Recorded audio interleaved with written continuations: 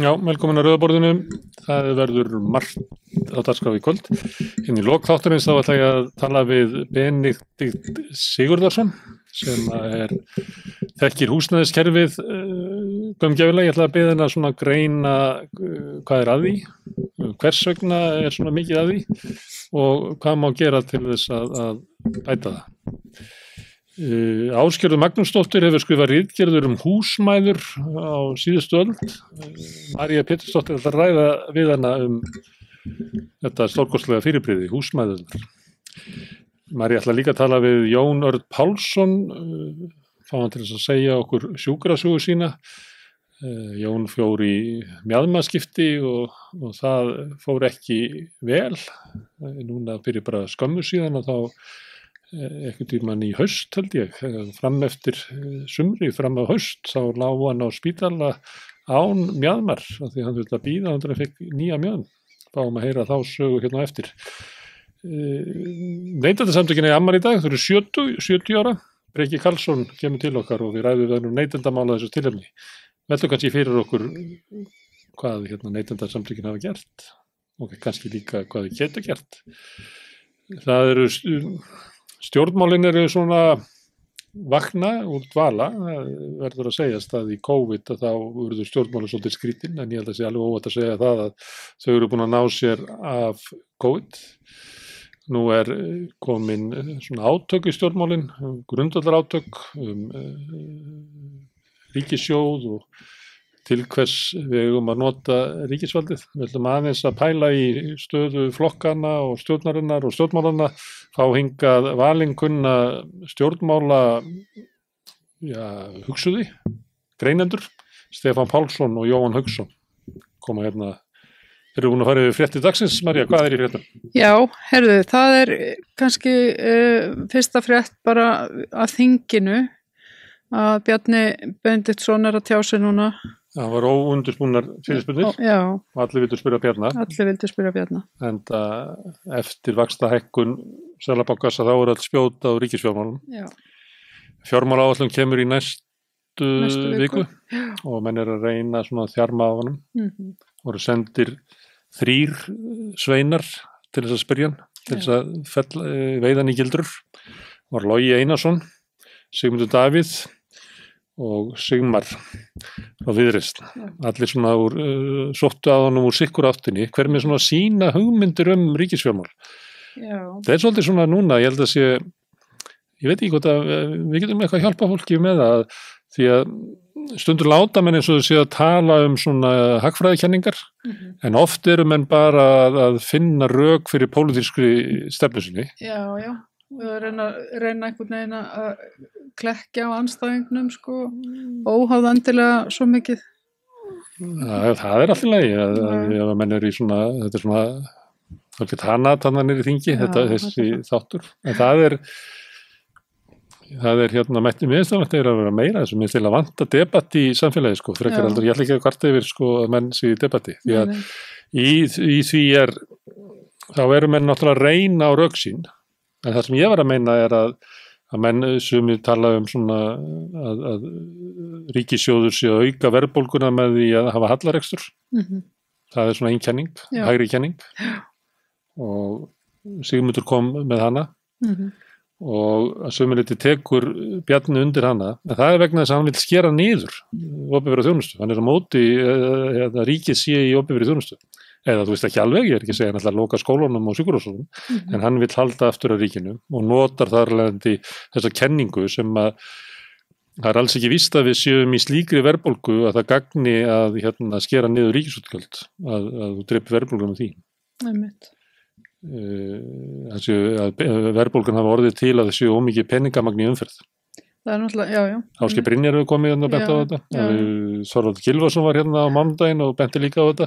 Það til 2 konar tegundir á verðbólgu og það ekkert endilega víst að þú vinnir á þessari verðbólgu sem á rætur sínar í sumliti erlendis og með því að hækka vexti og skera niður ríkisskuld. Já, ég meina það eru alveg nokkri skólar í þessum hagfræðipælingum og þeir eru ekkert aldrei sammálaðan þannig á þinginu alltaf. Ég heldur sér ekki að fara eftir skólanum, sko. Nei. Ég heldur bara að noti vitni eins og þessi enginn að þeir eru hagfræðingur, sko. Nei. En þeir bara grípa til ykkur hagfræðikenninga að þeir eru raunverulega að færa rök fyrir sínum pólitísku skoðunum. Það var eiginlega miklu snuður að myndi bara sleppa hagfræðinni og væri bara að segja það. Mér finnst ríkið of stórt, ég vil skera það niður. Svo kemur Logi upp og segir, mér finnst það vera mikilvægt að viðhalda velferðarkerfinu, velferðarríkinu og ég vil styrkja stoðir velferðarríkisins. Og þá kemur Bjarni og segir, nei, ég er ósammála því, ég vil bara skera það niður. Mér finnst það bara hver eiga að sjá sig, við höfum bara að hafa grunnkerfi, bjarga fólki svona hinnu allra versettu, en við höfum að skera niður barnabótakerfi, þannig að það sé bara fátækrastyrkur, skera niður vaxtabótakerfi, svo það sé bara fátækrastyrkur, svoleiðis vil ég hafa þetta. Í staðan fyrir alltaf að skýla sér baka einhverja hagfræðikenningar. Og svo kemur náttúrulega Sigmar frá Viðreisn og fyrir að tala evru núna, sem er allt í lagi, sko. Þú mátt hafa skoðuna þegar við höfum að fara í evru, en við munum ekki glíma við þessa verðbólgu í einhverju talum, við hefðum átt að taka upp evru einhvern tímann áður eða við eigum að taka evru einhvern tímann seinna, það kemur bara málun ekki við í núna. Nei, það er bara akkurat ekki hér og nú umræðan. Ég ætla að spyrja þá hérna á eftir stjórnmála sérfræðingana sem koma hérna, Stefán og Jóhann. Það er eitt í þessu, sko, þegar Kristrún lýsti því yfir að ætla að taka inngöngu í Evrópusambandið og upptöku evru og setja til hliðar í samfylkingunni. Núna var ekki tími til þess að flagga þessum málum. Þá stökk svolítið Viðreisn fram og taldi sig hafa gríðarlegt sóknarfæri af því að þeim fengju alla evru nöttkeisin yfir til sín. En það hefur ekki að sjá á könnunum, sko. Samfylkingin fer upp eins og raketta, en Viðreisn situr bara eins og þeir haggast ekki. Ég kann ekki nefna eitthvað svona áramóta dæmi, en það er eitthvað svona eins og kynveri hérna á hurð. Eins og hurðarsprengja. Sko. Já, þetta verður spennandi að við munum örgla fjalla þetta næsta, þetta er náttúrulega pólitísku átökin eru þetta og ég held að það sé gott. Núna kemur í ljós, sko, fyrir hvað flokkarnir standa og ég legg til að þeir hætti að flagga einhverju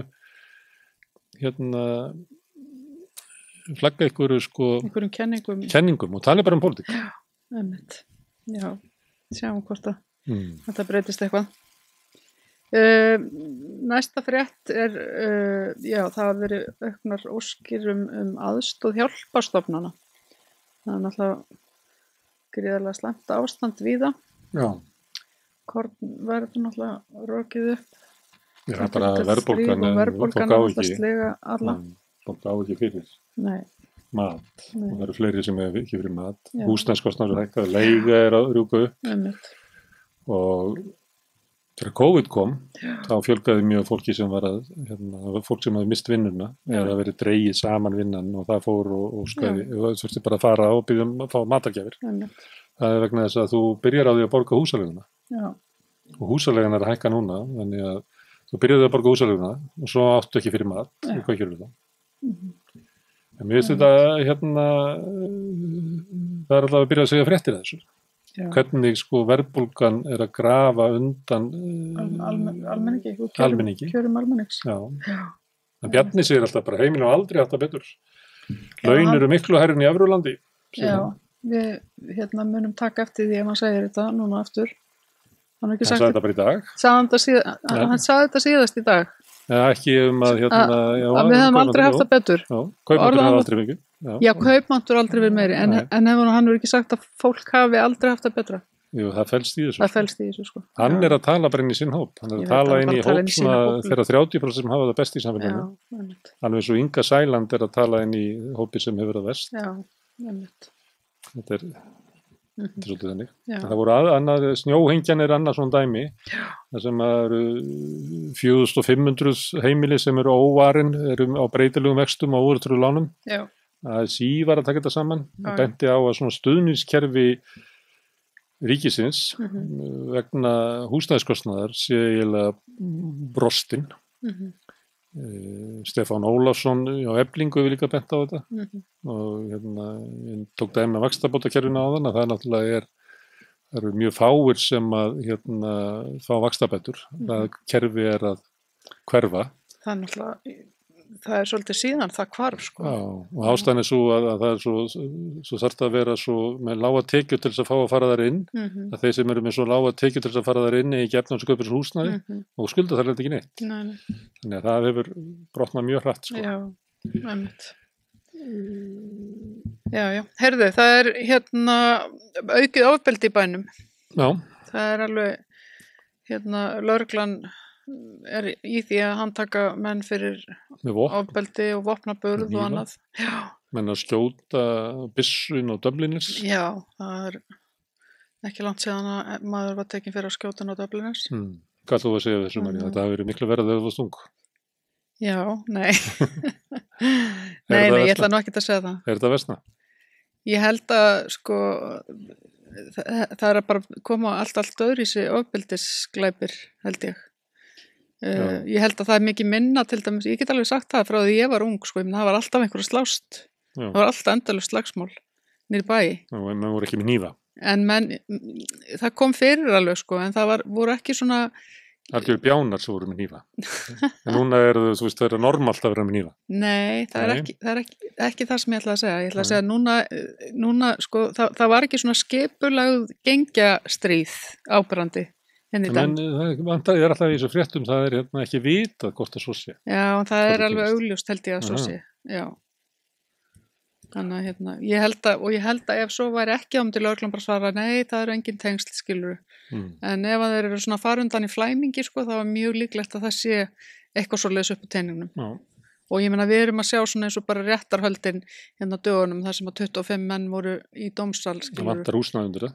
Já, þannig að við erum vissulega að sjá... Ef þú átt risastórt dómshús, þá getur það samband við Jón Gunnarsson. Gerðu þið fram. Þetta er afbrotafræðingar að benda á að til þess að brjóta þetta niður að þá þarf að komast inn í þessa hópa. Já. Þetta snýst mikið það, þú veist, já, það er bara að komast inn í það, sko. Þannig að við þurfum heldur að þróunin sé þá að við séum að fara að fá svona undercover. Nei, ég veit ekki hvað þessi að meina það. Ég held þessi frekar að svona þegar að lögreglan hefur afskipti að þá séum mönnunum vísað einhvern veginn inn í einhverja svona viðtalsmeðferð eða eitthvað. Alltaf leiðin er ekki að auka vopnaburðarlögnar. Afbrotafræðingar taka aldrei undir það. Nei, nákvæmlega. Herðu, svo er allt að vera vitlaust í Ísrael. Já. Knesset var að breyta lögum, svo saksóknarar get ekki bannað Benjamin Netanyahu að hafa afskipti af stjórnvöldum. Stjórnmálum. Já. Svo hann verið dæmdur fyrir spillingu, sem að allir eru eiginlega orðnir á því að hann verið dæmdur. Og mútusagni og... Já. Þetta er hann gert allt af sig sem að eitt stjórnmálum getur gert, að þá verður ekki hægt að meina honum að taka þátt í stjórnmálum, hann mun sitja áfram. Já. Þetta veldur gríðarlega átök í Ísrael. Já, ég held að það hafi verið 100.000 manns eða eitthvað sem að mótmæltu. Já, og RÚV hafði eftir Rabbia sem er í Bretlandi, að það væri sorglegt að horfa upp á Ísrael, það er eins og að vera að stefna í borgarastyrjöld. Já, einmitt. Ég ætla að leiðrétta aðeins það var ekki 100.000 manns, það talið að haft í 500.000 Ísraelsmanna hafi tekið þátt í mótmælaaðgerðunum í dag. Þetta er alveg svakalegt. Þetta stigmagnast, en furðuleg ríkisstjórn sem það, en samt hún nýtur mikil stuðning, sko. Já, þannig að það er ekki allir út á götu, það er margir sem að styðja ríkisstjórnum, bara finnst þetta að vera. Veistu manstu hvað margir búa þarna? Nei, ég man ekki. Það er einhverju milljónir vantarlega. Já, ég þori ekki að gíska. Ég vil gíska 14. Já. Svo bara allir bessi vissarnir sem hlusta á þetta geta lamið mig fyrir það. Þetta er bara gísk alveg út í loftið. Já. Við fannst það bara allt í hennu ekki vera hæfi að gíska ekki. Einmitt. Herðu, það var Alþingi var líka að samþykkja. Já, þeir voru að álykta. Já, ályktunum mjög stutt og ekki lesna þetta. Jú, lesna þetta. Það er bara hálfsetning. Já. Alþingi ályktar að lýsa því að hungursneyðin í Úkraínu sem stóð yfir frá 1932 til 1933 hafi verið hópmorð. Þetta er, einmitt. Hér hafa verið einhverjir menn setið þetta borð, ég man nú ekki alveg, ég held að verið 2 sem að fjalla þetta, sko, og sagt að þetta stæðist ekki sakfræðilega. Nei. þú getur haldið í fram að sko fólki hafi dáið út af hungri, hungri, Já, það já, er það er enginn og að það deila um var fyrir tilverknað sko aðgerða Stalíns. já, kommunistaflokksins. Já, Hann ofmetnaðist eftir hvað gekk vel í iðnbyltingunni og vildi umbreyta landbúnaðinum í með sama átakinu og hafði verið gert við iðnaðinn. já, já, En það mistókst herfilega, já, það bara virkaði ekki með sama virkaði hætti ekki, einmitt. og það leiddi til hungursnæðar Já, já, og enginn efast um það. nei. En með því að segja þessi hópmorð er eiginlega verið haldið fram Að hann hafi bara gert þetta viljandi, hann hafi bara ætlað að drepa alla. Hann hafði beitt hungursnæð til þess að brjóta niður andstöðu Úkraínumanna. Já, einmitt. Ég held að það sé langsótt. Já, það verður bent á það að ein svona aðferðin í stríði er að gera djöful úr andstæðingum Já, og það að vera að samþykja svona er náttúrulega að vera haldið fram að sko rússar séu andstyggilegt fólk já, já, og rússnir stjórnvöld séu andstyggileg einmitt. sem má vera, en þarna vera haldið fram að þau alltaf verið það Já, já, og það sé eitthvað illt sem að þetta séu fjöldamorðingar sem að við erum að fást við með frjálsu vestræn þjóðir. Já. Þetta er náttúrulega já, já, þetta er áróður og það skildur samþykja þetta. það er ofsalega skrítið að... Það var eins og það er stemmingi þannig að þú segir eitthvað, nei, ég er nú ekki alveg til að samþykja þetta. Þá ert þú Pútinisti og Stalinisti, sko. Nó. Já, já, já. Þannig að þetta er mjög svona sko, ég ætla ekki eins og segja polarisir, verðin það er svo fáir sem að leyfa sér að andmæla þessu, sko. Já. Og það mátti ekki andmæla þessu. Nei, það mátti ekki. Það með góð, Magnús Austurlandasérfræðingur Bennason, hann sagði við innrásinu í Írak að þá var það þannig í Bandaríkjunum að þeir sem að þekktu til svæðisins, að þeir voru náttúrulega á móti stríðinu og þá hættu bara fjölmiðlar að tala við þá, þannig að tölu bara við þá sem ekki þekktu til og voru ítt undir stríðið, en það var ekki rætt við þá sem að voru ansnúni stríðinu bara í 10 ára eftir. Núna er að tala við þá og það sem að öllum eru ljóst að það voru tóm mistök. Og sömuleitt er þetta núna að þeir sem að þekkja til átakana á milli, þekkja til heimsvalda pólitíkurinn í aðdraganda þessar stríðs, að það er bara ekki talað við það lengur. Það er bara að tala við þá sem eru til í að taka þátt. Já, tala við fólki. Herðu, en ef ekki, þetta með meira kannski? Já, bara kannski... Utan á heimi? Utan úr heimi, það er búið banna eða það er búið herða viðurlög við samkynhneigð í Úganda. Já. Það er eiginlega svolítið svona sorglegt að fylgjast með því máli. Já. Gísli Rafn Ólafsson, þingmaður Pírata, laði til að við myndum loka sendiráðinu. Hvað finnst það?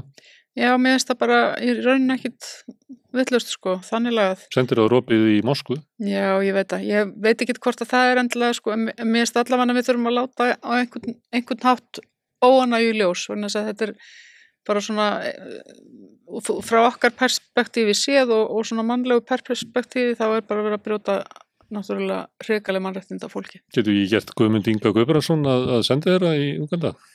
Akkur viltu gera það? Nei, bara hann er opinn samkynhneigður. Já, en þú veist að hann er bara líflátin. Nú er það? Já. Diplomat? Með þessum nýju lögum, sko, nema hann myndi, ég veit ekki... Ég ætla ekki að, þetta var ekki upp á stungum að drepa ráðara. En ég bara segja, sko, þetta eru svo... Þú segir verið eitthvað aðgerið, ég er bara alltaf hvað sem aðgerið? Já, sko, þeir eru að herða lögin þannig að það má jafnvel dæma því til dauða.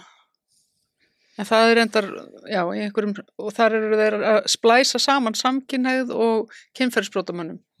Þannig að þú veist, þetta er alveg rosalega... Þetta sé rúmlega svo barnanýð. Já, þetta sé bara eins og barnanýð. Þannig að Ok, og hvað getur þú gert? Ef þú vilt ekki loka sendiráðinu? Það þarf náttúrulega bara einhverja byltingu í sko, þessum málum í ýmsum Afrikulöndum. Já, hvað getur við gert? Ég veit ekki, en við getum allavega kannski, hið opinbera getur alveg komið einhverja ályktun til leiða. Ég held að það mætti alveg gerast. Okay. Tölum við samkynniða í næstu viku hvað við getum gert í þessum málum. Þetta er náttúrulega versna, þetta er náttúrulega einhvern veginn mjög krónískt erfitt og vont mál í Afríku. Já, þetta er það. Það er miklu fordómar og svo er þetta náttúrulega eru réttindi samkynniðir að versna í Austur-Evrópu. Líka, já, Mjög rætt. Já, og það er líka sko forundilegt hvað að valda í Afríku sko, þetta trúarlegt eða þetta sko, hvað nákvæmlega þetta? En svo ég veit að í sumstaðar í heiminum þetta trúarleg mál sko. Þannig að Ég held þetta sé eitthvað kultúrist sko, ég held þetta fari, þetta það sem að þetta allstað sko. Og það skiptir ekki máli hvort það sé sko íslam eða kristintrú eða það á svæðum þar sem sko til dæmis á landamærum Benín og Tógó svona rætur þessar trúar sem mikið í Karibahafinu sem svona vúdú getur að vera svona afkvæmi að því. Já. En þar þessu gríðarlegur fyrirlitninga á samtíma. Sko. En það skils mér samt að sé líka vegna þess að þar, til dæmis þar sem hafi verið tekin upp kristintrú eða kaþólska og fólk alveg upp í alveg rosa kirkjusókn að það sé meira það sem sé að valda heldur en það sem ég er að segja að það er eitthvað dýbra inn í afríkunsku kultúr sem hefur, af því að þú getur farið í það sem er íslam, þú getur farið í það sem er kristintrú eða það sem það hafi ekki sömu áhrif og þá finnur það saman. Akkurat. Þetta er allavega áhugavert sko. En við skulum tala við hvernig við frá Íslandi eigum að styðja baráttu samkynhneigðra út í heimi. Fáum eitt borð af samkynhneigðu fólki til þess að segja okkur hvað við getum gert. Gerum það. En núna snúum okkur bara áfram að fréttunum, við ætlum að tala um stjórnmálaástandi við tvo stjórnmálaskýrendur eiginlega, myndi ég segja, Stefán Pálsson og Jóhann Hauksson, þeir fá ekki mikið betri stjórnmálaskýrendur en það, koma hinga eftir augnablik. Með því að ganga í leigjendasamtökin styður þú baráttu leigjenda. Leigjendasamtökin eru fyrir alla þá sem vilja berjast fyrir réttlátu húsnæðiskerfi. Leigjendasamtökin.is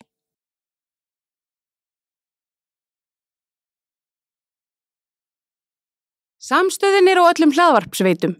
Rauðaborðið, Sanna Reykjavík, Samtal á sunnudegi og Helgispjall.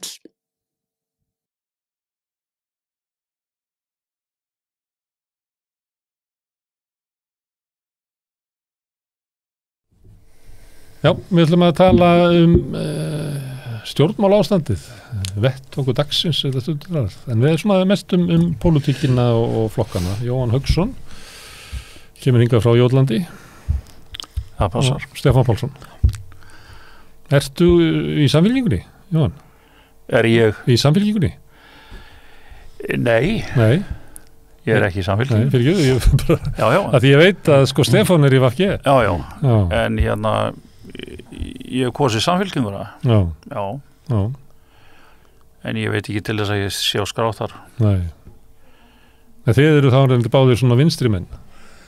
Já, ég vil nú líta svo á sko og ég var að nú Jóhann við sko ef maður hefur einu sinni ratað inn á félagatal í stjórnmálaflokki, svona hefðbundum stjórnmálaflokki, þá getur verið fjandanum erfiðar að losna þaðan sko. Ég stalst einu sinni í prófkjör hjá Sjálfstæðisflokknum með tengdaforeldrum mínum í gamla daga. Ég lættist þar inn til að kjósa held ég eina verkalýsleiðtogan á listanum. Ég þurfti að setja upp kennitölu og nafn og ég fekk póst frá þeim nokkur ára eftir. Í Sjálfstæðisflokknum, hvað var það? Pétur Sigurðsson sjómaður eða hver var síðast? Nei, ég man bara ekkert hver það var einhver sem ekki komst aðspúr. Herðu, ég var að halda því fram hérna áðan að svona eftir COVID að nú var eiginlega svona stjórnmálin að svona vöknus. Nú erum við ekki í einhverju svona, það er ekkert við erum ekki í einhverju sultukrukku með þetta. Nú hefur verið að glíma svona raunverulega hluti, svo Bjarni var í dag að það sem að Logi kom og Sigmundur og Sigmar, allir svona frá svona sinni áttinni í pólitík. Þannig að þessi komin svona átök í þetta einhver grundvallaratriði. Er það bjartsýni á mér að trúa því að svo sé, Jóhann? Ertu að spyrja mig á? Já. Já, ég segi guðlátti gott að vita. Við höfum þörf á, það er mikið rík þörf fyrir sko, stjórnmálin og stjórnmálaflokka, ég held að dagar stjórnmálaflokka sé ekki taldir. Fyrir ekki ef ég skulle taka svona til orða sko.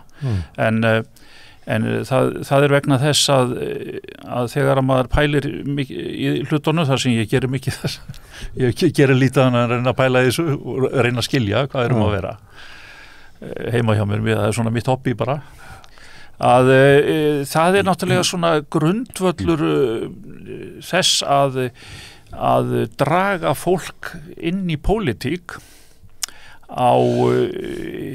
innan úr einhverju sameiginlegu almannarými það virðist bara vera liðin tíð vegna þess að meðal annars bylting samfélagsmiðlana og interneti hefur brotið þetta allt upp í litla fleka og þetta ég ekki einu sinni vissum að stjórnmálamenn nútíma skilja alveg hvað að vera og þannig held ég að sé komið svona rof, ég ætla ekki að nota orðið siðrof, það allt annar hlutur en það komið rof á milli sem sagt hvað ég segja, hinna raunverulegu stjórnmála sem að krauma alltaf niður í samfélaginu kemur til dæmis fram í verkalýðsbaráttu upp aftur bara út af sömu átókunum milli launavinnu þeirra sem kaupa vinnu og þeirra sem selja vinnu það bara gís allt upp aftur og núna þetta kannski að koma fram vegna þess að fólk farið að skynja eða það farinir að berast straumar neðan úr þjóðfélaginu sem einhvern veginn á þáleið halló, það orðin til hérna í ykkar boði hérna undanförin 10 ára eða eitthvað svoleiðis bæði auðræði á Íslandi og elitismi og stjórnmálamennir alltaf hinni sömu í einhverju sjálfgengisvel sem að skamta sjálfur sér kaup og ég meiri sér stjórnmálaflokkonu líka núna pening til verkana og það ekki eins og víst að þessi elita hérna sé í neinu sambandi við þennan stóra brotna fleka þarna undir sem að hrærast í hinum og þessum hópum sem að tala fólk þegar að sprettur upp að þessum brotum virðist bara vera spretta upp miklu meiri einstaklingshyggja en menn óraði fyrir og sumir eru að velta bara fyrir sér mannréttindum sumir eru steinhættir að velta fyrir sér landamærum og þjóðerni meðan aðrir hérna gjósa upp í einhverjum hálfgerðum rasisma og þjóðernispopulisma ég veit ekki alveg hvort að fólk skilur hvað ég að fara en við erum kannski ekki alveg hættir að tala saman hérna en til þess að stunda stjórnmál þá þurfum við eitthvað samlega vettvang við þurfum að vera sammála hvað við erum að tala eitthvað hættir við erum að tala og það er ekki til lengur nei, það er farið nefnilega og það getur vel verið að þeir sé að reyna að búa til einhvern vettvang stjórnmálamenninni núna sem að koma úr elítunni ég ekkert einu sinni vissum að það gangi hjá þeim til þess að svona finna sér plattform á nýjan leik og hérna, kannski getur þetta þýtt að það sé að styttast í kosninga líka eða eitthvað því líkt menn við farnar að finna einhverja lykt ég veit það ekki Hvað séu, erum við svona miklu umróti? Dauði stjórnmálaflokksins? Nei, ekki ég held nefnilega ekki það er frekar vettvangur þar sem að við getum talað saman hann sé einhvern veginn að leysast upp ef ég skildi Jóhann rétt ég aðeins verið að hugsa þetta ég er hérna nýkomin bara heima af landsfundi og maður einmitt að hugsa svona þetta fyrirbæri að því að maður hefur nú upplifað þá ansi marga frá því að ég byrja í flokkapólitík bara sem táningur upp úr 1990 þannig að þar hefur maður til dæmis maður séð hvað til að mynda þessi gömlu flokka landsfundirnir á þeim tíma voru 5 daga batteri með stífri dagskrá og svo voru undirbúningsfundir þar á undan og einu góðu fyllir í til þess að vera þetta samþykja eitthvað daginn eftir einu góðu, það voru ímis og svo höfum við nú vita að hafa aðal kostingarnar nógu snemma að mótni þannig að landsbyggðarfulltrúarnir sem að sváfa á hótelinu þeir voru einu sem voru komnir á lappir þetta skipti miklu máli hvernig maður stilti upp dagskráni Samvinnuhreyfingunni var stjórnað svona í dag þá er svona svo svo í seinni tíð þá var þetta farið að sko skreppa saman og svo fórum maður að taka eftir því að svona stærri og stærri partur af dagskrá fundana voru þá í rauninni einhverjir sko utanakomandi sérfræðingar sem að komu og áttu svona að fræða mannskapinn eða pallborð með einhverju líkilfólki og minni svona þáttaka eða umræða bara fótgönguleiðana en ég held hins vegar sko að mér finnst alveg fólk vera að leita aftur í svona þau gildi aðeins meira mér finnst til dæmis alveg vera eftirtektavert að við sjáum svo sem sósíalistaflokkin sem er tengdur þessari stöð hérna hann er mjög svona hefðasækin í rauninni varðandi uppbyggingu, ég meina hann hefur bara mikla og ríka trú á því að það skipti máli í svona baráttu og þú sért með strúktúr og sért með fungerandi stofnanir á meðan að fyrir fáeinum árum að þá var eins og allir nýjir flokkar væru í rauninni sko ég hverðust tvo forystumenn og það væri sko nánast svona dónalegt að kjósa stjórn eða halda fund eða eitthvað slíkt. Minnstu vera að hverfa frá því? Já.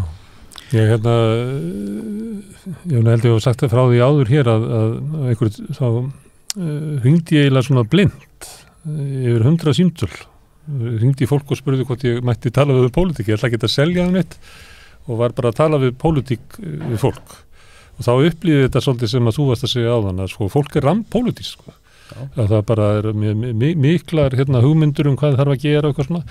Margir eru mjög brenndir af stjórnmálaflokkum, mikla trú, við sjáum það bara í trú fólks á traust á Alþingi eða borgarstjórn eða við sjáum það að það er alvarlegt því að við ættum að horfa á það á Íslandi að það er alvarlegt hvað við höfum litla trú á sko lýðræði stofnunum, við verðum að finna ykkur leið út úr því.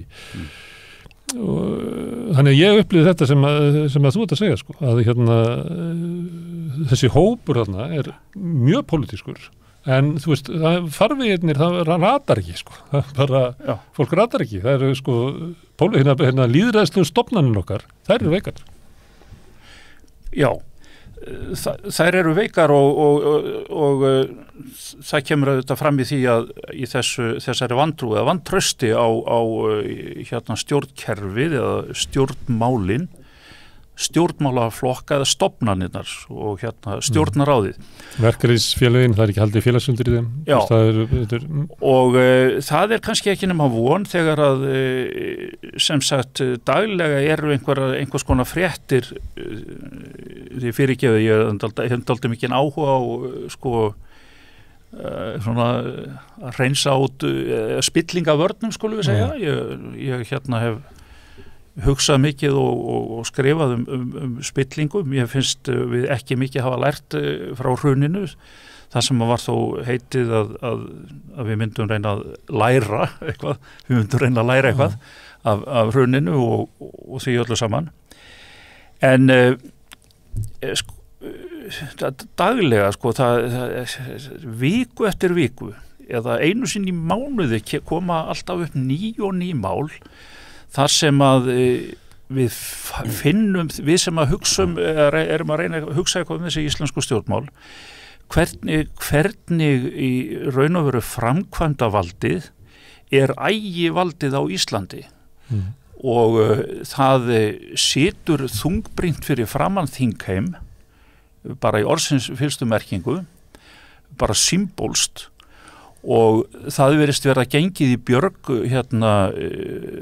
auðvaldsins eða eigenda Íslands, því að vitið stórútgerðarinnar og meira að segja sko æðstu ráðherrar eru tengdir ríkustu fjölskyldunum og geta aldrei verið í friði með það hvort að þeir séu að ganga erinda almannahagsmuna eða engahagsmuna og við sjáum það til dæmis í Lindarhvolsmáli og bara þetta nýjasta litla sem að er ósköp lítið og sætt kemur frá lögfræðingi sem að kennir við háskólana Bjarni heitir hann sá, sem upplýsir það að stjórnvöld hafi látið undir höfu leggjast í meira en áratug að fullgilda með spyrtingu í stjórnlagatíðum í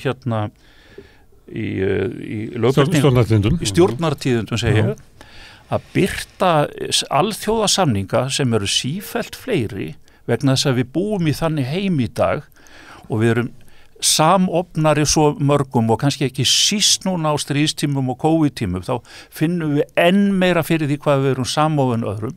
Nei, þá eru Íslands stjórnvöld að stinga samningum ofan í skúffu sem gætu komið illa við þá sem að Íslands stórfyrirtæki sem að greiða mútur út í heimi. Þetta við erum ekki komin út úr Lindakólsmálinu sem að að því leitinu til verra að þar kemur líka fram hversu óskaplega hlutdrægt sjálft embættismannakerfið gagnvart almenningi. Þarna eru minnstakosti 2 embættismenn sem að sannarlega eru einu embættismenn löggjafarþings þjóðarinnar. Það ríkisendurskoðandi sem á að lögum samkvæmt að fylgjast með því hvernig farið með almannafé og sjá til þess að vel sé farið með almannafé. Hinn umboðsmaður Alþingis. Þessir 2 embættismenn eða öllu heldur ríkisendurskoðandi sem gegnir mjög mikilvægu hlutverki að það eru teknir einhverju snúningar með nokkra eða tvo embættismenn eða tvö nöfn og gerða að ríkisendurskoðanda og það eru ráðherrarnir sem að fikta með þetta í ráðuneytunum. Þeir eru að skáka þessu fólki á milli sín. Hann framsóknarmaður og var ráðinn í tíð Guðna Ágústssonar og þjónaði honum í landbúnaðarráðuneytinu 7 ár. Og hann þarf að fá jobb núna og hann gerður að ríkisendurskoðanda á meðan fyrrverandi ríkisendurskoðanda Skúla Eggert Þórðarsyni sem kemur úr sjálfstæðisflokksáttinni þá þarf hann að komast inn í ráðuneyti hjá Framsóknarflokknum og svo framvegis. Þetta kannski allt aukaðatriði en þetta sýnir það að meira segja forseti þingsins sem gengur erinda Bjarna Benediktssonar, einvalds í ríkisstjórninu, framkvæmdavaldinu, hann æðsti maður ríkisendurskoðanda og almennings í landinu, fer með þetta vald. En það Bjarni sjálfur sem búin að velja þá menn til þess að skrifa skýrsluna fyrir sig. Þannig lít ég á þetta. Og ég segi bara fyrir mínum part að ég bara get ekki treyst þessu og við höfum bara ekkert lært. Þetta hlutdrægt, þetta ónýtt. Það þegar verið að tala hnignun lýðræðis í Tyrklandi, Indlandi, Ungverjalandi, Póllandi, þá eru tekið svona dæmi þar sem hinn kjörnu stjórnmálamenn beygja undir sig stjórnsýsluna, dómstólana til þess að þjóna sér. Þú ert að segja að við séum þarna? Já, ég meina það var Jón Þorláksson sem samdi þessa frábæru setningu stofnandi Sjálfstæðisflokksins. Engum eru fengnir lyklarnir að ríkisféheyslunni til að greiða og ríkisféheyslun vinnar greiða eða fylgdar laun. Það það sem þeir reyna að gera. Ég meina Gunnar Helgi Kristinsson, prófessornir í háskóla í stjórnmálafræði. Það eru örugglega 15 ár síðan hann skrifaði skýrslum það sem hann konstaði að minnstakosti 50-60% sannarlega voru pólitískt ráðnir embættismenn í æðstu ráðuneytum. Ég geti alveg farið með langa tölu bara nafna hvaðan þeir koma og ég skal fara með eina setningu ef ég má. Úr bókminni sem ég skrifaði spillingu frá árið 2011 og hún höfð eftir Davíð Oddssyni. Hann segir í þá orðin seðlabankastjóri og segir við rannsóknarnefnd Alþingis að þegar hann spurður hvort hann beri traust til dæmis til fjármála samráðshóps forsætis fjármála og viðskiptaráðuneyti sem átti að passa upp og yrði ekki hrun og koma með einhverja varnartillögur svona. En Davíð segir hérna, þá var hann seðlabankastjóri, þetta var bara það sem ég af minni reynslu úr kerfinu, verandi forsætisráðherra, að pólitíski ráðherrar byrja að tortryggja flesta ef ekki alla þegar líður á, nema helst ef þeir treysta ráðuneytisstjóranu sínum og sínum mönnum þar og þá eiga þeir aðgang á þeim því að þeir gera ráð fyrir því að þeir aðilar séu að gæta hagsmuna ráðuneytisins, ríkisins og ráðherrana, segir Davíð. Þetta finnst honum alveg fullkomlega eðlilegt að ráðuneytisstjórarnir séu ráðnir ekki fyrir fólkið, heldur fyrir þá og þjóni þeim og þess vegna náttúrulega verið að skáka þeim svona á milli en það má líka geta þess í leiðinni að þegar ég var að skrifa þetta þá átti ég einu sinni tal við Sigurð Þórðarson sem að skrifaði þessa frægu skýrslu sem enginn má sjá. Minnisblað eða skýrslu? Vinnuplagg sem að Ármannsson forseti kallar aldrei annað en vinnuplagg alveg kerfisbundið eins og Newspeak. Sigurður Þórðarson hann sagði bara við mig í spjalli að þegar ráðherrarnir þeir eru náttúrulega vinna margir pólitísku málum og fá þeim framgengt og lagafrumvörp og mörgu slíku og þess vegna hneigjast þeir náttúrulega bara til að ráða menn sem þeir treysta og þá fara þeir inn í flokkin. Mér líkar þetta ekki. Er þetta að tengja þetta saman? Að þetta sé ástandið ef að lýðræðisvettungurinn er veikur? Við höfum glímt við þetta ástand áður en að þú byrjar í pólitík. Jú. Óhelga samband stjórnmál og viðskipta. Já, ég svo sem tapaði nú svo sem pingulítið þræðinum svona nokkurn veginn í miðju að því að einhvern veginn þá fór þetta mál líka síðan í umræðinu svo að spólast út í óboðslega tæknileg atriði, skilgreiningar á því hvenar blöð fari inn í málaskráningakerfi Alþingis og hvenar ekki. Það merkilega að svo er til skýrslan, það er til síðan sjálf skýrsla Ríkisendurskoðunar Lindarhvoll, en þannig er enginn að ræða hana því að það að halda áfram með þrasið og kýtingin sem að virðist nú vera svona öðrum þræði líka bara svona ergelsi milli svona ýmissa fyrrverandi og núverandi ríkisendurskoðenda þar sem að menn hafi talað svona óvirðulega svona tekist einhvern veginn að móðga forverana eða eftirmennina, að þá er það allt í einu orðið að einhverju aðalatriði.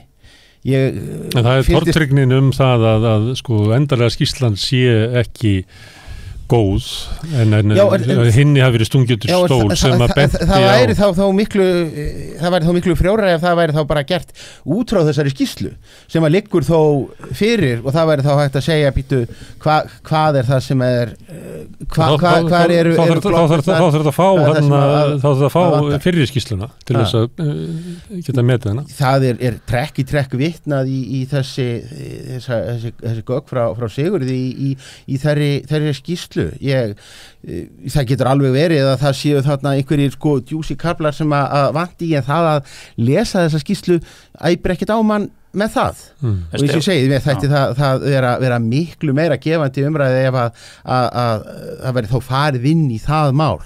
En finnst þér ekki bara sjálft viðhorf forseta Alþingis sem er kjörin stofnun kjósenda í landinu, finnst þér það ekki vera mér finnst sjálfum, svo ég bara segi það fyrir mig, vera það versta í þessu. Ég eins og segi, mér finnst þetta aðalega vera leyndarhyggjan bara yfir höfuð, hvort sem að það er stórt að smátt sem skiptir máli í skýrslunni. Það er bara þessi leyndarhyggja. Þeir eru ekki starfsmenn. Mér finnst það fyrst og fremst snúast bara það að menn grafi sig niður í einhverjar skilgreiningar og formreglur, mér finnst afskaplega óljóst að það sé einhver sérstakur pólitískur ávinningur af þessu og hafi hann einhver verið, þá hann löngu búin að snúast upp í andhverfu sína. Það ekki, ég get ekki séð að það sé hvernig það geta verið einhver pólitískur hagur í því fyrir Bjarna Benediktsson að Birgir Ármannsson haldi áfram að berja höfðinu við steinina því að hann bjó til einhverja skilgreiningu á því hvað væri vinnuplagg og vill svo ekki bakka með það. Og eins og ég segi, minnst þetta að vera alveg svona vera með svona minna frjórri umræður sem að hægt að finna. Ég hafði ekki áhuga á þessu þegar að Þorsteinn Sæmundsson flutti 40 ræður þetta á síðasta kjörtímabili og ég byrja ekki að fá brennandi áhuga þó að Jóhann Páll stökkvi á sama mál núna þó hann sé öðrum flokki. En það rík tilfinning hjá íslensku fólki að þessi spillingir. Við mælumst bara halva leiðina til Rússlands í samanburði við Norðurlandaþjóðin. Já, kemur sér til ljós að ef að það sem að hefur meira sig af okkur toppsætið í að vera hamingjusömmust allra þjóða. Dettum úr við dettum úr fyrsta sætinu niður í það þriðja. Það enganlega spurning hvort þú sett hamingjusömmur. Þú getur kannski verið hamingjusömmur í vondu spillingar spillingar upplifunin er slík hjá okkur. Það er bara staðreynd, það kemur fram aftur og aftur að við erum eiginlega halva leiðina til Rússlands frá Norðurlöndunum. Það kemur líka traust á Alþingi. Við sukkum bara lýðræðiskap við komin fyrir neðan Bandaríkin. Þetta byggt á viðhorfum almennings. Líka afstæðan til þingsins er bara helmingurinn á við það sem er til þingana í Skandinavíu. Og þetta er náttúrulega, ættum við ekki að taka þetta bara alvarlega. Ég meina ekki almenningur svona vitlaus að við séum bara með frábær stjórnmál og bara óspillta stjórnsýslu, en almenningur er bara svo tortrygginn að það er vandamálið. Það er nefnilega, þetta er einmitt. Hvort er þetta? Daginn þá að því að nú er ég í fyrsta sinn komin svona aðeins í hlutverkin kjörna fulltrúa sem varaborgarfulltrúi og þar tókst nú borgarstjórninni að lenda í tossabekknum, var nú bara með var langnægt neðst í afstöðinni og við breyttum upp á breytum upp á umræðu þetta í borgarstjórninni sem sagt að kröfu okkar oddvita og það var nú allur meiri hluti fulltrúanna sem að tók þar til máls og það voru nú vel flestir en menn spóluðu sér nú mjög hratt bara niður í það að þetta væri slæmt og mikið áhyggjuefni og augljóslega hinum flokkunum að kenna og þá þurfti ekki að ræða það meira. Þetta verið Vigdísi Hauks að kenna. Já, þetta var Við kannist við það að það er stjórnarandstöðun að kenna að þessi lítið traust á þingi. Já, við fengum þessa ræðu meðal annars. En að því að þú byrjar á þessu, ég held að við ætlum bara að tala um stjórnmála ástæðum almennt, en það er spillingin og spillingin er bara, þetta er raunverulegt mál og ef við veltum við fyrir okkur, ættum við að horfa á í stjórnmálunum að við værum á einhvern hátt bara með mjög veika stöðu við ættum lýðræðis vettvangurinn okkar er bara veikur. Það getur vel verið að því að Stefáni þykir þetta ófrjótt umræðefni en þetta var og þetta er eins og kýli á, eigum að segja, pólitískun líkama eða stjórnmálalífsins á Íslandi. Þetta fylgir því, þessi fræntigli, þetta aðstöðubrask, þetta fylgir þeim alveg út í eitt. Og ég fullyrði það sem ég bý núna út í Danmörk og ég fullyrði að munum við ekki dottið í huga láta svona, við værum alltaf að ræða þetta núna, þetta Lindarhvolsmál eða hvað þá skandalinn sem að meðferð á reglugerðum eða alþjóðlegum samningum sem við þykjumst hafa fullgild og meðferð þeirra. Hvers konar eiginlega bananalýðvild er þetta? Sem er þetta frétt sem að fór ekki víðar, Hún fór ekki víða þessi frétt. Nei, þetta var hérna hvað morgunblaðsgrein minni mig frekar þetta í fréttablaðinu. Jú, og tengdi sko Samherjamálinu og Samherji slapp út frá gjaldeyrismálinu af því að það hefði ekki verið auglýst. En við erum náttúrulega nýbúin að horfa svo sem í þínu heimalandi upp á minkaskandalinn og það mál sem að endaði síðan í sko stórum kosningasigri helstu leikenda og þeir sem að Já, Stefán, það er ákvörðun stjórnmálamanna sem að endanum bera ábyrgð í aðstæðum sem voru áttu sér engin fordæmi sko. Menn voru lofandi hræddir að og neytust þess vegna til þess að eyða gögnum og skjóta sér undan rannsókn. Já, ekki koma sem spillingarandstæðingur og ætla svo að koma þessu minkaklúri dönsku krattana til varna. Það er ekki boði. En ástæðan fyrir að ég nefndi kannanir sem að sýna það að traust Íslendinga á þjóðþinginu er miklu lakar heldur í Skandinavíu. Til upplifun Íslendinga á spillingu samfélaginu er miklu meira heldur en í Skandinavíu og ég getur ekki gengið út frá því þetta er að tína til alls konar skandala hér og þar en þetta er raunveruleikinn. Íslendingar upplifa það að við lifum í spiltu veiku stjórnmálakerfi.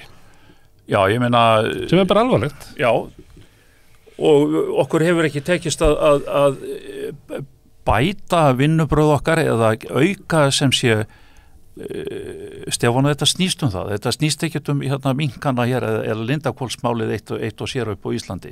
Það snýst ekkert það. Og formaður VG hefur lagt áherslu á að byggja upp traust á stjórnmálum. Hún upplifir það, þetta er vandamál. Já, þetta snýst það að einasta leið okkar til þess að lagfæra þetta og einfalda leiðin það var að auka gagnsæi. En sjáðu bara til. Við erum í slag viku eftir viku kannski titlingaskít, það veit það ekki nokkur maður, en attitude þjóðþingsins sem að kýs þetta fólk inn á þingið og hvernig framkvæmdavaldið þóknast að misnota, og ég segi það bara fullum hálsi, misnota embættiskerfi eða embættismenn sem eiga þjóna almenningi en ekki ráðherranum í sína þáu, að þetta er svo augljóst ekki vegna innihaldsins sem kannski er í skýrslunni, heldur er það attitútið.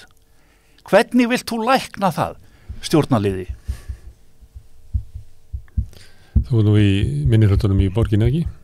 Jú, og þar upplifir maður svo sem líka nákvæmlega það sama, því að þar sér maður að það er til dæmis gengið ofboðslega langt og það er það sem að mér brá mjög við að lenda í þessari stöðu sem kjörinn fulltrúi.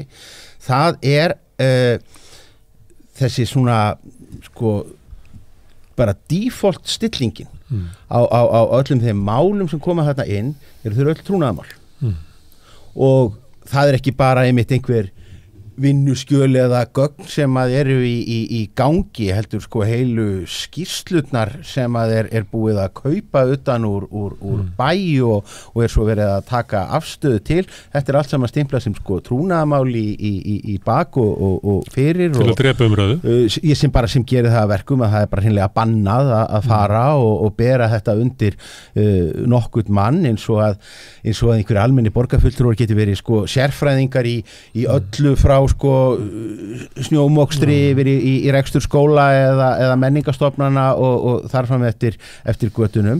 Sko best er ef það er hægt að gera okkur að innherjum líka því að þá getum við ekki þá megum við ekki tala hluti sem að snúa að fjármálum, til dæmis fyrirtækja borgarinnar, lántökum og þarfram eftir götunum og þá fær maður stundum svona furðu ákvarðanir eins og við horfðum upp á hér bara fyrir fáeinum dögum þegar að bara eitt stykki borgarstofnun er bara lögð niður nánast bara í skjóli nætur. Borgarskjalasafnið er slegið af og svona helst að borgarstjóri kvarti yfir því að hafa neyðst til þess að ræða þá ákvörðun opinberlega bara áður heldur en að fólkinu væri tilkynnt að það mætti bara fara heim og það væri bara búið að ákveða að verkefnið að skipta ekki lengur máli og þetta er slæmt og þetta er kannski að hluti af menn hafa verið að reyna að breyta borgarstjórninni kannski í einhverjum svona eldingaleika því að borgarstjórninni er dálítið upptekin af því alltaf að vera svona einhver svona miniatúr útgáfa af þinginu og ríkisstjórn og eitthvað slíkt að þá er búið að breyta borgarstjórn á þann hátt að þar eru menn bara atvinnustjórnmálamenn sinna því nánast einvörðungu og einir á meðan að sögulega séð þá voru sveitarstjórnarmálin kannski ákveðin stjórnmálaskóli. Það var pólitíkin þar sem að margir komu að þetta var hlutastarf og farið jafnvel bara langt niður listan í að fá fólki í nefndir og annað slíkt. Þessu hefur markvisst verið útrýmt á síðustu árum og ég get ekki sagt að það sé framför. Þar fer meiri hlutin svolítið með valdsitt eins og niður á þingi. Já. Samþykkja það, Jón? Það sé sama eiginlega í borginni og þinginu það sem að meiri hlutin er að tróða ykkur ofan á? Já, ég verð að segja að ég fylgist illa með borginni, frekar illa. En valdsherrarnir þeir verðast alltaf vera á svona sömu buxónu þeirra til lengta lætur, sko. Það er bæði gömul sagan í. En hérna... Stefán fær svona ykkur gögn, sko, sem að vera eðlilegt að hann myndi berið undir endurskoðandi eða lögfræðing til þess að fá eitthvað svona mat á þetta, hann má það ekki vegna þess að það er búið að skilja þessi trúnaðarmál. Það er dæmið þetta. Það er einstaklega heimskulegt. Já. Þetta er eiginlega sko, svona viðhorf gagnvart kjósendu sem er svona hálf niðurlægjandi, sko, finnst mér að þetta skulle vera svona en þann dag í dag. En við byrjum að tala hér stjórnmálaflokkana og kannski framtíð þeirra en hérna ég er alveg sammála Stefán og það að hérna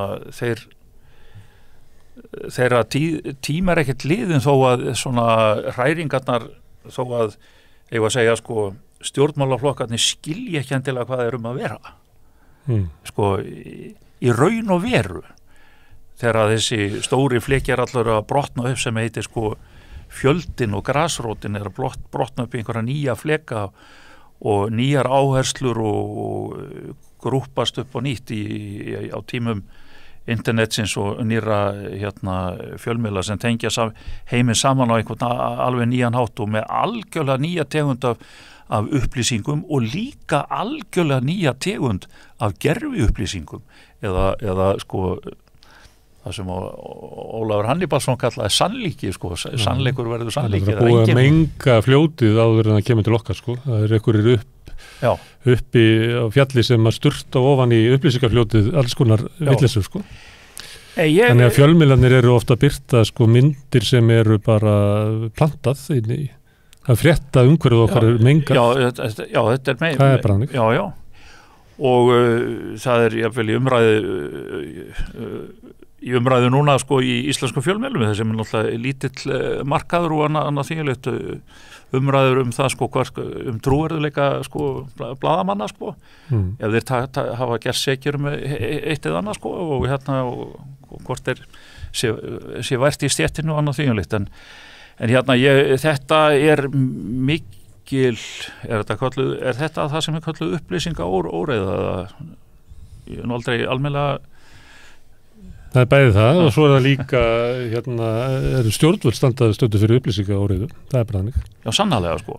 Fjármálaráðuneytið sendir frá sér fréttatilkynningar sem að tala bætta stöðu heimilanna en tekur ekki með þá sem að skulda og það er alls konar vitleysi í gangi.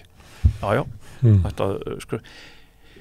Já, og fyrir náttúrulega utan það sko, hvað hefur á 25-30 árum, ég var nú lengi í bláða fréttamaður sko, segjum kannski 30 árum sko, hvernig þetta var stöndug stétt blað- og fréttamanna eða fjölmiðla tiltöla í kringu að segja 1990 og ég meiri sé að fekk smjörþefin að því upp úr 1990 sko hvað það var að vera PR-maður sem að var á niðrandi hátt kallaði sjoppukallar þá af einu fjölmiðlamanni en hérna, þeir voru kannski 10-15 í landinu á þeim tíma.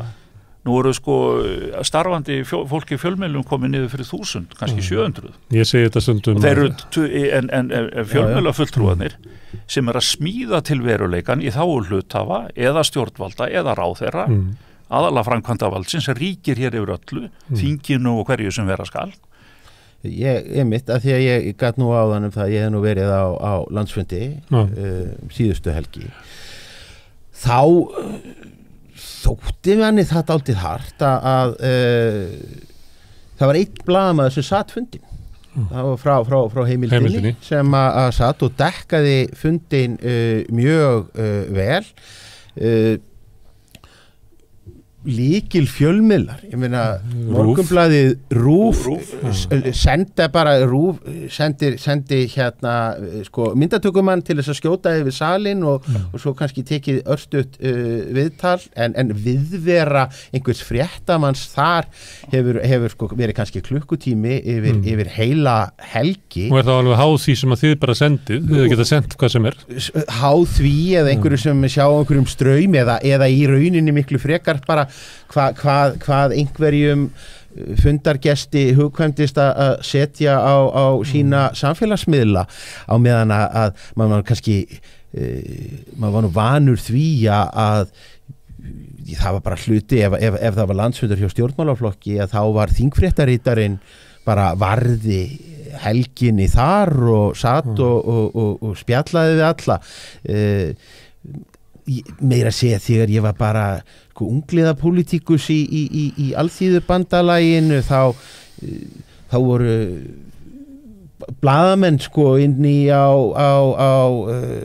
sko stóru prentmiðlunum sem að voru nú kannski bara að hringja og reyna að pumpa mann og bara sko skilja bara skilja hérna víglínur og hvernig landi lægi og hver væri sko mekanismin í flokknum. Ég meina það voru gallharðir sjálfstæðismenn sem að unnu á fréttadeildinni hjá Mogganum sem að áttuðu sig samt sem áður á því hvernig sko bara gangverkið væri í alþýðubandalaginu og hver væri með hverjum. Ég held að sé leituna að þeim starfsmanni ritstjórnar í dag sem að gæti sagt eitthvað meira heldur en bara sko einhverja yfirborðskendustu hugmyndum stærstu nafn.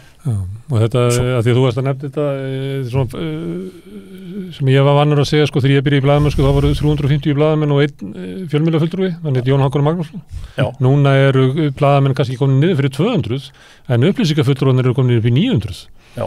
Og það til dæmis talandur ráðherranna þegar ég skoðaði þegar Guðlaugur Þór var utanríkisráðherra, hann var með ritstjórn bara, það voru bara, þú veist, það var 5 manns sem að voru og maður sá þetta út í öllum hérna Guðlaugur Þór að skrifa undir eitthvað samning og þetta fór út alla þannig að þeir sem að stýra upplýsingum sem kom til almennings eru eiginlega ekki blaðamenn. En þessi frumskógur af hérna, upplýsingafulltrúum að þeir eru í rauninni að gera veruleikan þokukenndan fyrir blaðamenn sko. Það það sem þeir eru að gera. Þeir ráða ekki við það sko. Að því að þegar áin kemur til þín og þú ætlar að fara að svala almenningi úr ánni, þá verður orðið svo menguð að þú þarft eiginlega bara að labba upp á næsta hól og fara bara að segja fólki eitthvað sko. Því það er eiginlega ekki hægt að byggja þetta á sko staðrindunum sem koma til þín. Þarna er kannski lausnin fyrir stjórnmálaflokkana, það er að hérna reisa höfuð upp úr þessu og segja hérna hingað og ekki lengra. Nú ætlum við að setja, það hefur alltaf verið sko verkefni stjórnmálaflokka sem að hafa orðið til svona spontant, svona úr grasrót í gegnum tíðina, að þeir hafa orðið svona apparat eða tæki til að efla þáttöku, draga til sín fólk, draga til sín stuðning og formúlera síðan sko hagsmunina, stefnuskrána sko, fyrir hvað eru að berjast og það þarf að safna þessu saman og það þarf smíða stefnuskrá, ég meina þú tekur þátt í og það er þetta sem er verkefni stjórnmálaflokka. Stjórnmálaflokkarnir gáfu allir út sko, voru með fjölmiðl, voru með málgagn. Já. Allt er ekki með málgagn lengur eða? Nei, það ekkert sem að Hvað þetta, smugan var það svona síðast? Það var svona einhvað í gildi þess sko. Samfélkingin ekki með neitt. Nei. En sko, núna getur vel verið að sko ef einhverjir rísa upp og segjast vera nýtt stjórnmálafl og ætla að rísa upp úr þessari þoku eða synda upp úr þessu mengaða fljóti sem hún kallar svo sem kannski ágætt samlíking og segja bara, þið sem að hugsið bara 17 kyn íslenskunar og þið sem hugsið bara samkynhneigða og réttindi þeirra og þið sem að við eigum allt eitthvað sameiginlegt. Hvað er það? Já, hvað er það? Við þurfum öll að hafa sameiginlegt, við þurfum öll að hafa þak yfir hausinn, við þurfum að hafa atvinnu og við þurfum að geta sinnt börnum okkar og svo framvegis, sko. Já, einmitt. Já, við ætlum að samanast það. Komið á fundið að gerum eitthvað saman þetta. Fara upp á þennan hól, ég meina, það er kannski það sem að sósíalistarnir að gera, Stefán.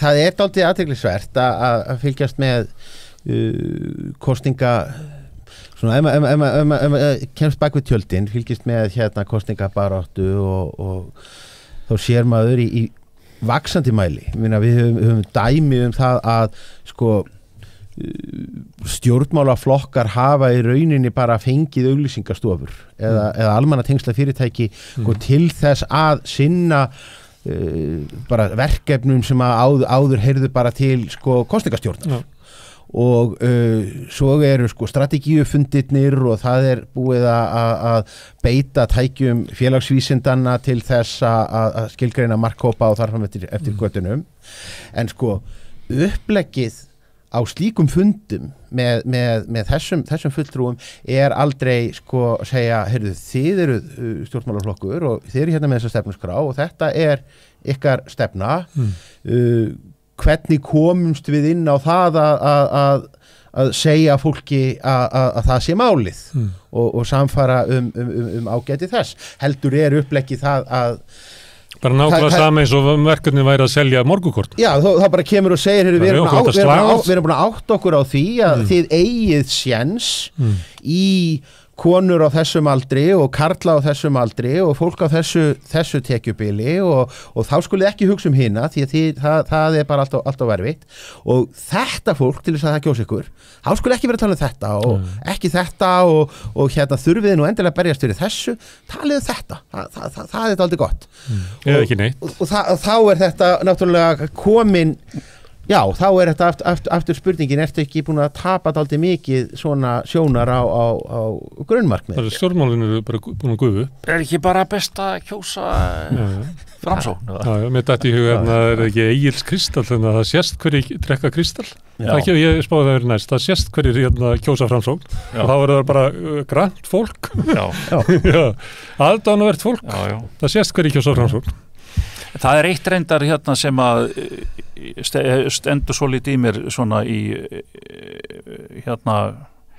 og það að hvaða eru í raun og veru þú fyrirgefur mér Stefán þó ég segi þetta en hvaða eru í rauninni orðin margir og ég veit ekki af hverju hvað í rauninni orðin margir sko flokkar með svipmót eða framsóknarflokksins í landinu sko þá sko að realpolitíkin að hinn raunverulega framkvæmt stjórnmálana af hálfu vinstri grænna og áherslur og framsóknarflokk sem síðan var hann alltaf miðflokkurinn sem að þurrkast út, hann var svolítið sér á parti í ýmsum málum en að sumuleyti náttúrulega sko sjálfstæðisflokkurinn þarna líka til viðbótar, þetta eru svona þjóðræknislegir flokkar sem að halda mjög fast við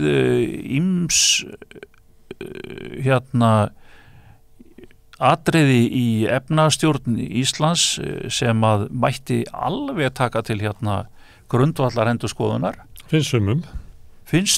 Já, sumum ekki. Og sumum ekki. Þetta vandamálið með stjórnmálinu. Já. En bara má ég spyrja ykkur að því að þú tala þetta er bara svo þetta er bara orðið svo líkt mér finnst þetta bara að vera einhvern veginn svona eins og þrír framsóknarflokkar í í raunveruleikana sko, með áhersla á ekki fara beint í Þorgerði Katrínu og taka upp á alls frasan hennar. Já, ég ætla að taka Framsóknarflokkandi 3, þetta er bara Þorgerði Katrín ég fann þetta að fá löng á því að tala svona þjóðerni og þjóðernis eða svona þjóðernis svipmót. Þá ein ráðgáta í pólitíkinni sem núna. Það samfylkingin hækkar og enginn getur almenn að svara kannski af hverju það er. Góður formaður. Hún lýsti yfir að samfylkingin ætlaði að hætta að hafa Evrópumálin að efst á listanum.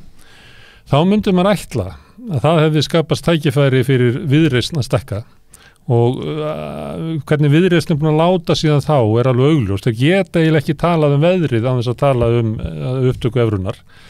En þeir stakk ekki. Getið leist þessa ráðgátu? Þetta er skemmtilegt dilemma sko, en ég náttúrulega er ekki... Ég hefði spáði að dittu svona 2,5% til þeirra, en það gerist ekki. Að þeir hefðu átt að fá með þessu? Það væru hægri Evrópukratarnir í samfylkingunum myndu færa sig yfir. Já. En vilja þeir kannski bara vera af því að það er svona uppgangur þar? Sýttir það meira máli í pólitík? Já, þetta er ekki bara krónan og aðild að ESB eða ekki, ég menna við erum 80-90% inn í ESB hvort er og allt það en erum með okkar krónu og og ég finn alveg fyrir því að búandi í Danmörku fæ tekjurnar hérna frá Íslandi en þetta er afstæðan til auðlindana til dæmis og hinn raunverulega pólitík, afstæðan til sem sagt stjórnunar og gjaldtöku af auðlindum sem er náttúrulega afar mikilvægt og þýðingarmikið mál sko. Ég get ekki séð að það sé nokkur til dæmis núverandi stjórnarflokka sem ætli að gera nokkuð í því máli frekar en það er svona einhvers staðar sofandi í skúffu eins og stjórnarskrármáli sko, það hefur engin stjórnarflokkana áhuga á Bjarni var í þingin í dag að hæðast þessu. Hann sagði, þeir sem eftir hrun sögðu að við ættum að taka upp evru og taka upp nýja stjórnarskrá og sögðu annars færi allt hér til fjandans. Hvar eru þið nú? Við lifum við eins og blóm í eggi, kaupmáttur aldrei hærri laun heldur í Evrulandi. En svo að við Bjarni á mjög öll með að svara þessu en svo við víkjum líka að upprunarlega spurningin er náttúrulega í sjálfu sér áhugaverð í fyrsta lagi og þá vil ég nú segja að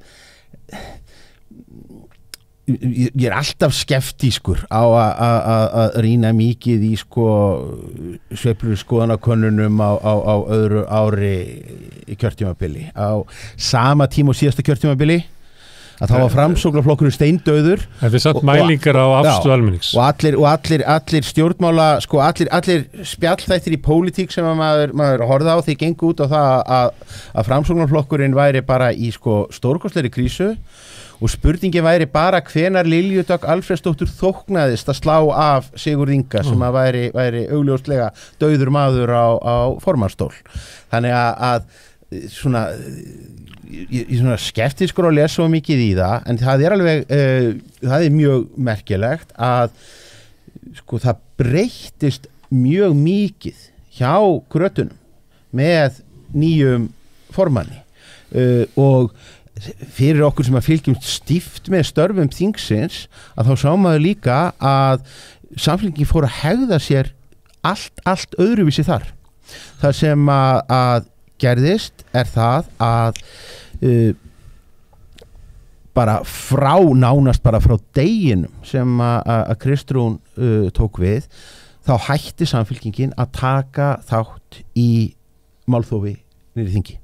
Bara í stórum málum þar sem að fyrir ári síðan veit maður að Helga Vala og Oddný og skildu Píratarnir eina eftir í útlendingamálum. Píratarnir eru einir í mál eftir mál stundum fylgir Viðreisn sérstaklega svona tilteknir fulltrúar þar inni með Kristrún Frostadóttir hefur engan áhuga á að vera niður í þingi að rífast við neitt annan heldur en formenn stjórnarflokkana 3.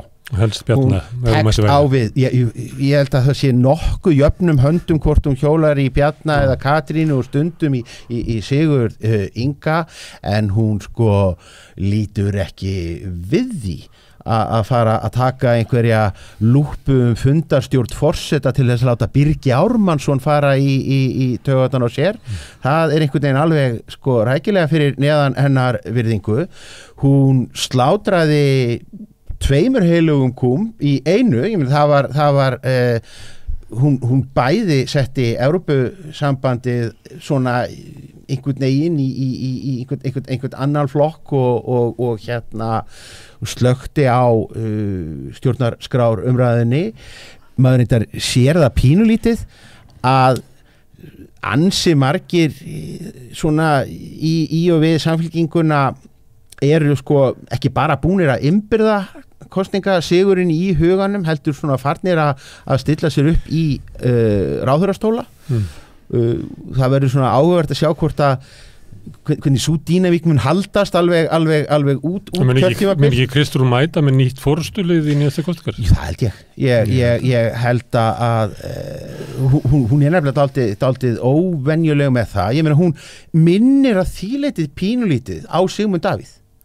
Ég meina hún kemur inn, Sigmundur Davíð hann hafði setið þarna í skipulagsráði fyrir framsókn í Reykjavík í hálft kjörtímabil í borginni.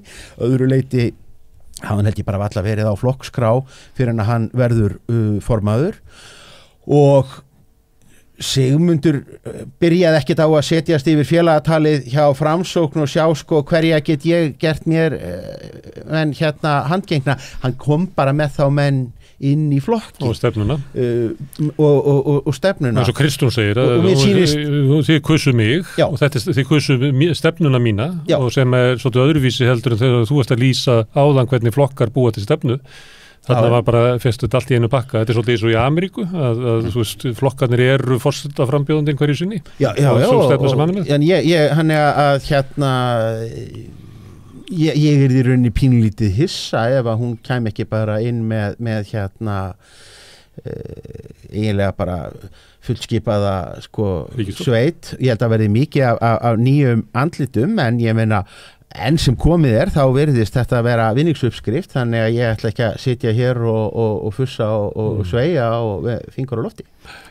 En af því að þú ert nú nýkomin af flokksþingi, það er ennþá þó þannig að flokkarnir kjósa forystu sína. Já. Og sem sagt það er gagnstætt því sem að hérna gerist í svona persónustjórnmálum. Það er afhenda flokkarnir þetta vald sitt til þess að kjósa sína eigin forystu yfir til einhverja sem enn að skrá sig í prófkjör eða eitthvað þínulíkt. Það var nú hérna eitt ráðið, en ég meina ég held að ég reikna alveg með því að þetta sé eins farið með hérna samfylkinguna og VFG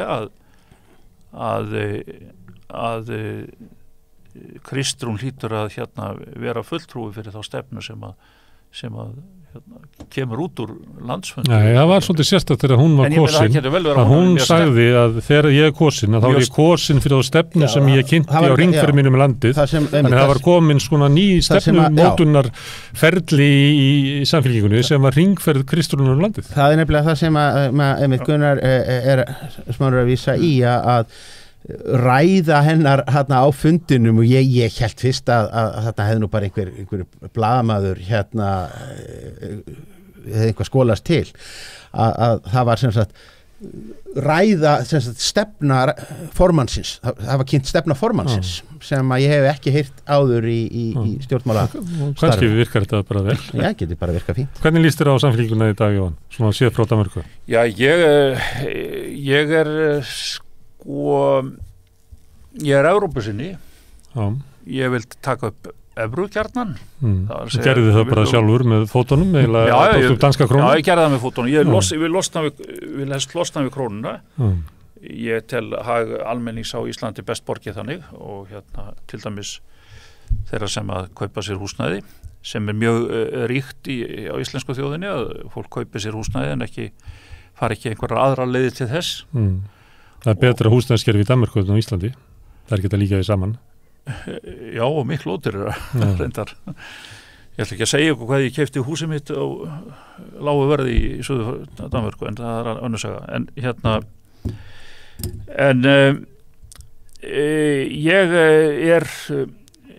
Ég er sem sagt í aðalatriðum sammála samfylkingunni og var alltaf bæði verkalýðsinni og gamall allaballi meira segja, það var þannig vinstri maður. En heldur að samfylkingin haldi, það eru miklu uppstreymi? Já, sjáðu til sko, það má kannski ekki alveg stefna Kristrúnar, ef að forystan segir á einhverjum selvufundi sko, einhverjum helgum víum einsta kjarna sko, ekki ESB, ekki stjórnarskrána og hróflum ekki við kvótakerfinu mikið núna, við skulum bara einbeita okkur að heilbrigðiskerfinu og húsnæðiskerfinu. Það er bara þetta tvennt sem að skipti máli núna. Þetta getur vel verið að sé bara strategist sniðut. Svo skulum bara hugsa hitt seinna. Hvort heldur að samfylkingin sé að hækka út af Kristrúnu, út af þessari stefnubreytingu? Kantar á því það? Já, ég hugsa að það sé.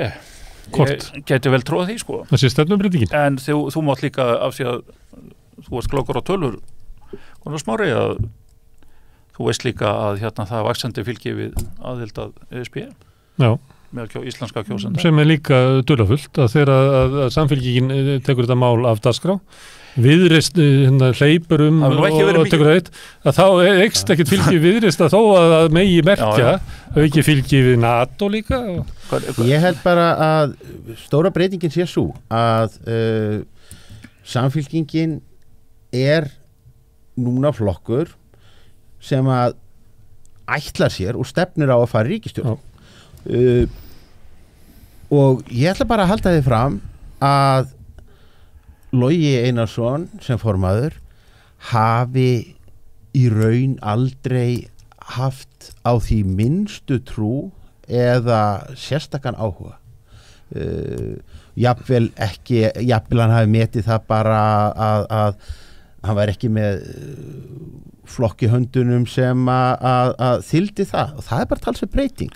Það bara fjölgar þeim flokkum sem að stefna í rauninni að því að fara í ríkisstjórn.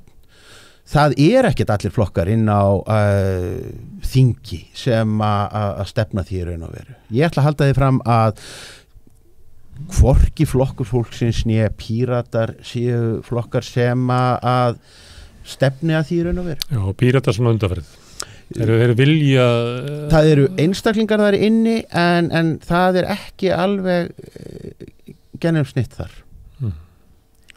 Herru Pillar, ég verða að setja, það er afmælishátíð framöndan, Neytendasamtökin eru 70 ári í dag, ég ætla að tala við hann Breka Karlsson. Jóhann og Stefán, kæra þakki fyrir að stoppa hérna og tala erfiða pólitík, svolítið ruglaða pólitík sem við búum hérna við. Neytendasamtökin eftir augnablik. Með því að ganga í leigjendasamtökin styður þú baráttu leigjenda. Leigjendasamtökin eru fyrir alla þá sem vilja berjast fyrir réttlátu húsnæðiskerfi. Leigjendasamtökin.is. Samstöðin er á öllum hlaðvarpsveitum. Rauðaborðið, Sanna Reykjavík, Samtal á sunnudegi og Helgispjall.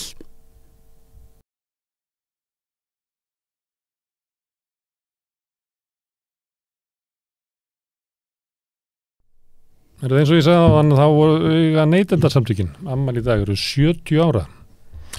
Erðu Breki til hamingju? Já, takk. Þú er nú ekki orðin 70? Þú ert ekki orðin 70? Nei, ekki ennþá. 70, það er hvað? 1953, 23. mars, það ár, þá var hóað saman í stóran hóp, manna og kvenna, í Tjarnar Café við Vonarstræti, sem ennþá stendur, eða það hús, og þar var stoppfundur samtökana. Sveinn Áskilsson kjörinn formaður sem hann gegndi í 15 ár. en einnig fríður hópur í fólks í stjórn og þetta átti nú sér góðan aðdraganda. Í október árið áður hafði Sveinn sem var hagfræðingur og vinsæll þáttastjórnandi á RÚV.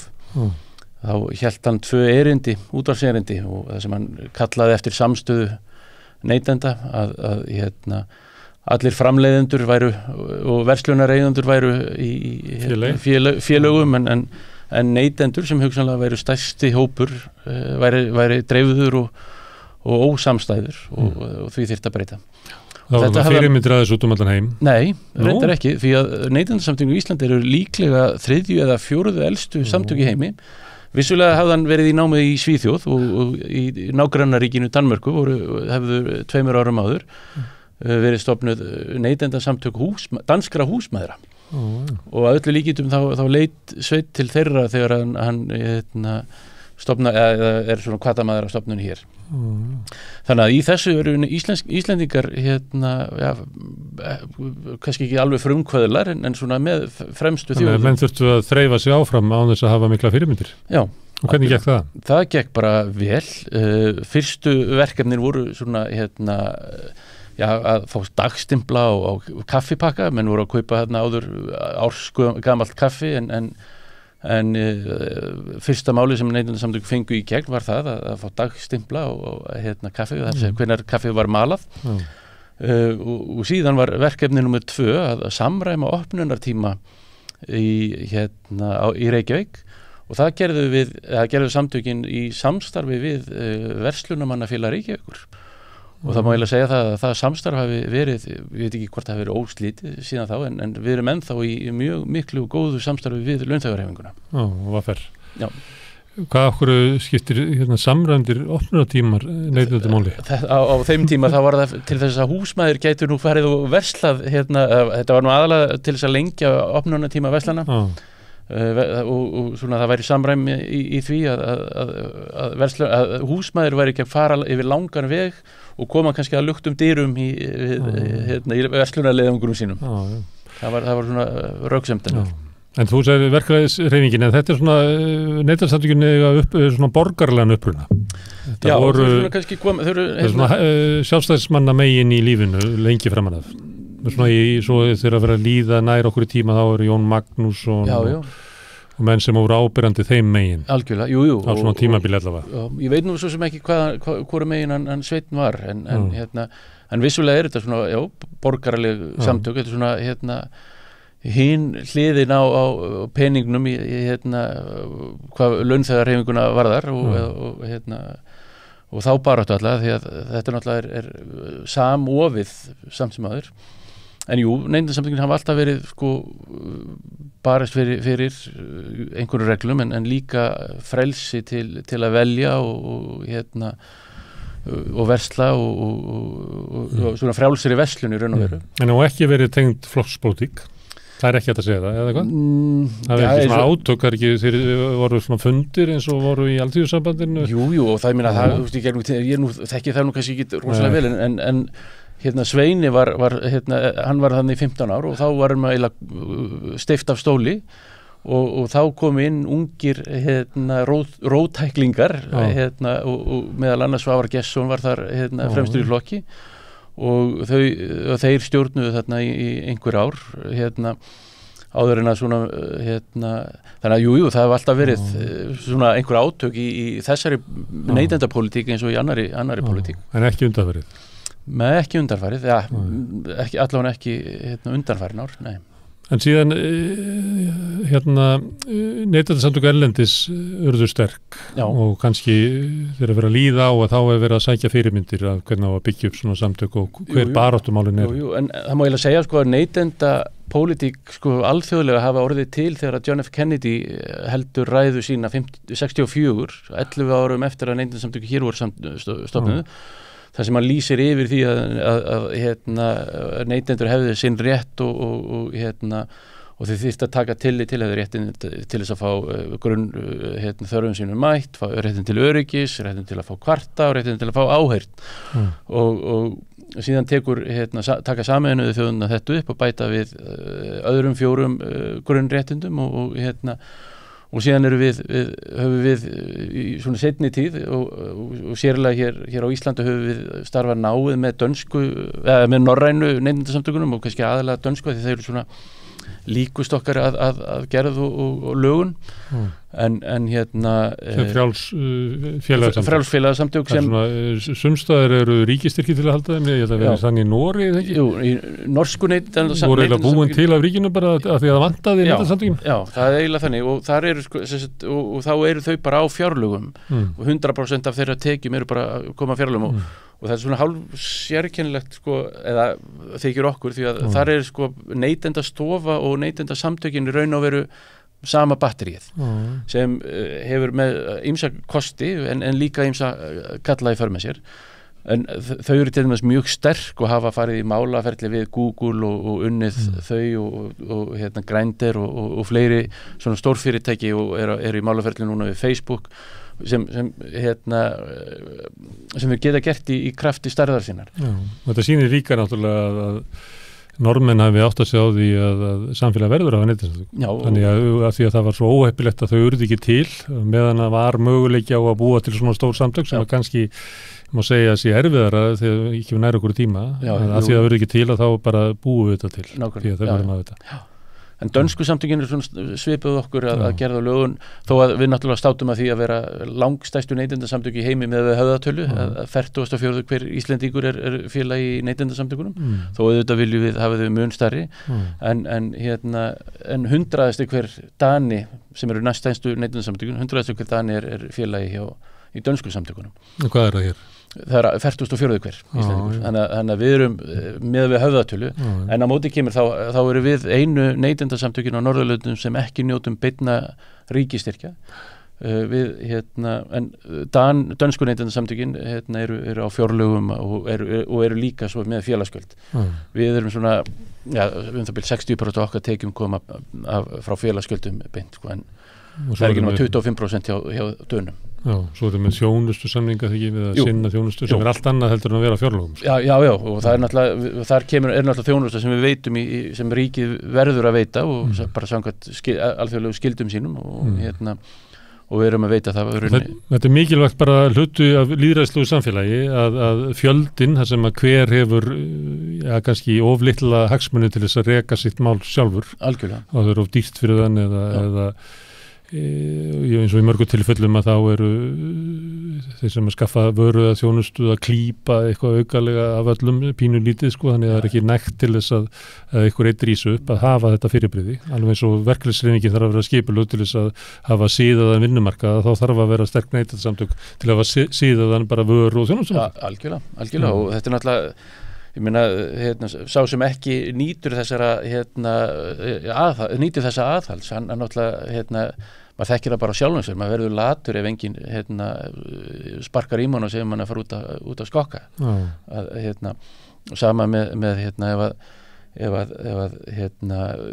fyrirtæki og þjónustu aðilar veita eða fá ekkert aðhald, þá náttúrulega ganga þeir á lagið og það má eiginlega segja það að saga neytendaréttar sé nákvæmlega þannig að neytendur hafa aldrei fengið neinn rétt eða neinn réttindi gefins. Það hefur alltaf þurft að berjast fyrir þeim öllum og síðan þarf að berjast fyrir að halda þeim af því að það er alltaf gengið á þegar eitthvað bjátar á í hagkerfinu þá er alltaf fyrsta hugsun hjá mörgum í það minnst hérna er með réttindi neytenda göngum aðeins á hann við sáum þetta til dæmis í COVID þegar flugfargjöldin og pakkaferðirnar þá stóðu þið upp og gáttu þið varða? Já, við gerum það nefnilega og það átti að það var komið fram frumvarp sem átti að gera neytendur að lánveitendum ferðaskrifstofa sem betur fyrir var því hrundið og það var fundið miklu mun skynsamlegri leið þar að segja að það var bara stofnaður lánasjóður sem ríkið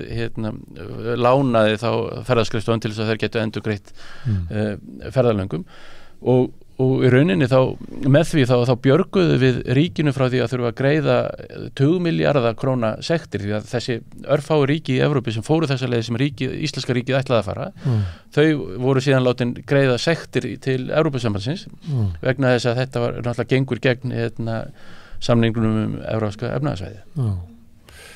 En ef við byrjum okkur saman aftur við önnur lönd, að þá ert þú formaður í Neytendasamtökum þar sem að, eins og eitthvað myndi segja, anskotan engin samkeppni hérna, sko. Þetta er bara fákeppni og einokuna fyrirtæki.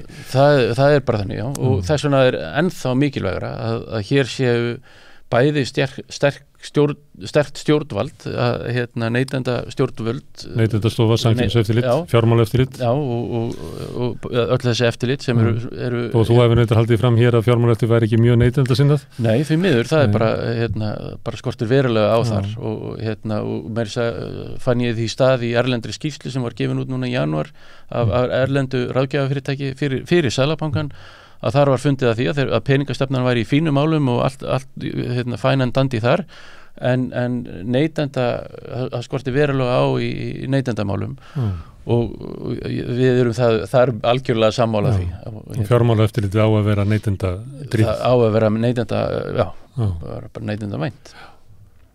Þannig að, en munurinn myndum við halda svona hvernig að ef það er samkeppni að þá það svona, þá gengur út á örvana. Já. En það er ekki samkeppni þetta. Það er... Nei, og við tökum aftur þetta dæmi sko, með samkeppnina að lægsta bensínverðið í dag á landinu er á Akureyri, af því að Atlantshól er nýkomin inn á þann markað og það ríkir núna mikil samkeppni bensínmarkaðin og þau eru að bara finna allt í einu, finna fyrirtækin tækifæri til þess að lækka verð hjá sér, sem er gott og vel. Og gengur í okkur tíma miðað við reynsluna og svo bara fellur til ljúga löð og Atlasóli er komið með sín 15% af markanum og ætla bara að lifa af því. Já, en við vonum að það sú samkeppni haldi áfram til þess að halda verðinu áfram lágu. Þetta jafnvægi sagan sýnir og kennir okkur það stundum verður til eitthvað ógnarjafnvægi sem síðan verður til þess að fyrirtækin verða löt, en þá verður við að sýna aðhald og sparka fólki áfram. Það er erfitt að finna það eins og til dæmis ef við tökum bara dagvörumarkaðina, meinta samkeppni milli krónunar og bónus, að eiginlega vita allir að þetta er eiginlega samkomulag að bónus bara heldur sér 1 krónu undir. Þannig það er erfitt að því að ég býst við að svona hugmyndin á bakvið sko Neytendasamtökin við okkar er svona örva samkeppnina og það sé neytendur góðs, en þegar það er alveg sama hvað örvar sko krónun og bónus, það fer ekki til samkeppni. Jú, við getum náttúrulega líka og við getum alveg þetta er bara sama vandamál og með sem læknar eru með og þú mættu nota sömu rök, skilur að þýðir ekkert að lækna fólk að því fólk veikist bara einhverju öðrum sjúkdómum. Jú, auðvitað verðum við alltaf að halda áfram og berjast áfram og eins og ég segi sko, það hefur verið barist fyrir hverjum einasta réttindi og við verðum að halda áfram að gera það því að annars er bara gengið á lagið. En sko, ég held að það hefur ofta verið haldið fram að íslenskir neytendur séu lélegir en ég held að vandamáli séu með þetta að það sé fákeppni og eina leiðin til þess að berjast við það er, fyrir utan það kannski að við þurfum að bæta við 1 milljón Íslendingum og til þess að opna fyrir samkeppni þannig að sé svona stærri markaði fyrir fleiri fyrirtæki. En kollega mínir í Noregi til dæmis, þegar ég var á fundi með þeim fyrir 2 vikur síðan, að þeir eru líka kvarta undan það er skortur á samkeppni hjá sér og þar eru líka stór 4-5 fyrirtæki sem eru með 80% af markaðinum. Því miður er þetta bara enginn á okkur tímum, það eru bankarnir hafa drifið áfram það sem fyrirtæki sem hafa bara keypt upp. Og þess vegna er eina af leiðunum fyrir okkur er að reyna að opna þá markaði og líka að þrýsta á alla aðra aðila. Við erum með stærstu eigendurnar af bónus og krónunni, af því þú nefndi þau 2 fyrirtæki, eru lífeyrissjóðirnir og sem við höfum aðgang að í gegnum lífeyriskerfið okkar, lífeyrissjóðun okkar gegnum launþegarhreyfinguna og ættum að hafa. ættum að hafa, já, og ég er nú þegar hef skorað á, Neytendasamtökin hafa skorað á stjórnir lífeyrissjóðanna að hætta að skila auðu í stefnum varða arðsemi, stefnum varða launastefnu, af því að leið ef að lífeyrissjóðarnir og það er nú ég hefur leiðréttur því að það er víst einn lífeyrissjóður sem hefur haldið því mjög á lofti að eigin sögnar allavega að vilja setja svona stefnur en ekki hefur verið svona að slegin tilbaka af hinum en við verðum að krefja stjórnir lífeyrissjóða að setja stefnur í þeim fyrirtækjum sem fjárfesta, því ef þeir setja sér ekki stefnur þá er sú stefna sem til staðar stefnan lífeyrissjóðana. Og þá er það bara rauninni ákvörðun þessara örfáu eigenda sem eiga kannski litla hlutdeild. Dæmi að menn sem eiga fyrirtæki sem eiga kannski bara 6% fyrirtæki raunverulega stjórna ferðinni. Og það er náttúrulega og lífeyrissjóður náttúrulega eru í þessu yfir langan tíma þetta ekki einhverjir fjárfestar sem koma inn og fara út daginn eftir þannig að þeim í lófa lagið að setja sér langtíma stefnu, setja sér markmið í hvað var það launastefnu stjórnenda. Ég hef bent á til dæmis að Whole Foods í Bandaríkjunum því mikla frjálshyggju ríki að Whole Foods með þá stefnu að launabil megi aldrei vera meira heldur en 10-falt. Þannig að forstjórinn með 10 sinnum hærri laun heldur en lágmarkslaunin í og það er nú alveg mjög gott bil en það er það allan að stefna. Það er verið nóg fyrir forstjóran að það verið 10-falt ráfið. Já, nákvæmlega. Það hefur líka verið sagt það við lífeyrissjóðuna að lífeyrissjóðunir svo miklu fjárfestar í íslensku samfélagi að þeirra fjárfestingarstefna ættir að ganga út og það að Íslands samfélag er því sem heilbrigðast og öflugast. Þannig að það að sé að halda niður í vöruverði, að tryggja gott aðgengið á ódýru og öruggu húsnæði, það er eiginlega langtíma góð fjárfestingarstefna fyrir lífeyrissjóðun almennt, því að þeir eru búin að leggja svo mikið undir í íslensku samfélagi. Því heilbrigðast sem samfélag er því er betri fjárfesting. Algjörlega. Herðu, þú sagðir áðan að íslenski neytendur væru lélegir. Nei, ég sagði að það væri mýta. Ég ætla að spyrja þeim hana. Þetta er ekki satt, segirðu? Nei, rannsókn sem var gerð af Evrópusambandið gerði rannsókn fyrir 3 árum síðan og það sem var rannsakar allir neytendur í Evrópu og þeir íslensku komu bara næst best út af neytendum í Evrópu. Og í hverju eru þau góð? Við þekkjum réttindi okkar, vitum hvert á að leita ef að brotið á réttindum okkar og traust til, ég er nú bara að því svo stoltur af því, traust til neytenda samtakana er langhæst á Íslandi.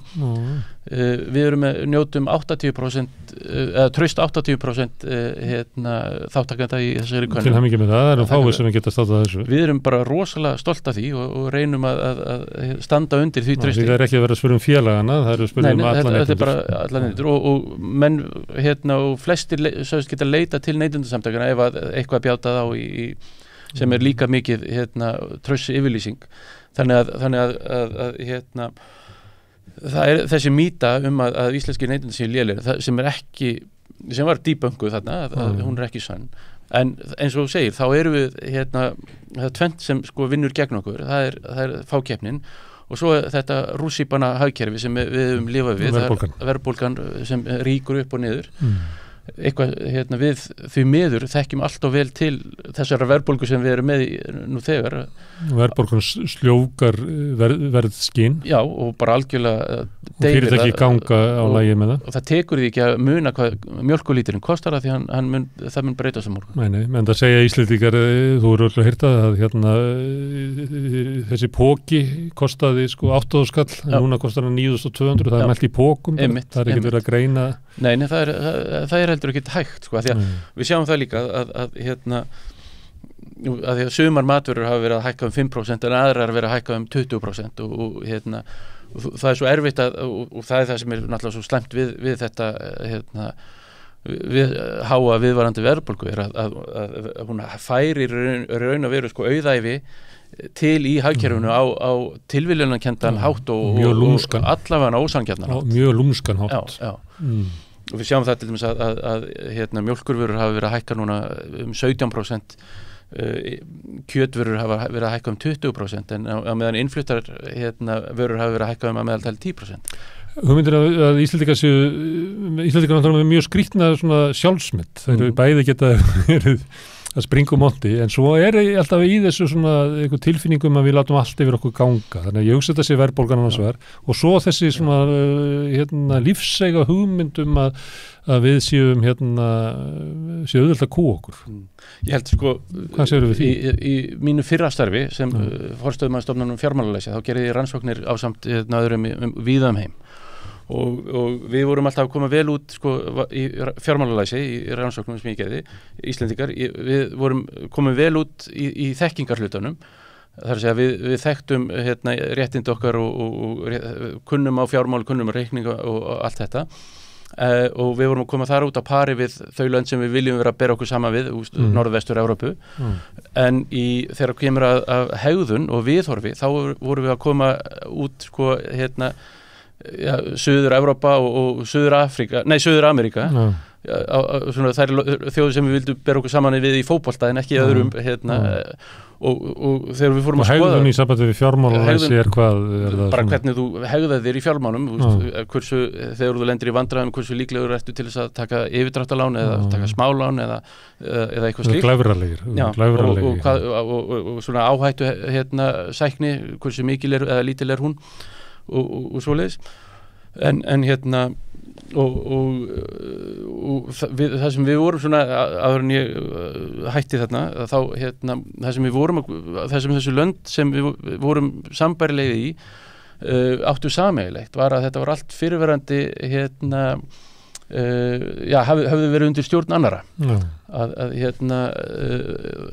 og það kannski það að sko stóru ákvarðanirnar hér á Íslandi voru alltaf teknar í Kaupmannahöfn og kannski erum við svolítið þar ennþá að þú veist ef það er eitthvað íslenskt motto þá er það þetta reddast en það er þessi fjarlæði frá stjórnvöldum og svona við vorum að tala stjórnmálinn áðan og að sumuleyti þá er eitt af einkennum íslenskra stjórnmála hversu við höfum helmingi minni traust á Alþingi heldur en Norðurlandaþjóðirnar og það er miklu ríkari hugmyndum að Ísland sé spilt með almennings á Íslandi heldur en Norðurlöndunum, við erum bara halva leiðina til Rússlands þar sko. Þannig að við erum að sömu leyti þetta ekki kannski svipað eins og nýlendu aðrar fyrirverandi nýlendu sko. og þegar við erum að tala um motto sko, motto Íslands er þetta reddast að það er eiginlega þýðir að það nákvæmlega sama á mottóið í Mexíkó að því ég bjóð þar í fyrir marglöngu sem er mañana þú veist það er á morgun þú veist það er erfitt að gera plön og það er bara basically það sama en eins og hafa Íslendingar líka þessa hugmyndu í sambandi við kjósendur að þeir standist illa en ég held að það standist ekki íslenski kjósendur hafa held ég varpað af sér ekki bara 3 ríkisstjórnir frá hruni það eru þú veist margir ráðherrar sem hafa sagt af sér og þannig að það er annars svona hugmyndir sem við höfum svo passar ekki og talandi neytendur ég manstu þegar brúneggja-málið var í sjónvarpinu ég held að þátturinn var ekki búinn þegar allar verslanir voru búin að lýsa yfir að vera hættir að selja brúnegg af ótta við neytendur þannig að ég held að þetta hafi verið sett heimsmet í sko viðbrögðum almennings að bara kom í ljós bara reiðibylgju út af þessu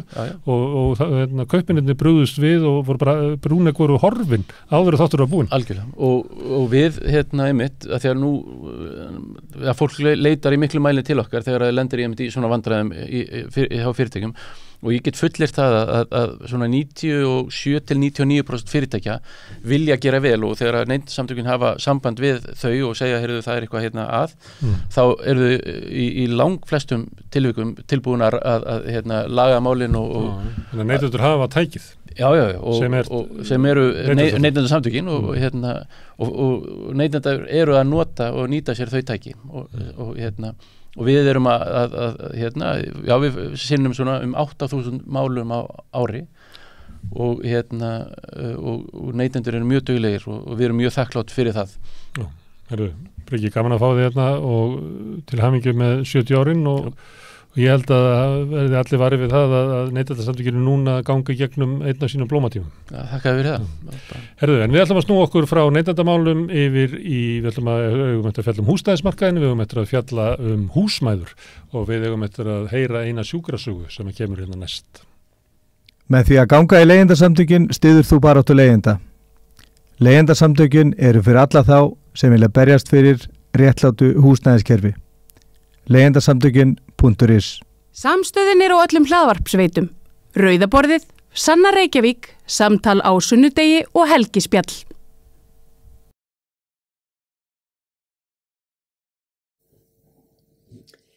Já, við erum komin hérna undir liðin sjúkrasögur og ég ætla að heyra í honum Jóni Erni Pálssyni. Velkomin Jón. Já, sjálfbless. Við höfum svona aðeins verið að taka innslög fólk sem hefur lent í veikindum og svona verið að skoða hvernig fólki reiðir af og hvernig kerfi grípur fólk og hvernig bara, já, hvernig eins og í þínu tilfelli ertu nú komin að alls konar niðurstöðum út frá þínum veikindum. En segðu mér aðeins frá sjálfum þér fyrst, hver er Jón Örn Pálsson?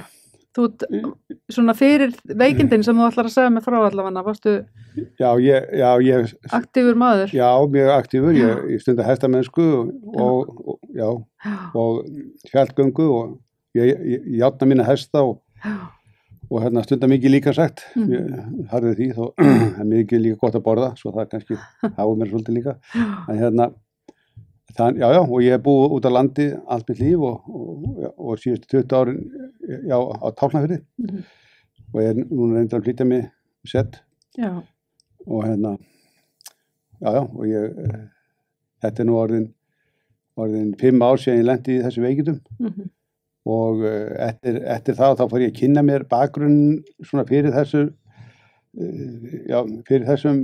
liðskipti aðgerðum sem ég þurfti að fara í eða var látin að fara í, vil ég meina og að ósekju og það er það sem ég hef að segja hér sko. Þú varst búin að áður en að þetta gerist, þá varstu búin að fara í gegnum einhver veikindamjöðum eða ekki, þú þurfti að skipta mjöðum með það? Já, skipta mjöðum, það gekk bara vel, mjög vel, það var sko 2 árum áður og svo lendi hvaða ár er það? Það er 2015 og svo í mars 2017 það fyrir ég í liðþófa aðgerð eftir að ég slasa mig á tæki í líka sagt held ég, svona fótatæki og ég finn fyrir þá og eftir þá þann dag þá er ég fann haltraðans og það er í desember. Er þetta eitthvað sambarilegt við þegar að til dæmis mjöðminn þín fór eða Nei, þetta er allt öðru? Já, alltaf það er sko, það er bara ættarsagan sko, mjöðminn sko, það er bara slit í mjöðmalið. Slit sem að verður, bara það er sjúkdómur má segja sko. En þannig er þetta meira slís sem að verður og Og þú fer til læknis?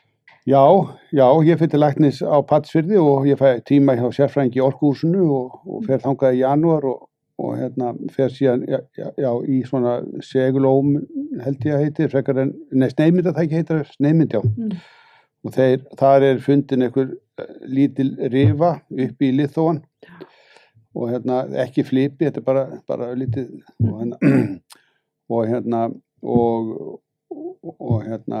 eftir að ég hitti læknirinn í tvígang og eftir hann sér þessa mynd 20. janúar þá segir hann að það sé ekkert mál að fara bara í aðgerð og rétti með pjesa það hvernig svona aðgerð hann bara A3 blað mjög eða A5 sem minnir A4 allavega það er mjög lítið blað A5 er næsta starf fyrir neðan A4 helmingurinn A5 A5 og það er ekki minnst á fylgikvilla eða neitt og ég fæ síðan tíma hjá honum í mars og í millitíðinni þá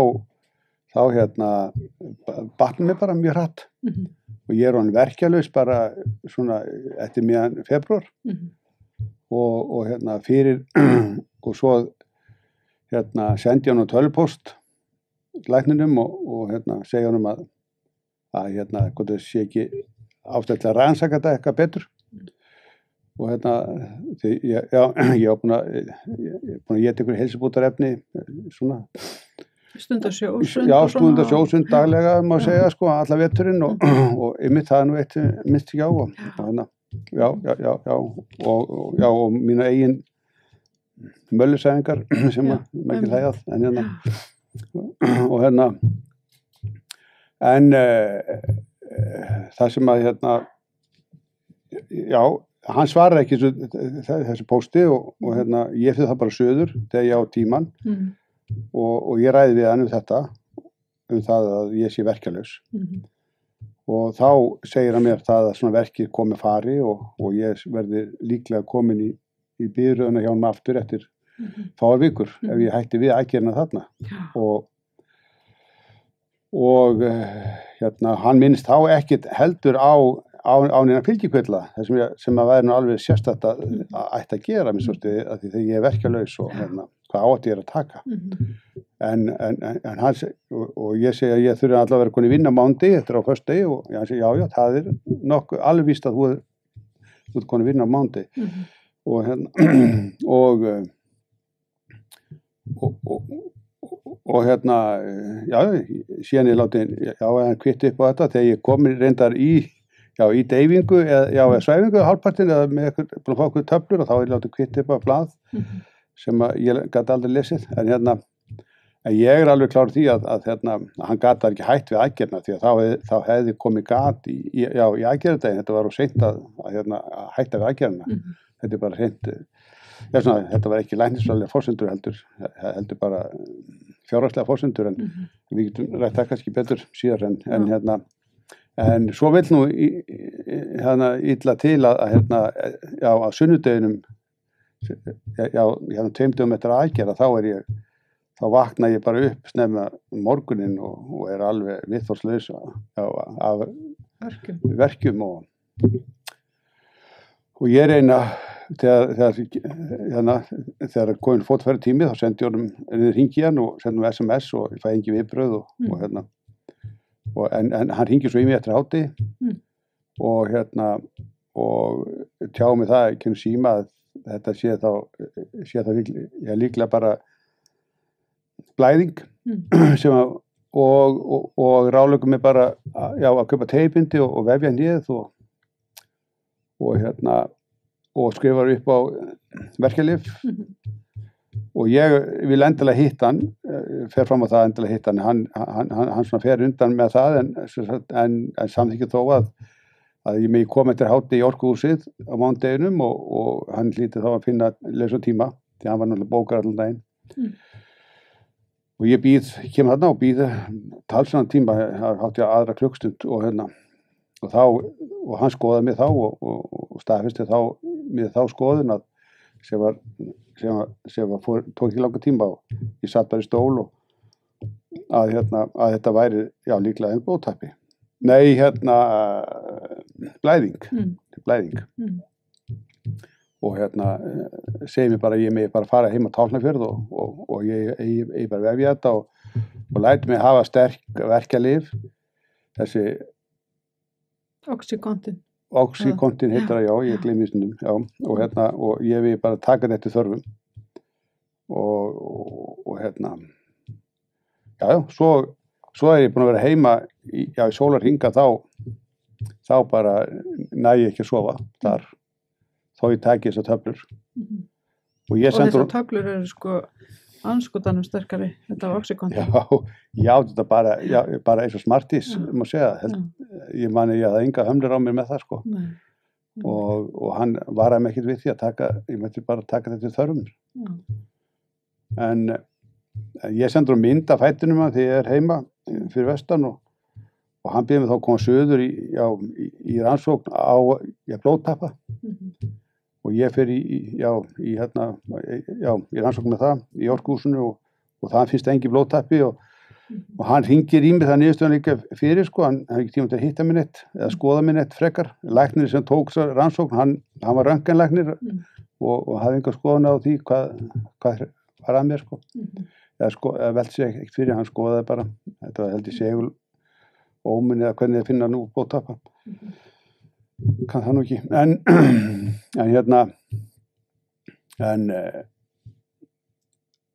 og hann hringir í mig læknirinn og segir mér að það ekki fundist neitt blóðtappi og ég skuli bara halda áfram að taka verkjalyf og nota teipindi og reyna að harka það með bara og síðan líður þarna dagur ég er inni hjá hann tengda fóldrum mínum og þau líst nú ekkert á mig sko, fóturinn er alveg svo stokkbólgin alveg, tærnar eru orðnar og uppblásnar alveg, já, og neglurnar soknar og Komstu í skó? Nei, ég var bara í ullasokk sko, ég fór í flugi sko, þetta er litla flugvélar sem fljúga vestur og ég veit ekki hvernig ég komst inn og út úr vélinni sko, þarna, þegar ég fór vestur. Þetta var mjög undarlegt allt saman. En allavega þá, og síðan bara fer ég upp á slysadeild, þegar hún liðnir, það var á 8. degi eftir aðgerð, að þá fer ég upp á slysadeild inn á Borgarspítala og það er ekki að bíða sem betur fyrir lengi og það tekur bara sko, eina við mínútu fyrir læknir að sjá að þetta er sýking. Ég er alveg sjóð heitur á löppinni og þetta er bara dæmikið litafarið þannig og það er svo sérstætt að þegar hann skoðaði mig fyrst, hann Páll svo ekki taka hérna blóðpröfu einu sinni sko, þegar hann skoðaði mig þarna á mánudeginum. Ég fyrir inn hana seint á föstudegi og þannig að ég er síðan á sjúkrahúsi í 7 vikur. 7 vikur eftir þetta. Og nú er það þannig að af hverju varstu svona lengi? Það bara tekur, það þetta skóla út nýð og það tekur viku og svo er sko, er sýklalyf í 6 vikur og það er allt í æð. Þannig að þú kannski ekki verið sendur vestur aftur? Nei, ég tók reynda síðustu vikuna fyrir vestan á Patrísfirði. Fekk þá til að sængja því að það voru konið páskar og mér langaði nú að vera þar. Gat gengið með hækjur og nú er það þannig að Þarna hefur náttúrulega ekki komist í vinnuna hana á föstudeginum eftir þetta. Ég var hann sjálfstæði verktæki á þessu tíma og ég misti samning sem ég var að vinna eftir sko. Hann rifti samningum og þetta var gríðalegt fjárhagslegt tap fyrir mig sko. Og hnýðið er ónýtt eftir þetta sko. Ég geng upp núna með spelku og minn læknir í dag sem hann segir ég þurfa að fá nýtt hnýð bara og það er ekki langt í það ég er að reyna að harka að mér ennþá og alls ekki sáttur með þetta sko, sérstaklega að bæði að ég skildi að vera settur í aðgerðina aðdragandan að þessu og svo eftir mála sko og eftir þetta fór ég að kynna mér þetta aðeins og með liðskipta aðgerðir og þetta var þetta tilkynnt til landlæknis og annað og það kemur ljósa þessar liðskipta aðgerðir sko, þetta er mun tíðar aðgerðir hér heldur en Norrlöndum gríðarlega það munar Liðþóaðgerðir? Já, liðþóaðgerðir sko. Þetta skiptir svo í 50 ára eldri og það var svo undarlegt eða sérstakt að tilviljun að með í lága spítalanum þá birti landlæknir einmitt skýrslu 2017 sína úttekt á mati á nokkrum aðgerðum hjá einkareknum sjúkrastofnunum og við kannski fáum að sjá mynd af tíðni aðgerða einkarekinni þjónustu 2007 til 2016 þar er sagt sko að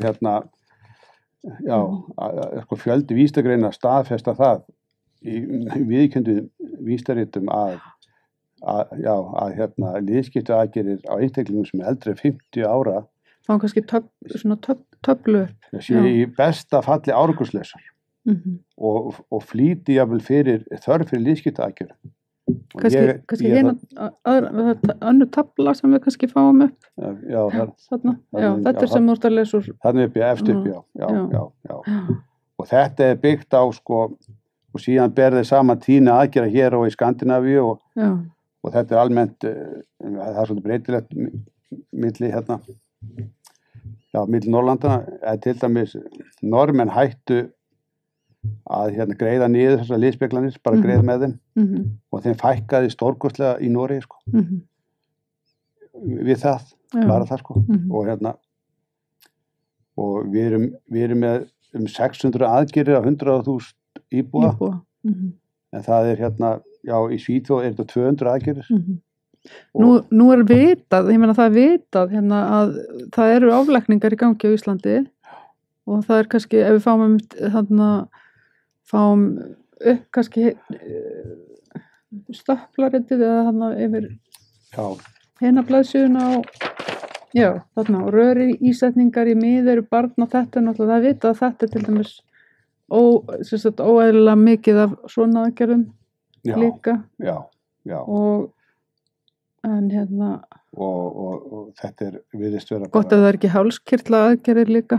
Það eru hinar og þessar svona smá aðgerðir. Í þessari skýrslu mitt er nokkra aðgerðir þennan fyrir sko. Og þetta er náttúrulega, og eins og þessi speglunar aðgerð, þú ert ekki fyrsti maðurinn sem ég hitti sem lendir í því að slíta liðþóa og endar á því að þurfa að fá nýtt hné. Af því að aðgerðin í rauninni, af því að það kemur upp sýking, það þarf að skóla út úr hnénu, það er endalaust vesen og það enda með því að hnéð verður svo slitið og það þarf sennilega bara nýtt hné. Ég er búin að kosta til lögfræðingum, lögfræðikostnað til að meta þetta, hvort að þetta hafi ekki verið mistök í færi aðgerðina, hún hafi gera fjárhagslegum forsendum en ekki læknisfræðilegum forsendum og hvort að svona aðgerð hefði ekki verið vísað frá í Skandinavíu þegar þetta er bara svona lítið frávik og hann setjum í aðgerð bara mjög fljótt eftir veikindi, eftir slysið, staðan fyrir að bíða eða eitthvað, þannig að jafnvel og en landlæknir, ég tel að ef að mitt dæmi er ekki skólabókardæmi þetta, að þetta sé ólækningar, þá er ekkert dæmi það því að meiri sé að þessi tíðni sem að ég er að vísa í oflækningar á Íslandi, þær fara fram eftir að landlæknir sendi dreifibréf 2009 á einkarekna stofnanir. Það sem að hann einmitt sér þessa aukna tíðni hér á Íslandi og búin að vera í hver langa tíma og biður lækna að virkilega að grundvalla sína þjónustu á læknisfræðilegum forsendum og hvað það þýðir það er bara það er ekki að segja meira það þetta er alveg lýgilegt hvað að þeir skuli ekki vera bara með opna heimildir á fjölda aðgerða og það er ekki mikið En þú sér fram á eftir þetta í rauninni að þú allavega eins og staðan er í dag að þá ertu ekki farið að á fjöll eða eitthvað svoleiðis? Nei, ég get ekki verið á hestbaki og ég bara með virkilega, það er bara, ég get ekki ég er bara að breyta mínum lífsgæðum gríðarlega mikið, við þetta, Þannig að þetta er orðin hvað mörg ár núna sér? Þetta var 5 ár síðan. 5 ár síðan? Já, ég var komin á hestbak eftir meðmækjana bara, eftir 3 mánuði. Þannig að var, þetta bara, þetta er fjölskyldusport hjá okkur og ég veit ekki hvort það breytist hjá mér ef ég fæ mér þú fær hnéð? Gerður hnéð, Því svo er það líka áhætta náttúrulega að sumur er landið því að fá að líkaminn hafni. Já, svo heyrir maður sögur því. Það er ekkert spennandi, maður er ekki smekkur, að fara inn á svona stofnanir. En oft þegar að komið er út í svona óöfni sko, þá er það oft bara eina leiðin samt. Já, það er það sko. Það er annað hvort að, að hérna bara leggja til kör eða hérna setja í sér stáli sko. En ég er samfærum það að reyndar þessi kvörtun og mín meðferð sko, það breytir til dæmis verklæðinu hjá þessar stofnun sem að sambandi við sko upplýsingar til sjúklinga fyrir aðgerð og annað, ég hef heyrt af því sko. Þú hefur heyrt af því, þannig að fólk er að fá meiri svona fræðslu og þetta sé áhætta og eitthvað svolítið. Já, að sé fylgjikvilla sko, það sé ekki bara fólk þurfa að lesa hugsanir eða lesa heima, það þarf að fá upplýsingar frá læknum þetta. Það er alltaf algengt að maður þarf einhvern veginn sjálfur að bara vera, eða sem sagt bara afla sér upplýsingar eins og maður væri læknir í hverju og einu þegar þetta er alltaf ekki nógu gott. Ég er alveg gapandi yfir þessu þessa meðferð sem ég fekk eftir að ég kynnti mér þetta sko. Ég er virkilega ósátt við þetta og landlæknir hafni því að þarna hefur gerð mistök. Hann hafnar því. Hann segir það bara að það ekki verið nein mistök. Það ekki verið nein mistök, en þú hefur samt þó ég hafi verið verkjalaus. Þú hefur sótt sem sagt einhvern bótarétt samt, einhvern slysarétt út frá þessu, eða ekki? Já. Og fékkst það í gegn? Já, ég fekk það í gegn, sem sagt á grundvelli sjúklingatrygginga. Já, sem komið bara eftir aldamótin. Já, ekki læknamistaka. Nei, ekki læknamistaka. Nei. Engin mistök viðurkennd í þessu máli. Nei. Ekki landlæknir þó hann hafi skrifað þessa greiningu á tíðni aðgerða, þá er ég ekki dæmi þarna að sé neitt oflækning í gangi. Þetta er náttúrulega bara gengur ekki alveg upp þetta dæmi. Nei, það er bara sko, ég gæti farið einkamál með þetta, en það er hætt að sko þeir kalla til það eru margir sérfræðingar búin að fjalla mitt mál og þeir eru allir, og það er allt svona innlendir sérfræðingar og þeir taka lista upp alveg mistakarsöguna hjá mér en svo í lokinni bara í síðustu setningun þá segir að í ljós að framarsögðu er samt ekki hægt að fullyrða að mistök hafa verið að ræða. Nei. Og þannig að maður þegar eiginlega fara með ellendis og þýða öll gögn og vita hvort að sérfræðingar í Skandinavíu myndu fá sömu niðurstöður. Já, einmitt. Líka að því sko, og þetta með mistök sko, að því það er eitt sem að kannski vanræksla og mistök sko þetta vanræksla hlýtur að flokkast undir læknamistök líka, eða hvað? Já. Þannig að þegar læknirinn til dæmis getur ekki hitt þig sko, hann getur ekki skoðað þig. Nei. Ég meina það er náttúrulega bara ákveðin vanræksla. Já, það er engin eftirmeðferð. Samt stendur í leiðbeiningablaðinu sem ég fæ frá lækninum og þess vegna sæki ég ekki annað strax, þannig að hann stendur bara þar að eftir aðgerðina þá skulle ég hafa samband við læknin alla eftirmeðferð við aðgerðina. Og ég hef náttúrulega líðinn sem að uppalinn bara og fer ekki til annar lækna. Nei. Og fyrir henni öll sundri lokuð og ég fæði þessa meðferð sko. Og það er engin og það skul ekki vera göngudeild við þessar einkastofnanir Já, einmitt. Þú getur áfyrir því sko. Þeir eru bara svo full bókaði sko. Þeir eru að taka bara þetta er bara færibandavinna. Þetta er færibandavinna, einmitt. Þeir eru ekki nokkuð tíma til að hitta sjúklinga einmitt. En hvað er framundan hjá þér núna? Ætlar að ganga eitthvað meira fram í þessu máli? Nei, ég er búin að landlæknir er búin að hafna í tvíganga nokkuð mistök hafa verið gerð. Já, þannig að þú ætlar ekki að láta reyna á það neitt í einkamálum. Ég er bara, mér vantar einhver sem er tilbúin að fjármagna eða skoða mín gögn og taka til þess að sýna fram á að það er vel að brjóta þetta kerfi sko, innanfrá eða utanfrá annarkvort. að það skuli vera svona mikið sjálftaka í gangi er yfirgengilegt sko. Og það bitnar á almennum opinberum sjúkrastofnunum að allt þetta fjármagn sé fyrir einkastofnanir. Og nú voru þau náttúrulega bjóð út þarna alveg daginn, allar aðgerðirnar, en þá víðar. Já. Það misvætti, manni svíður það sko, þegar sjúkrahúsin okkar og fá ekki næga peninga en svo eru bara einkastofnanir með hendina og nammi krúsinni sko. Og þetta er einhvern veginn svona, það er vitað af þessu vandamáli, það er ekki næga eftirfylgni, það er vanræksla, en einhvern veginn, bæði þessa, að menn eru færibatavinnu, það er bara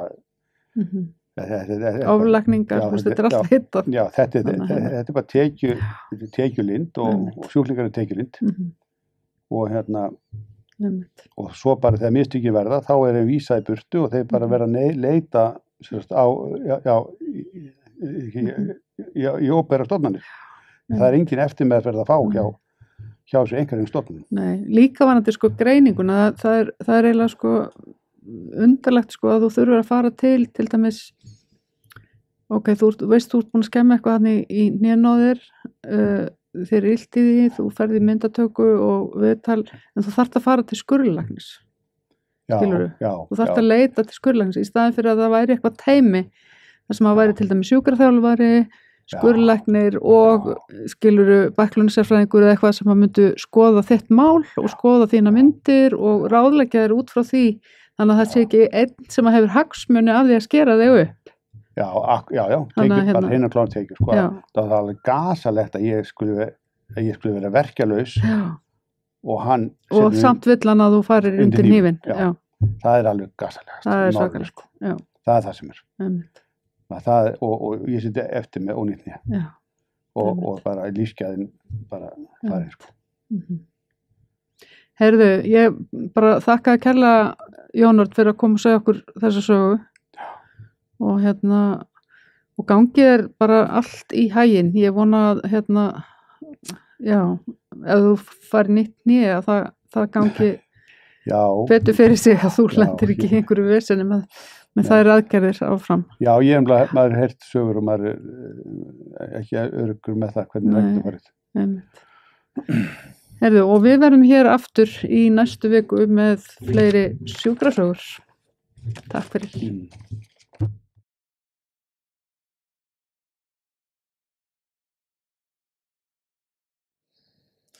Já, hún er sest hérna hjá mér, hún Ásgerður Magnúsdóttir, sagnfræðingur sem að flutti fyrirlestur í Málstofu félags- og hagsögu í Háskólans í vikunni, sem hún nefndi hvers virði eru húsmæður, heimilistörf kvenna og þjóðhagsreikningar. Vertu velkomin, Ásgerður. Takk. Heyrðu, þú fjallaðir þarna hvernig ólaunuð heimilistörf kvenna ólaunuð heimilistörf einkenndu líf kvenna á fyrri hluta 20. aldarinnar og svona hvernig þjóðhagsreikningar eru í rauninni án þessara vinnu kvenna kannski ekki alveg réttir. Segðu mér aðeins frá, þú vannst þessa rannsókn í rauninni í BA-náminu þínu? Já, þetta er sem sagt BA-ritgerði mín í rauninni rannsóknin sem ég vann fyrir BA-ritgerðina mína að reikna efnahagslegt virði húsmóðurstarfsins. Í minni rannsókn þá svona einblindi ég á fyrir hluta 20. aldar og svona skoða í rauninni aðeins hvernig hagvöxturinn hefði breyst ef að þessi ólaunuðu heimilistörf hefði verið tekin með í reikningin. Já. Og hvað segir þetta okkur? Af hvað niðurstöðu komstu? Ég komst að niðurstöðunni að húsmæður eru einhvers virði í rauninni til að svara þessari titilspurningu, hvers virði eru húsmæður. Það er þeirra störf, þessi ólaunuðu heimilistörf skiptu máli fyrir samfélagið og hagkerfið. Ollu því að bara skiptu gríðarlega miklu máli, barnauppeldi og að sjá heimilinn og allt það. Já. Það er, hvenær eru menn farnir að svona reikna út hagvöxt í fyrsta skipti? Hvenær byrjar það? Veistu það? Það er mjög góð spurning. Þannig að þú fannst alveg rannsóknir þarna aftur á. Já, í rauninni eins og þjóðhagsreikningakerfið sem er það sem ég einblín á. Ég var dálítið að horfa til þjóðhagsreikningakerfi Sameinuðu þjóðanna sem er svona leiðbeinandi fyrir öll önnur kerfi. Fyrsta útgáfan af því kemur 1953. En auðvitað tilraunir með að reikna landsframleiðslu og hagvöxt og allt það fer alveg aftur á 19. og alls konar gögn til en ekki mikið verið að reikna þennan hlut í rauninni og hann er útilokaður, þetta er ekki með í þjóðhagsreikningakerfinu en þann dag í dag sko. Nei, en það ég skilst að eitthvað ríki voru ekki hvað Norðmenn að gera tilraunir til þess. Já, það hafa verið gerað nokkrar tilraunir eins og mín rannsókn.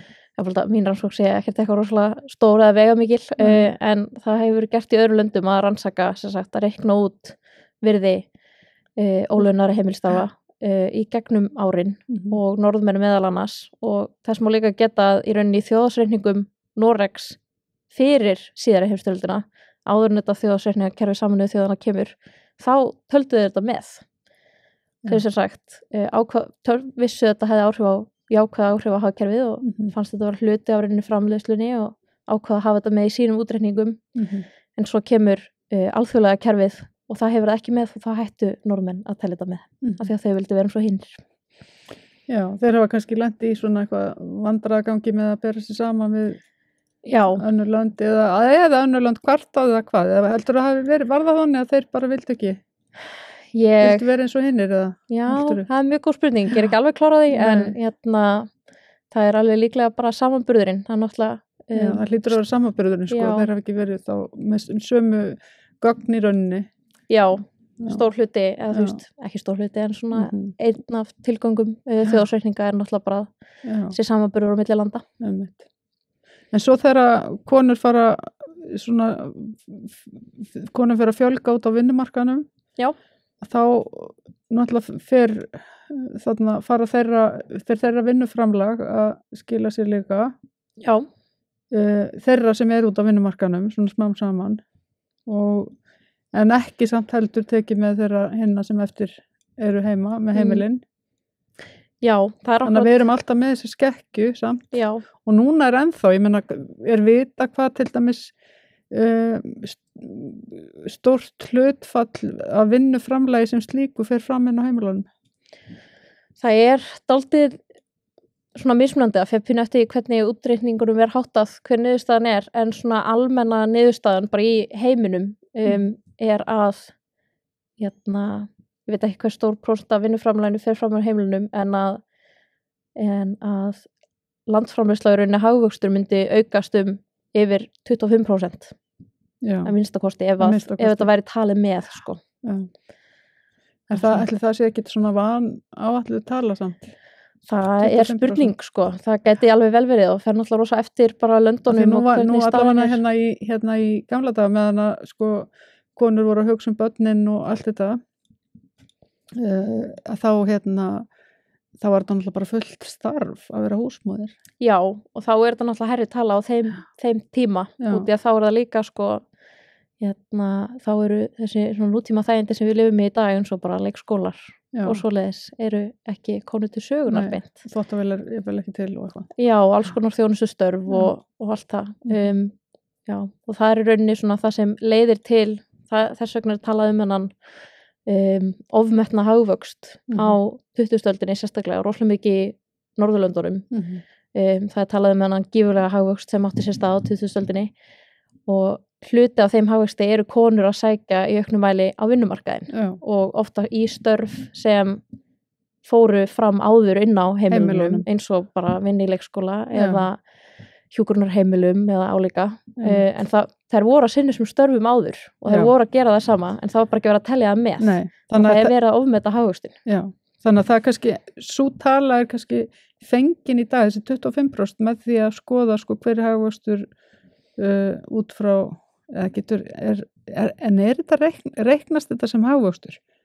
Þú veist eins og störf, ég meina það græðir enginn á þetta er í rauninni þjónusta sem er veitt. Þetta er þjónusta sem er veitt. Það er akkurat svona það sem flókna við þetta og ástæðan fyrir þetta ekki í rauninni reikna með og ástæðan fyrir þetta allt svona pínu áætlun þetta þjónusta sem við veitt og þeim fylgir engin peningastraumar inn á heimilunum húsmóður fær ekki borgað fyrir að sjá börnin sín eða elda matinn eða neitt þannig á meðan ef hún væri að vinna á leikskóla að vinna í eldhúsi þá fengur þetta laun og þannig reiknast það inn í þjóðarsetninga inn í landframleiðslu það eru peningastraumarnir sem verið að fylgja En landframleiðslan sem slík veistu hvernig hún reiknuð út sko að því þú veist það bara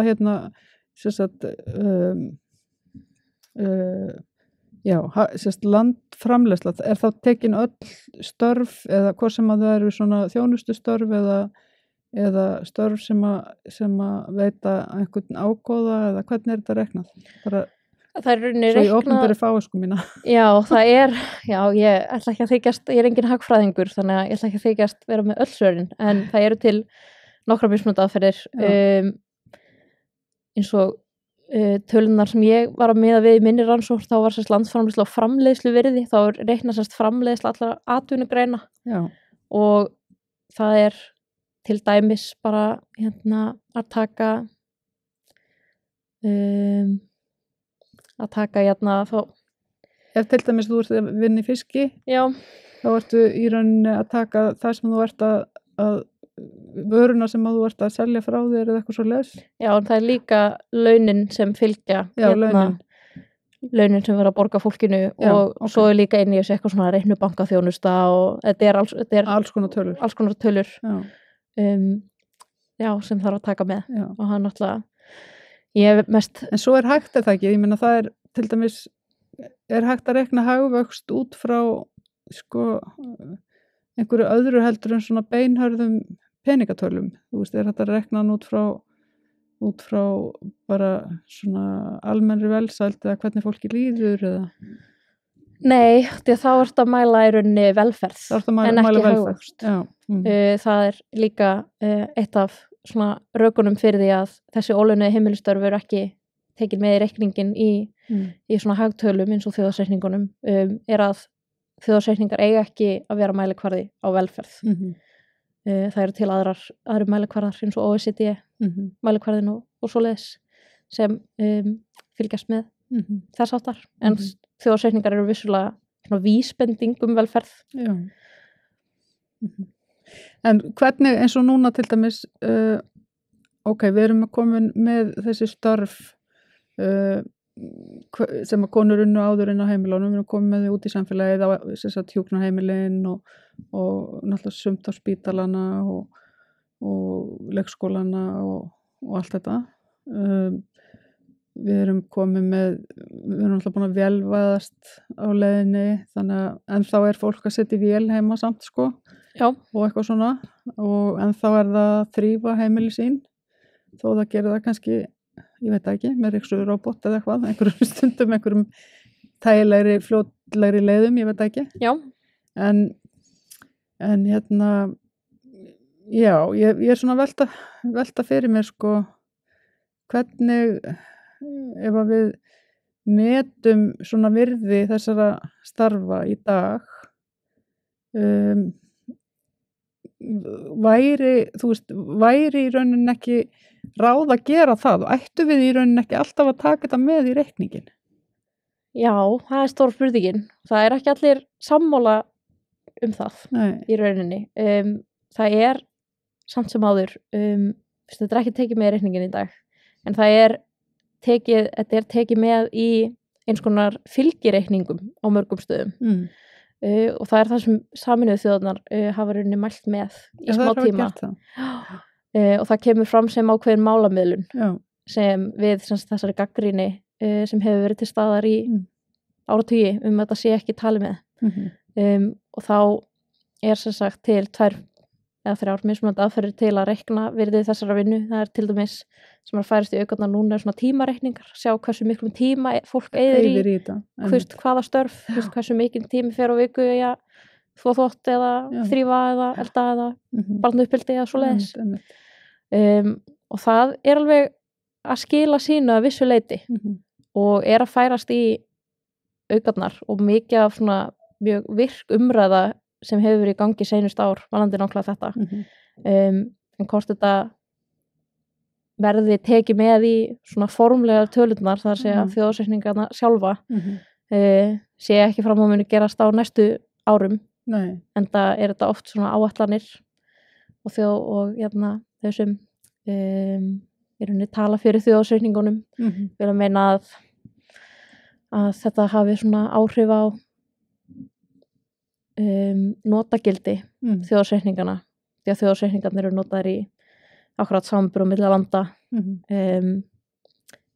stefnumótun stjórnvalda fer rosa mikið eftir þjóðarsreikningum en að samanskapi þá eru þeir sem vilja þetta sé tekið með benda á að þú veist ef að stefnumótun stjórnvalda notar stjórnvöldur að notast við þjóðarsreikningana þá ætti þetta að vera talið með til að sé vera að taka tillit til þessara hluta samfélagsins líka. Já, einmitt.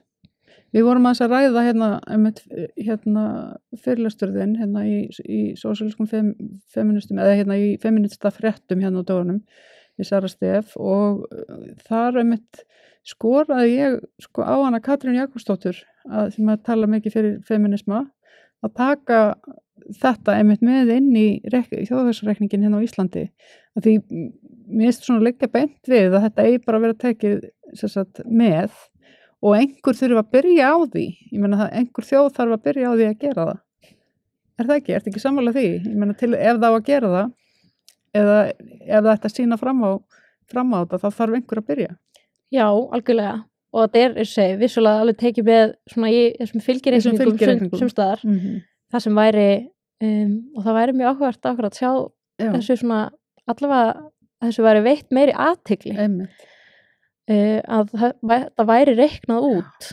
jafnvel að það væri og ég er ekki svo viss að þetta sé reiknað í fylgireikningum á Íslandi meira segja og við þessi svokölluðu feminista eða þessi hvernig paradís sem við erum að vera með mesta jafnréttið og svoleiðis þá væri rosa áhugavert að sjá þessar tölur og sjá svona gert aðeins hátt undir höfði Já, en ætli þetta sé mismunandi svolítið eftir löndum en þá eða hversu í rauninni mikið af svona þessum störfum farið fram inn á heimilunum ætli sé ekki Já, það er rosalega mikill munur Það er rosalega mikill munur og það er akkurat eitt af ástæðunum fyrir því að ætta að reikna þetta með Já.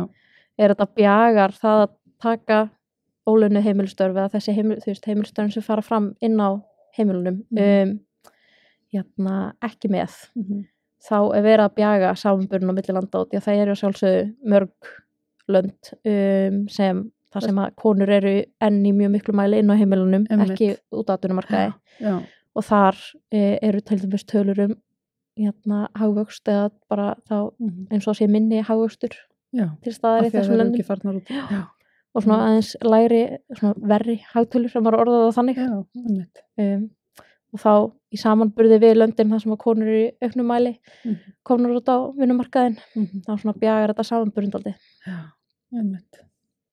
En það er talið sér þessi 25% af það er svona sirka svona áætlun að þetta myndi auka landsframleiðslu sirka svona 4% Já. En hvað hækkaði mikið eða veistu hvað svona er það í rauninni það er í rauninni það framlag er það framlagið sem að ég skilja það rétt að það er það framlag sem að konur eftir að það fóru út af vinnumarkaðin er að skila eða er það annað? Nei, það er sem sagt ef þessi þjónusta inn á heimilunum væri reiknu með bara yfir þá væri það 25% meira og það var ekki endilega konur líka bara að núna eftir þessum liða árin þá er það líka karlar sem sinna ólaunuðum heimilistörfum fyrr á tíðum þá var það mestuleiti konur einleginungis það hefur verið svona, þetta eru svona gróflegar áætlanir settar fram í mörgum rannsóknum, það sé svona í kringum fjórðungsaukning. Veistu hvort það hafi verið gerð svona einhver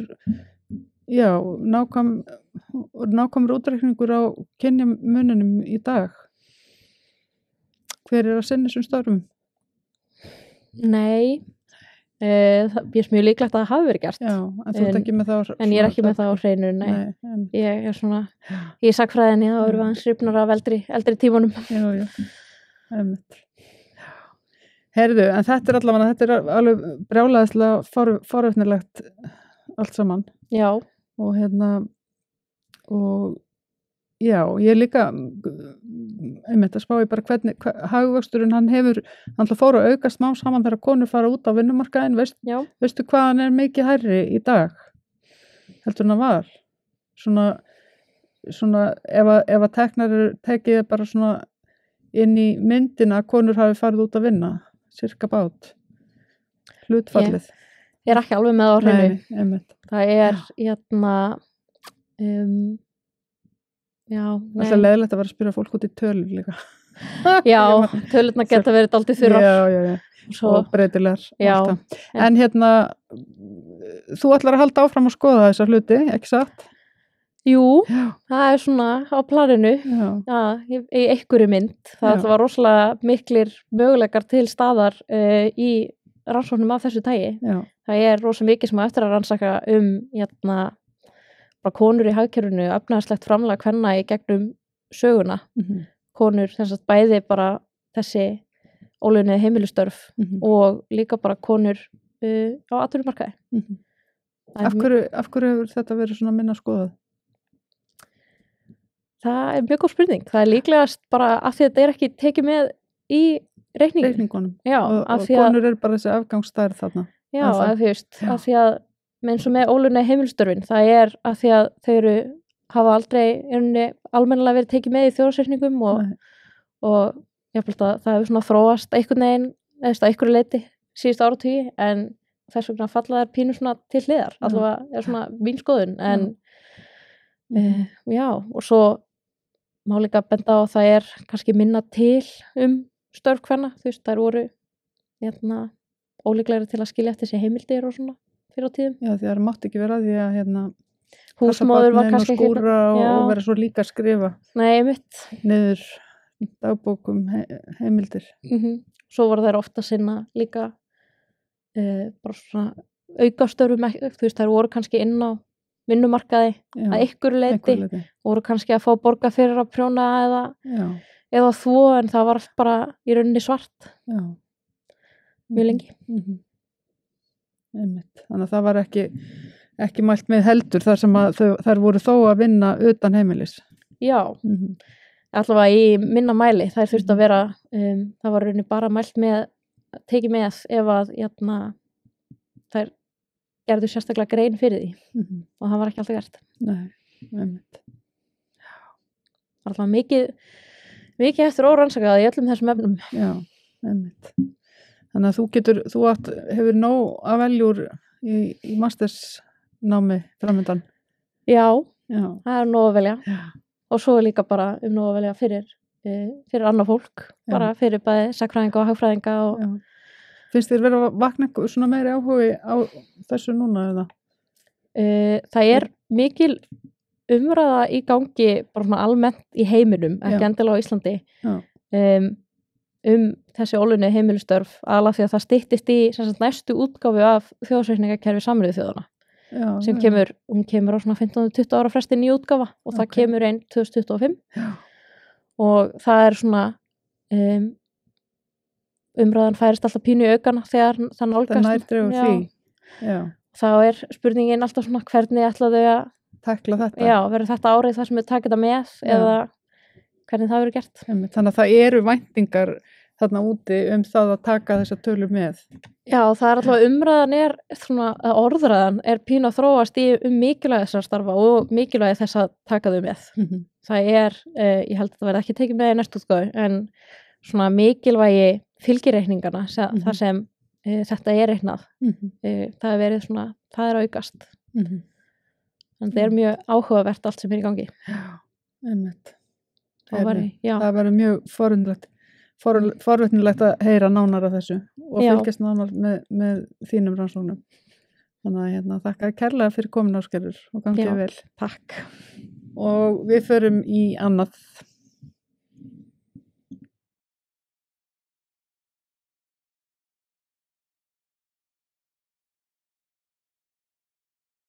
Já, það er ljóst að við erum í djúpri húsnæðiskreppu á Íslandi. Það birtist á margar hátt, birtist í ólgu á vinnumarkaði þar sem að launafólk vill fá hærri laun til þess að geta staðið undir hærri húsnæðiskostnaði. En til þess að skilja þessa húsnæðiskreppu hingað komið Benedikt Sigurðarsson að norðan. Þetta er velkominn.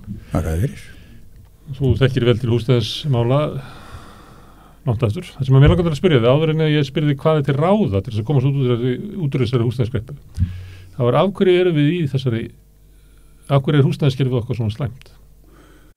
Ég get nú kannski ekki svara því alveg með stuttumáli en húsnæðiskerfið okkar þróaðist dálítið öðruvísi heldur en húsnæðiskerfið Skandinavíu. Kannski vegna þess að það varð þegar að tókst að berja verkamannabústaði í gegnum alþingis meirihluta Framsóknarflokksins 1929 og með samstarfi við Alþýðuflokkin í gegnum næstu áratug þar á eftir. Þá urðu íbúðirnar, verkamannabústaða íbúðirnar fyrst og síðan byggingarsamvinnufélaga íbúðirnar, þær urðu alltaf séreignar íbúðir. Það varð aldrei til neytendastýrður leigumarkaður á Íslandi, öfugt við það sem varð og var ráðandi til dæmis í Danmörku í langan tíma og verulega leyti í Svíþjóð. Ekki síður í Noregi. Minna í Noregi. Aftur svolítið komið í meira jafnvægi í Finnlandi, aftur núna eftir stóru krísuna þeirra fyrir 25 árum. En ég held að þetta hafi hlutast til ástandið skýrist annars vegar af þessu að við vorum bundin á séreignar klafan og svo hins vegar að það varð alveg ægilegt högg þegar að innleidd var verðtryggingin 1979 og það kippti í raun og veru grundvellinum undan skynsamlegum húsnæðisrekstri ekki síst á landsbyggðinni en hefur síðan í gegnum hrun og verðbólgukrísur aftur og aftur fellt svo ofboðslega stóran hluta af kostnaðinum af verðbólgunni beint á skuldsetta húsnæðiseigendur og þar með fólkið sem að þurfti hina raunverulega aðstóð til þess að komast yfir húsnæði, hvort sem var í leigu eða með kaupum.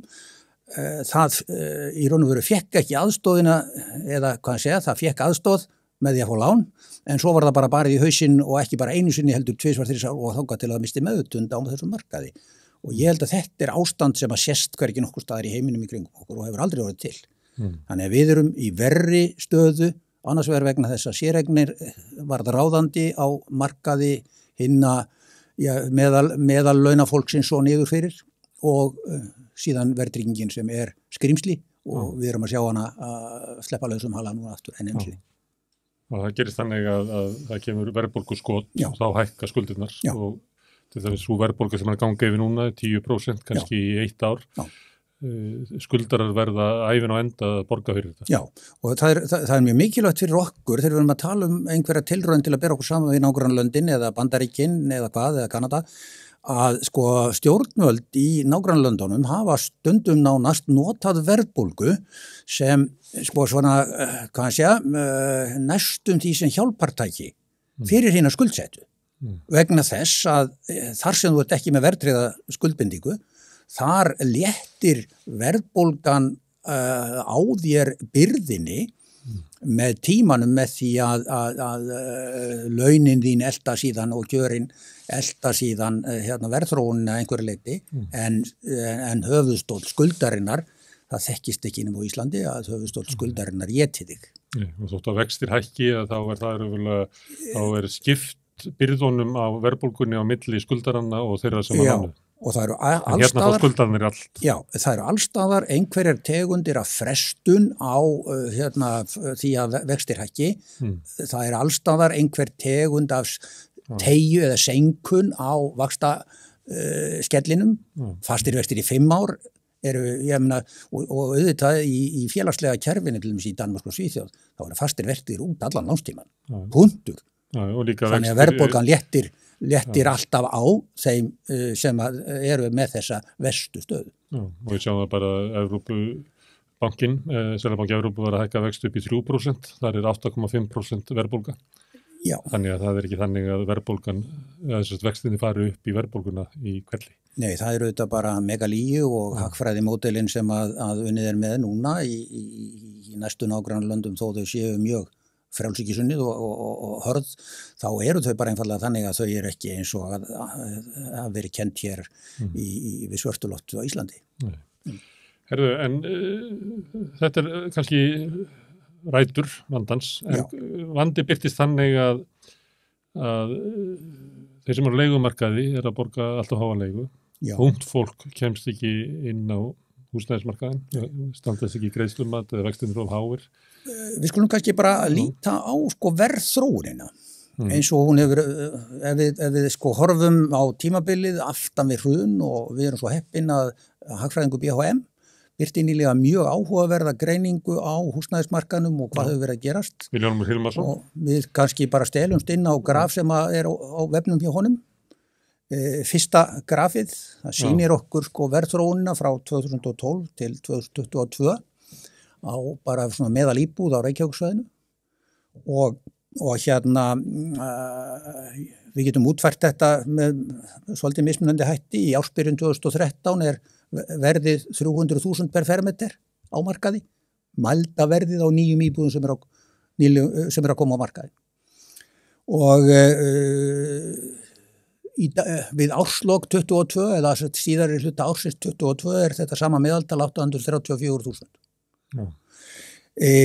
Þetta segir auðvitað ekki nema hluta á sögunni.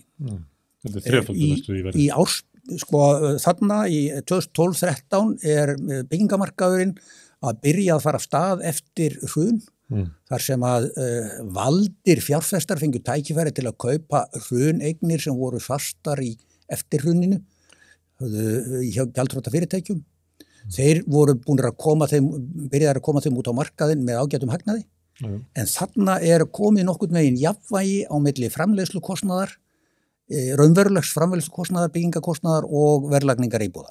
Þannig að árið 2013, fyrir 10 árum, voru byggingaraðilar klárlega farnir að hafa hagnað af nýbyggingum. Þeir voru alltaf ekki að tapa, þeir voru að smíða og voru að selja. Já, þeir voru farnir að hafa hagnað þarna og ef við forðum á þetta, þá á ég greiningu af raunverulegum framleiðslukostnaði í ársbyrjun 2013, þar sem að grunnframleiðsluverðið rúmlega 210.000 á fermetri.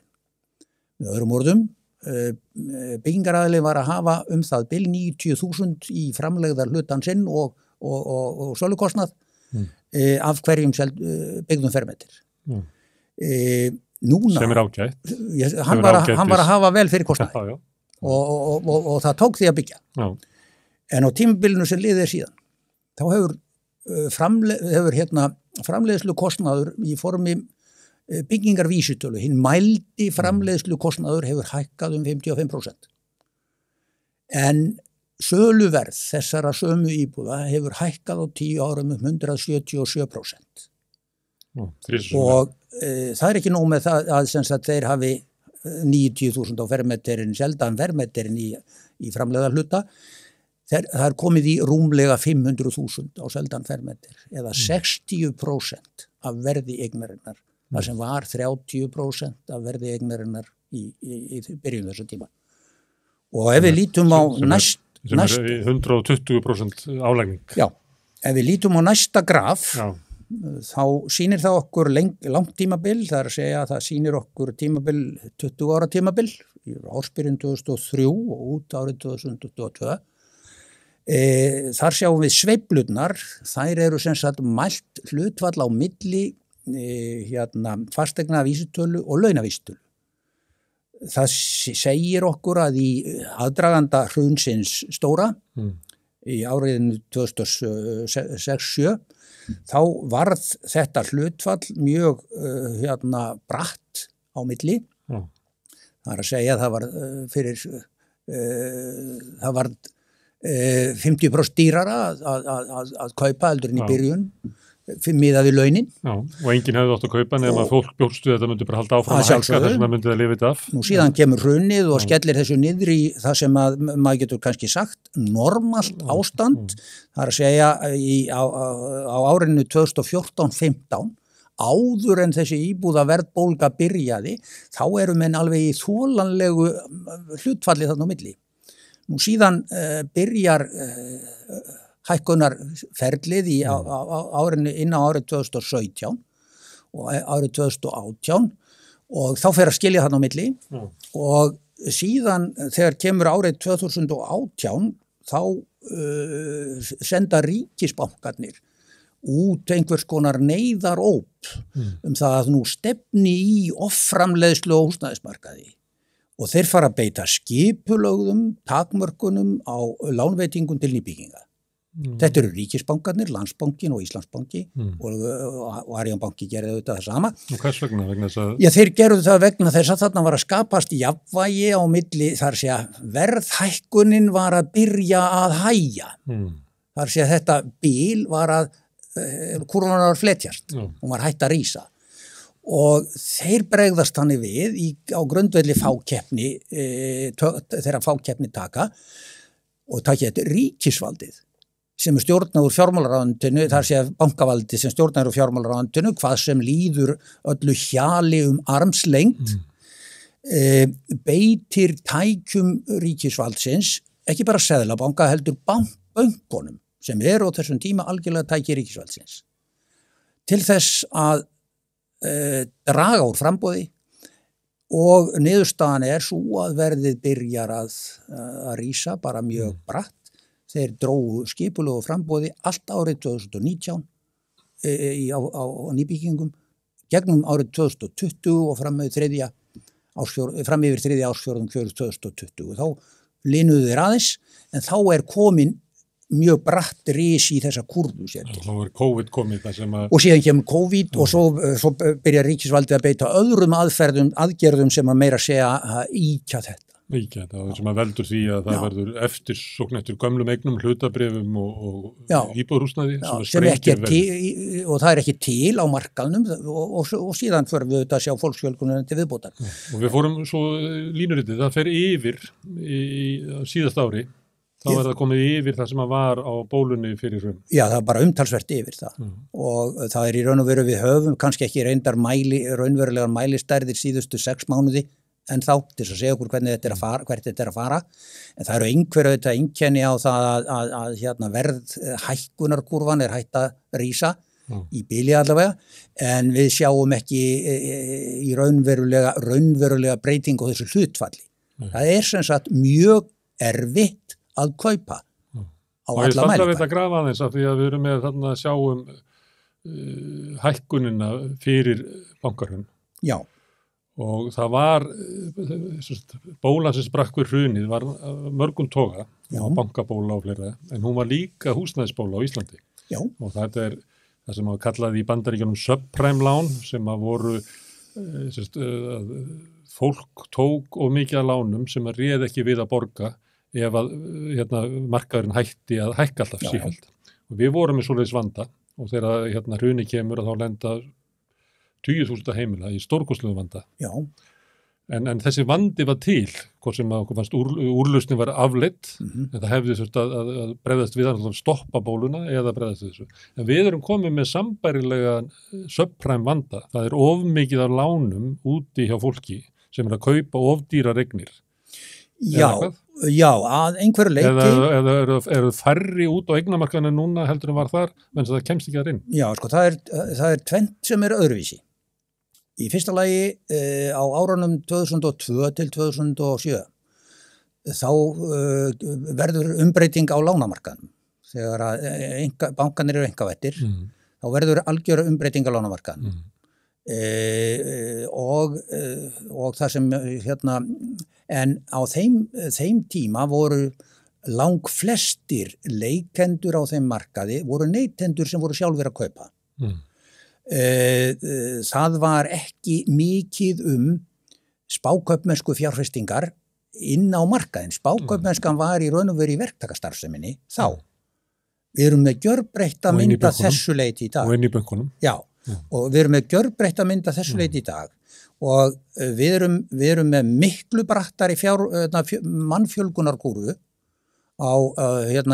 eftir hrunið frá 2014-15, hún byrjar þá og spinnur sér dálítið bratt og við höfum aldrei séð meiri mannfjölgun á Íslandi heldur en árið 2022 í samanlögðum mældum tíma.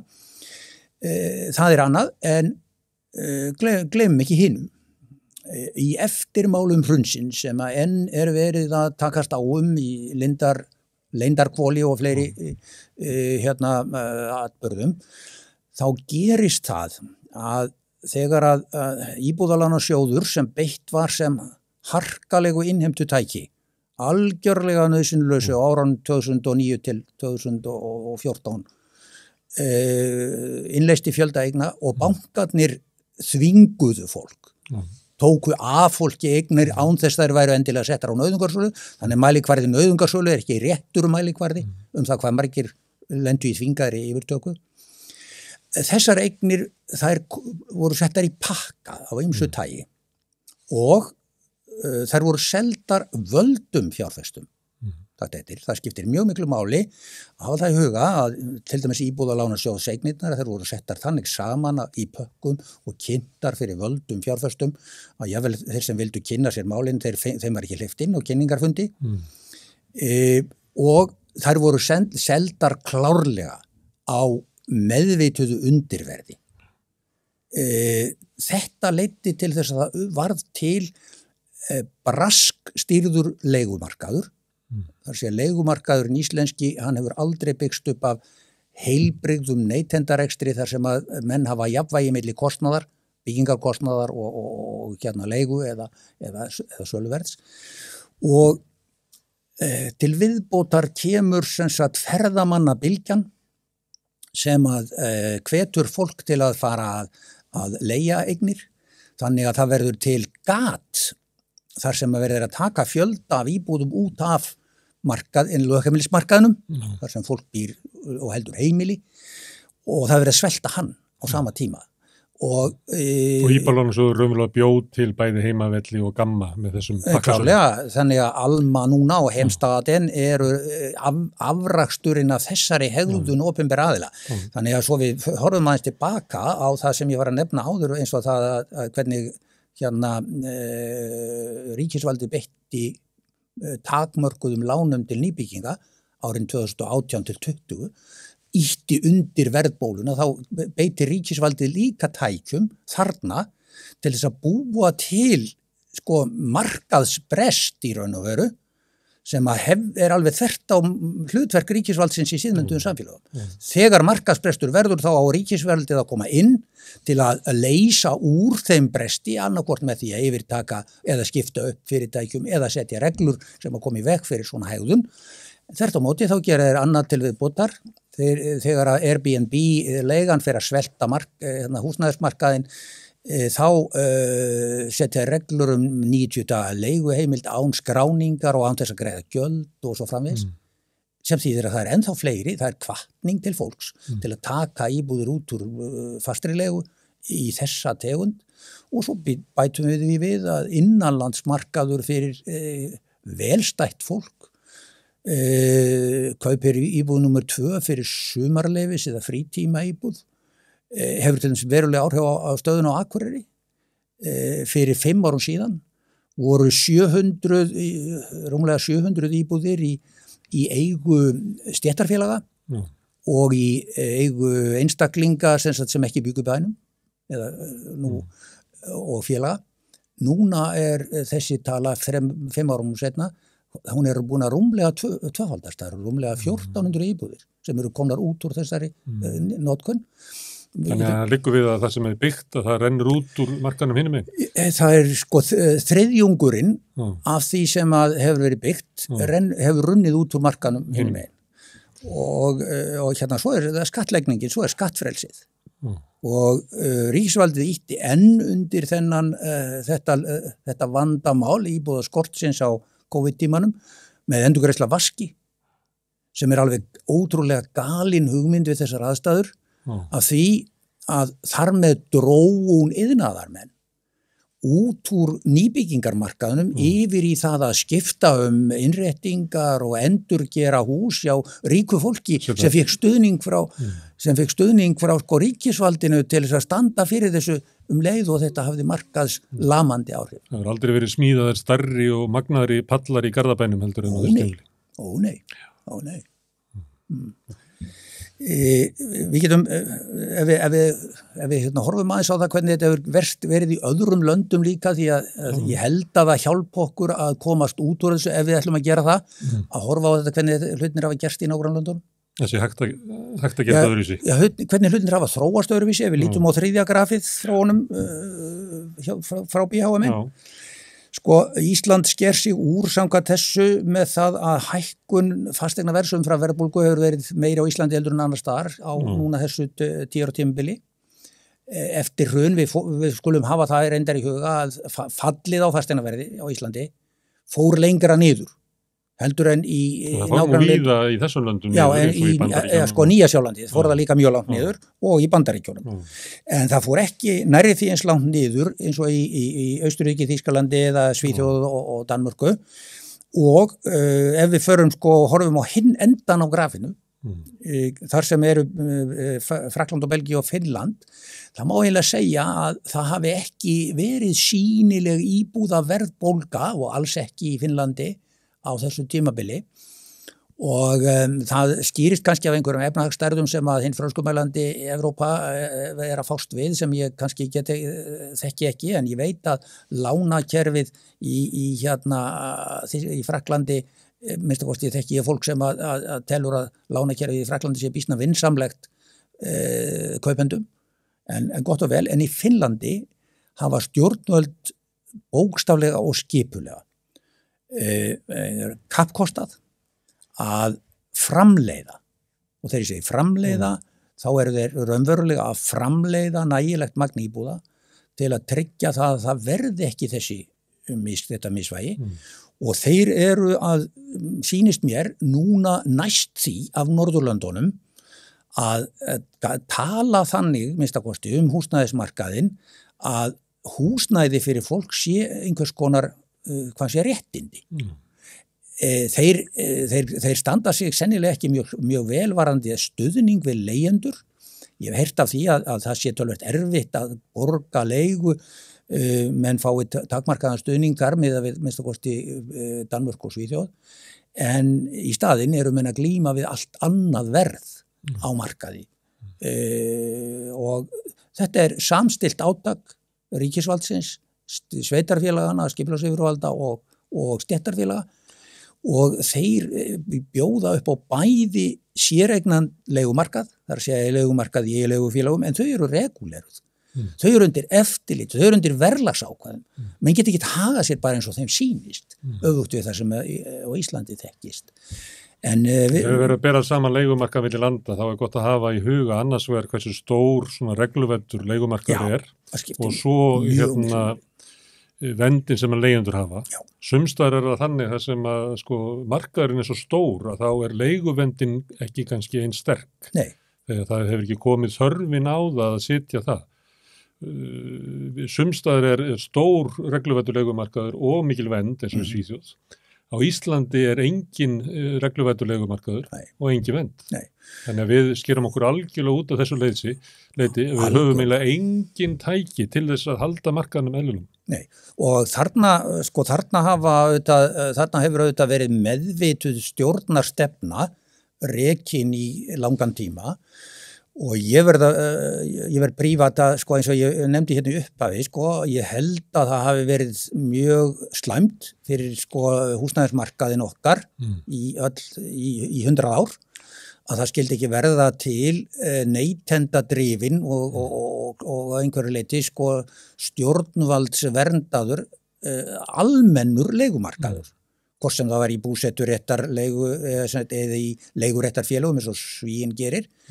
Nú eða í sjálfseignarfélögum eins og bara algengast í til dæmis tískumálandi Evrópu. Sem eru leigufélög leigjenda? Sem eru í raun leigufélög leigjenda og við getum líka tekið sko að leigjendur þurfi ekki eigandan sko. Nei, þeir þurfi ekki að vera eigendur. Nei, ég segi þeir þurfi ekki eigandan sko, þeir geta átt þetta sjálfur. Já, þeir geta það. Sameign. En til þess þurfa þeir að hafa aðgang að umgjörð og vera í regluverki sem að gera þetta kleift og verndar það og alveg eins Í Danmörku til dæmis sko besta tæki þeirra Landsbyggefonden sem þeirra íbúðalánasjóður sem hefur starfað í meir en 100 ár.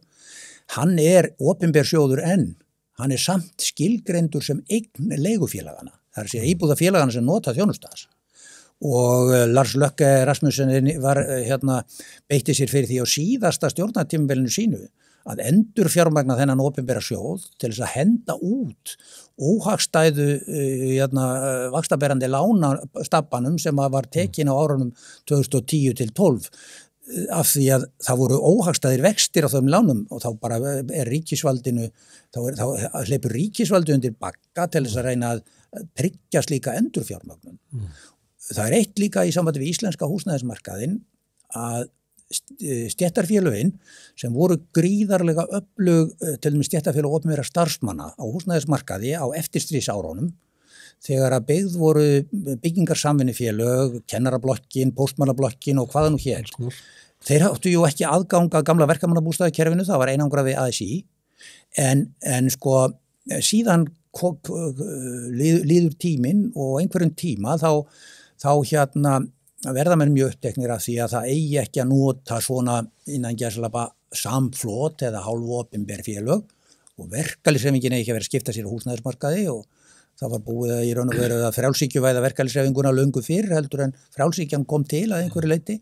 Hún vann að því að varnirnar voru lagðar niður. Þær voru allar lagðar niður og ég verð fyrir alltaf meiri og meiri vonbrigðum með verkalýðshreyfingun og líka hina nývaknandi verkalýðshreyfingu að einbeita sér eingöngu að því að vilja vinna að húsnæðismálum fyrir bláfátækt fólk og þegar ég segi bláfátækt fólk þá þurfa að menna sanna fátækt sína til þess að fá inn í íbúðum bjargs og það ekki nóg með það þeir þurfa líka að vera félagsmenn í ASÍ eða BSRB. Þannig að fátæklingur sem ekki á aðild að þeim félögum, hann fær ekki inn í þessum bjargs íbúðum sem eru studdar og þær eru auk þess ekki almennar, öfugt við þessum danska almennbúlíkerfið, það sorterar fólk ekki nema mjög takmörkuðu leyti eftir í fátæktarhólf. Heldur blandar það alls konar fólki í blokkir og byggða kjarna sem ég held að menn verði fljótir að sjá að það veri mjög óskynsamlegt að safna fólki saman í einstaka stigaganga eða blokkir á grundvelli fátæktar sinna. Ekki frekar heldur en að þeir vera að safna saman ríka fólkinu í svörtu blokkina niður skólagötu. Það verður ekki gott samfélag. Það verður ekki gott samfélag. En það enda blær, þú þekki það hugmyndum að fara svona nær danska kerfinu. Það von á einni blokk sem að eiginlega vaffer að byggja. Já. En það hefur gengið erfiðlega að fá svona fjármögnun og ramma í kringum það. Eðlilega. Stjórnvöld hafa fallist á það að vera með styðja bjarg sem þá eins og svo fátaka stöðningur eiginlega. Þeir viðurkenna skyldu sína. Það erfiðleikum með að búa til grunn undir sko almenn leigufélög. Já, sko málið auðvitað það hefur verið svo massív samstaða meðal valdakerfisins og stjórnmálana að reyna að koma í veg fyrir það að neytendur getur sjálfir látið til sín taka með virkum hætti á húsnæðismarkaði. Neytendur geta ekki auðveldlega tekið sér saman og byggt eins og menn gerðu í byggingarsamvinnufélögum. Það ekki bara ekki það útskýrða á hverju það Það býst á lagarammin, sko, þú þarft stuðningsramma og verndaðan ramma og þú þarft að fara út úr þessu uppboðskerfi á lóðaútlutun og þú... Ég að segja sem var andstöðuna eins og til dæmis að mjög erfitt að skilja andstöðu samtaka atvinnulífsins við leigu, bremsu eða eitthvað svona aðgerðir. Já, hún fyrst og... Maður myndi að ætla það sé erfitt, þau vitað alveg í samtökum atvinnulífsins að fólki sem að koma og heimtar hærri laun að stóru leyti það vegna þess að það fast í höndunum á okkur okrurum á leigumarkaði. Já, þess að skilum ekki okkur þessa stýður það ekki að okrurum sé bara ítt út af markanum. Já, sko það pínleiti nýtt fyrir þeim að ástandið á húsnæðismarkanum sé afhjúpað með sama hætti eins og gerðist í Eflingadeilunni og Eflingarfólk á þakkir skildar fyrir virkilega að afhjúpa þessa stöðu hvað hún viðbjóðsleg og hvað fólk raun og veru varnarlaust. Ég held að skynsami hluti atvinnurekenda verði býsna fljótur að átta sig á þessu. Ábyrgi hlutinn sem að vinna því að byggja upp ferðarþjónustu, hann nennir ekki til lengdar að gera út á það að fara illa með starfsfólk sem hann meðhöndlar svo einnota starfsfólk. Ábyrgir atvinnurekendur gera það ekki. Það eru bara þeir sem eru algjörlega í fangelsi skammtímagróðahyggjunar. En þetta með stjórnvöld, þetta eru kreddur. Þetta annars vegar kreddur og menn eru enn að mínum að til svo óbóðslega uppteknir af sér íslenskum lausnum. Verðtryggingin sér íslenskur baggi.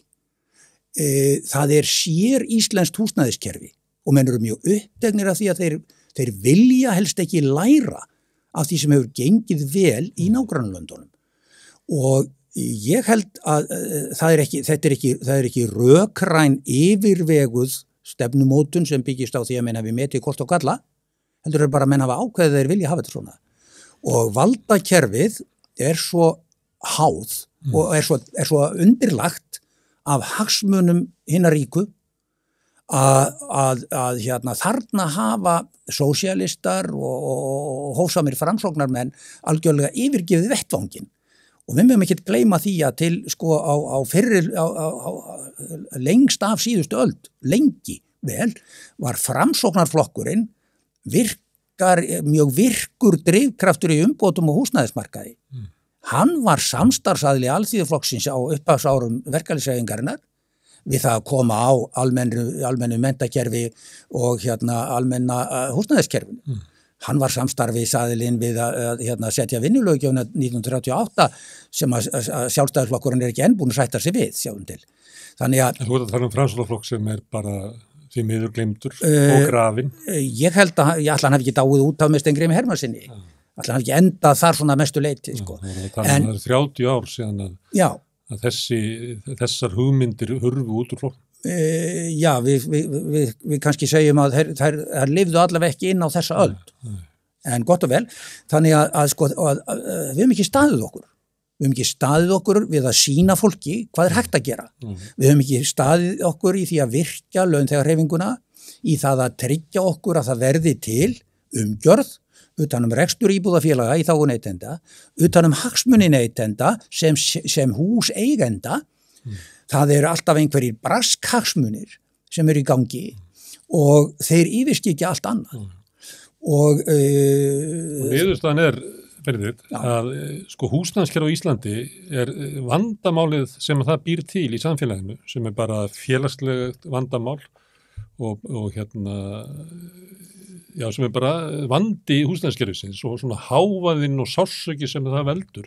Það meira vandamál í Íslandi heldur en í bara öllu löndur sem við getum skoðið í kringum. Já, Bretland kannski á einhvers viðlíka hluta og enda hafa allt og margir stjórnmálamenn og allt og margir valdamenn í viðskiptalífi litið til Bretlands óþægilega mikið síðustu 25 árin eða lengri tíma og þannig að mér sýnist að við höfum verið að færast óþægilega langt frá svona orðræðulega frá þeim veruleika sem að Norðurlöndin byggðu upp á sínum tíma og síðan Þýskaland, Holland.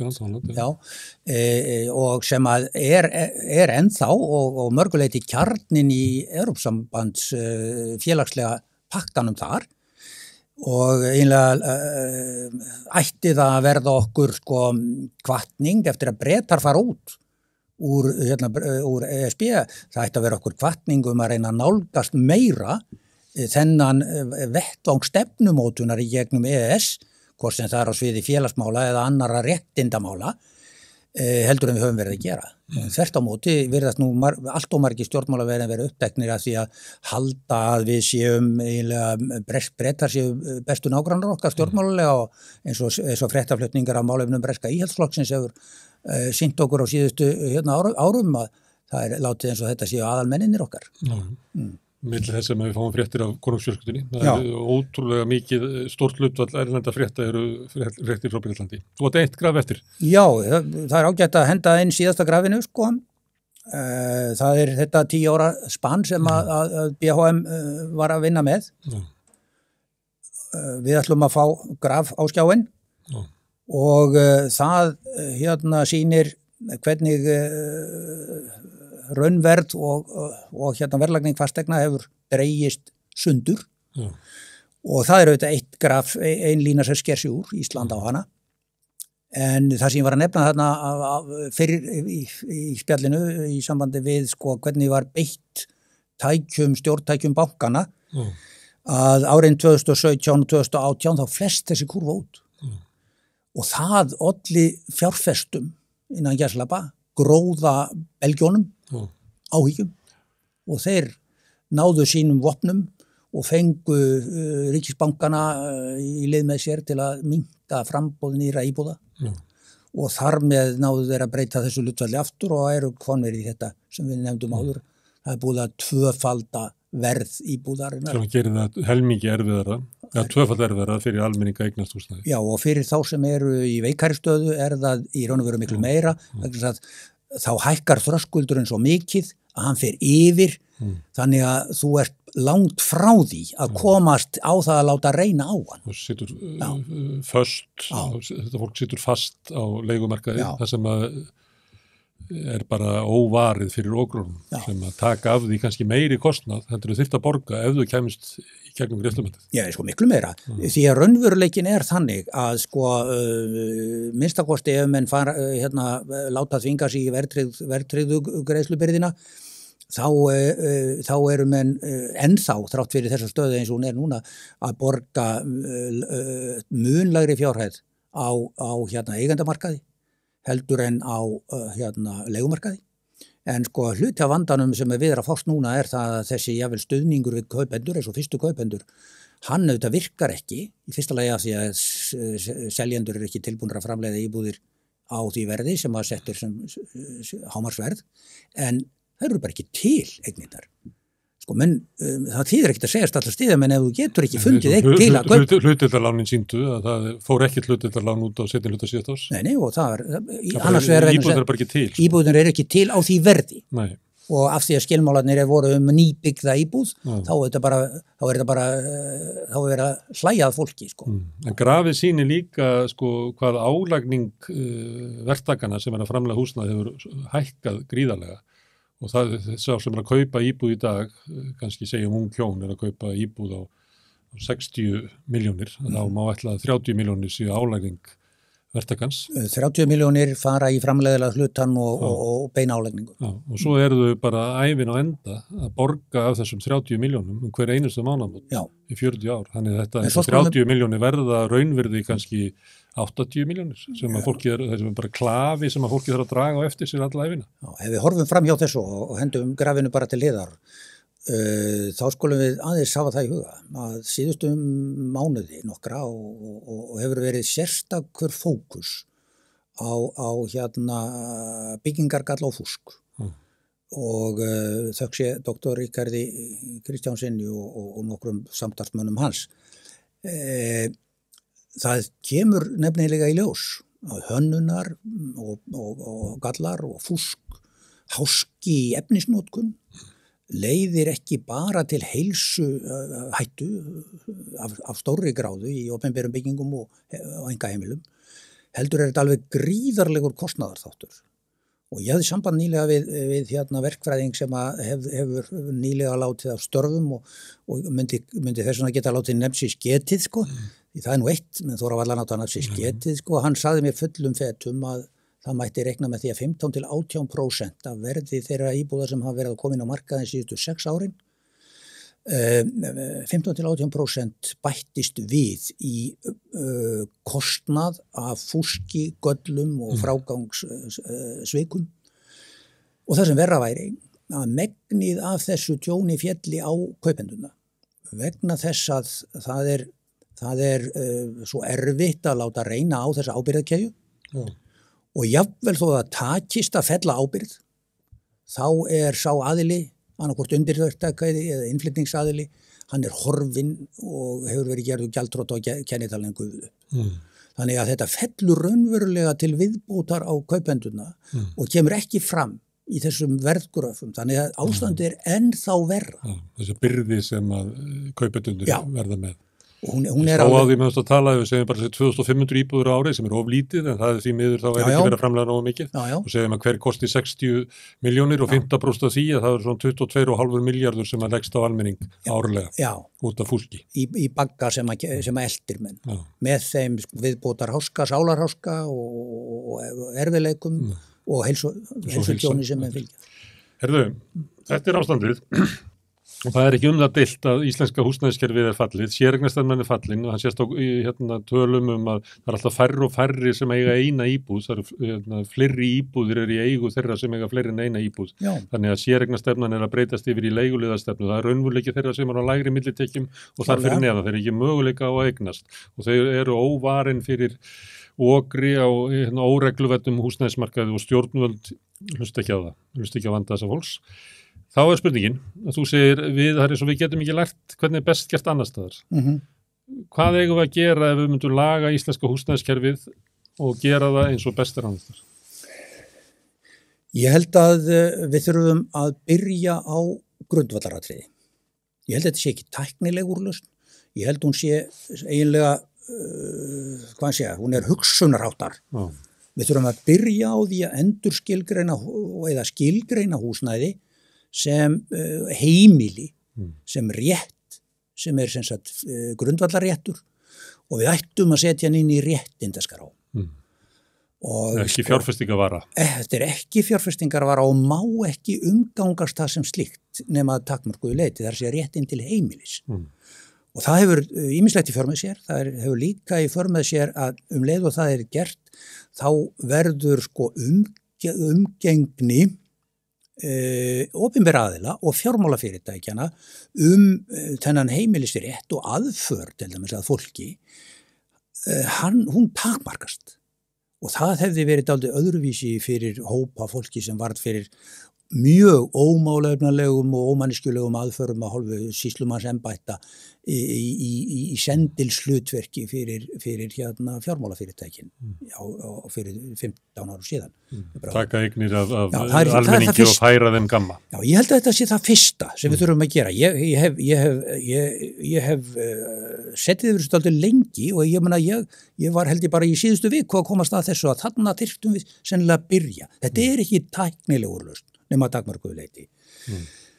Nú síðan auðvitað þurfum við að taka okkur til og við þurfum að innleiða minnstakosti takmarkanir ef ekki beinlínis bann við íbúðaleigu til ferðamanna sem er skammtímalega.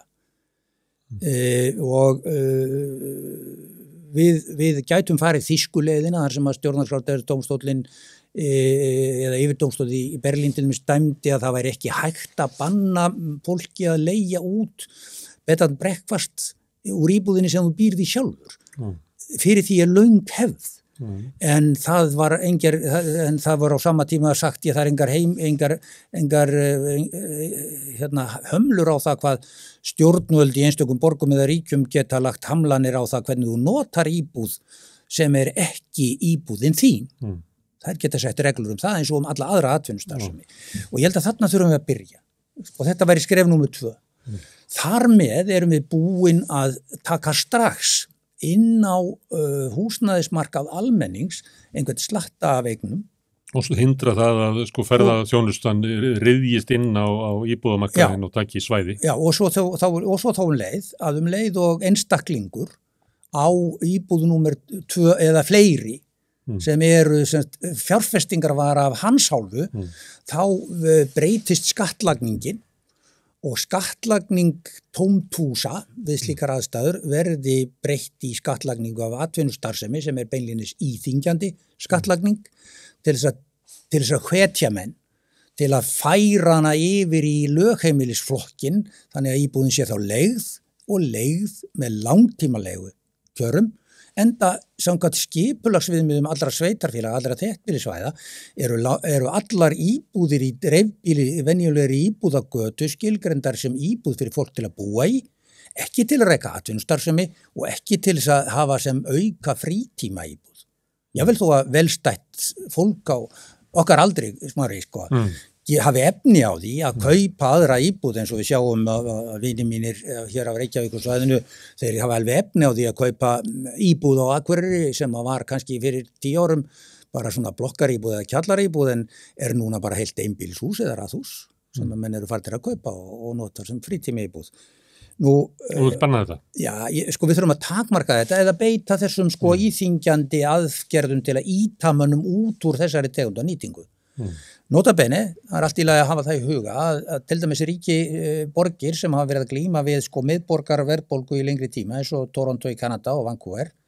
Þeir innleiddu tíma sérstakann skatt á þá sem eru búsettir utan fylkisins. 15, jáfnvel 20% skatt, það hafði bara engin áhrif af því að þetta var bara ríkt fólk. Þeir sem eiga svona auka íbúði við höfnina í Reykjavík og þeir myndu bara... En það er líka allt í lagi, en býtu það er líka allt í lagi að skattleggja þá og nota skatttekjurnar til þess að auðvelda öðru fólki að búa í sama hverfi eða á sama svæði.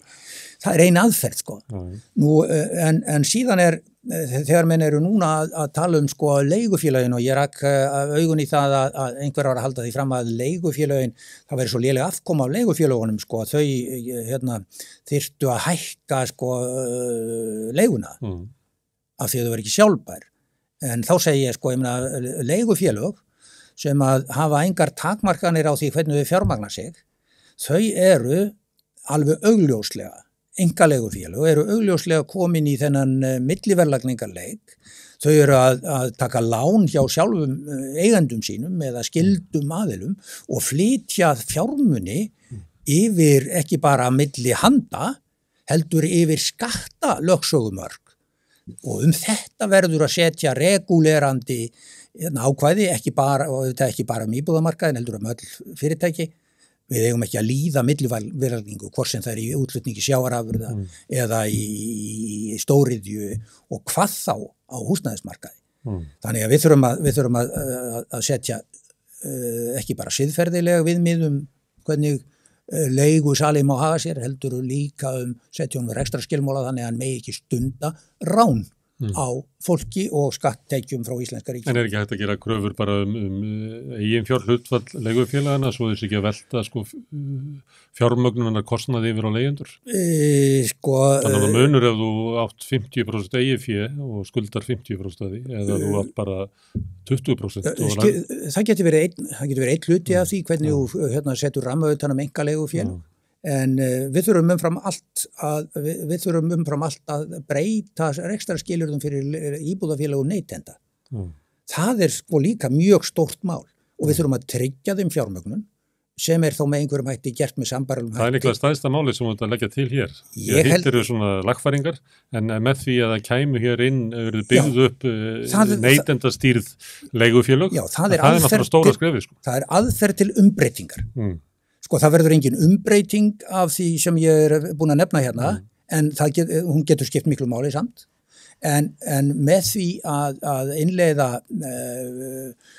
heilbrigðan og sjálfbæran ramma utan rekstur íbúðafélaga neytenda bæði byggingar og rekstrarlega fjármögnun þá getum við breytt mjög miklu en til skemmri tíma þurfum við að gera alveg gríðarlega stórt átak í byggingum og það byggingarátak má bara hreinlega alls ekki vera á höndum þeirra aðila sem hafa ráðið markaðunum síðustu 10 árum.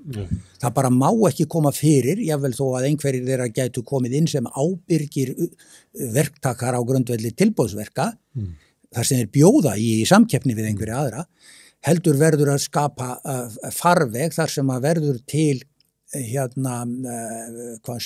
hóf á þeirri eða stöðvun á þeirri sjálftöku sem er raunveruleikin í dag. Hver er þessi aðili sem getur byggt þessar íbúður í skyndi? Það er ekki hægt að gera þannig gegnum einhverja tegund af opinbera átaki sem að getur svo sem verið samvinnuverkefni stéttarfélaga ríkisvaldsins og sveitarfélaga. Það verður hugsanlega gert með, ég hef nefnt aftur og aftur í þessari umræðu síðustu ár að viðlagasjóðsátækið sem farið var í til þess að koma vestmanneyingum á flótta í húsnæði með tiltölulega skjótum hætti.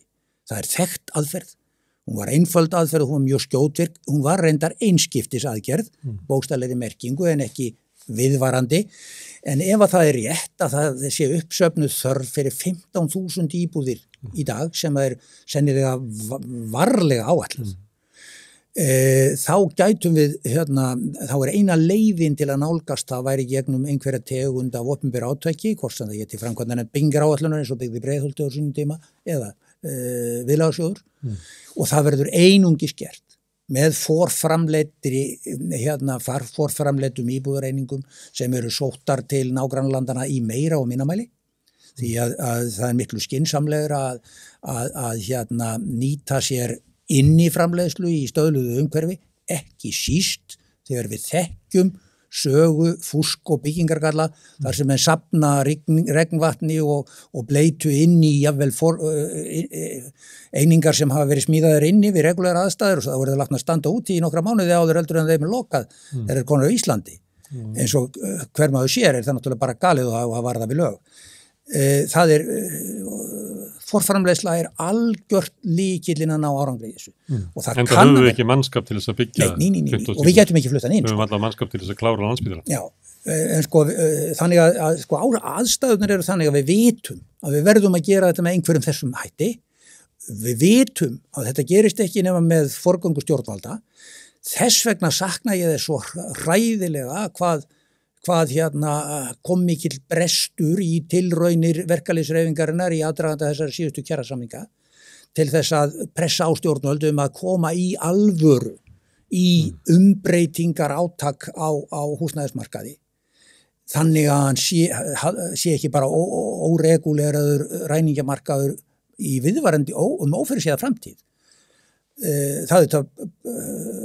Það er sorglegt til þess að vita að fyrirheit stjórnvalda, sömu ríkisstjórnar og situr í dag í tengslum við lífskjarasamningana 2019 það að koma inn einhverri tegund af leigu bremsu eða leigu þaki.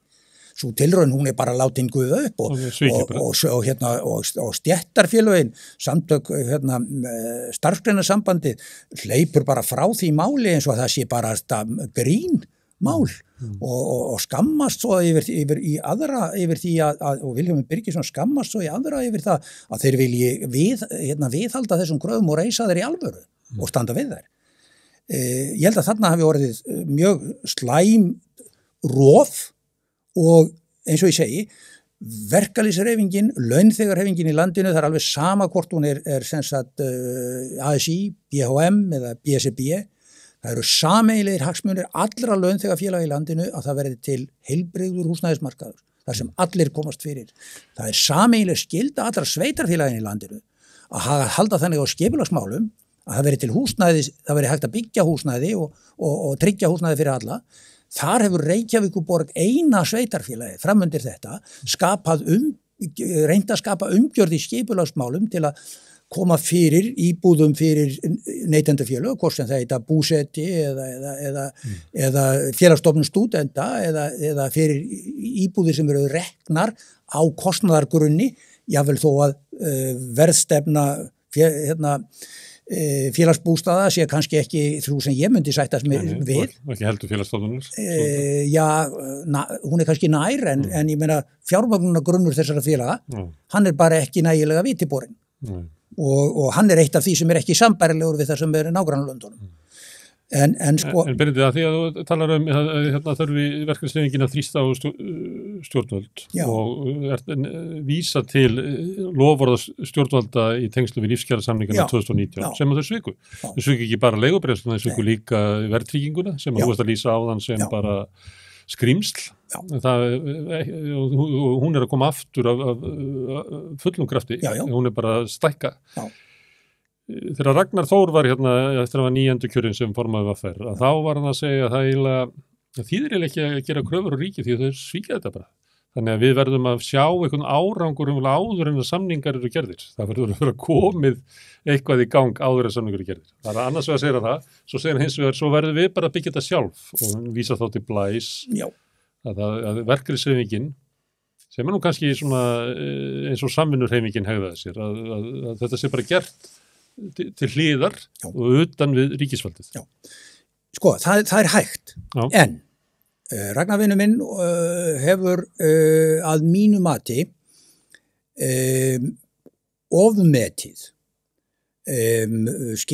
möguleika þess að fara af stað með engalhlutafélag eins og Blæ af stað inn á íbúðamarkaðin vegna þess að það þarf ekki nema eitt áhlaup á Ragnar sjálfan í forystu VFR til þess að leiða til þess að honum verði hent út og þeir sem hafa engan áhuga á samfélags- og samábyrgðarlausnum á húsnæðismarkaði, þeir mundu á sömu stundu vera til í að selja Ölmu íbúðafélagið, engalhlutafélagið.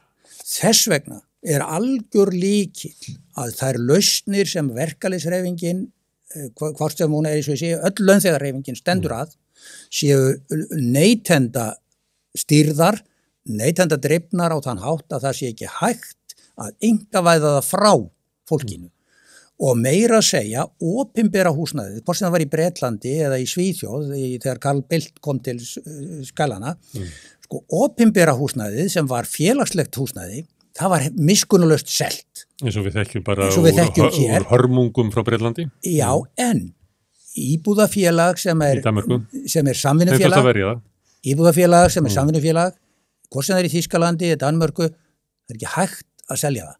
Það má ekki vegna þess að skipulagsskráin útilokar það og þeim tekst að vernda það alveg eins og þýskum neytendum, austurískum neytendum hefur tekist að vernda sparkassekerfin sín frá engavæðingu.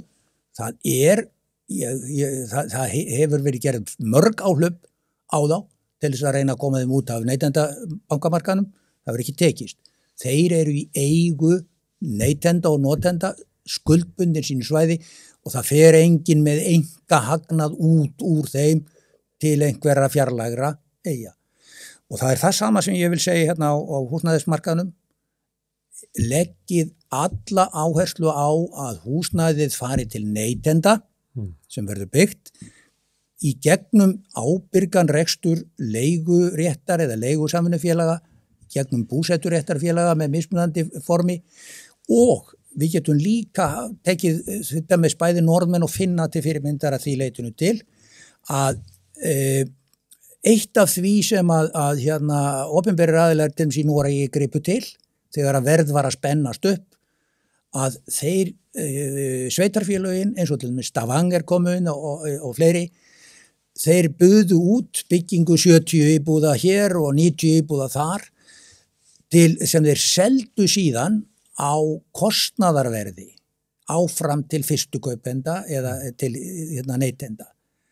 Þá afluðu þeir tilboða frá verktökum í hagkvæmar lausnir, byggðu þær og afhentu þær neytendum á kostnaðarverði með skilmálum að þú hefðir ekki heimild til að selja þær áfram og ávinna þeir markaðs hagnað sem sagt prívat. Það að selja aftur inn í kerfið. Þú verður að selja það aftur inn í kerfið. Eins og var með verkefnabústaðina. Sjálfsögðu. Og þetta væri mjög ábyrg aðgerð af hálfu stjórnvalda. Ég held að neytendafélög sem væru í byggð á samstarfi verkalýðshreyfingarinnar eða hvort sem það væri kennarafélögin eða hjúkrunarfræðingar eða lögreglumenn eða skrifstofufólk í VFR að það væri vel hægt að fela þessum aðilum að byggja slíkar íbúðir og selja út á markaðinn á kostnaðarverði með skilyrðum líka. Ef menn vilja endilega íta undir eigendamarkaðinn í því formi.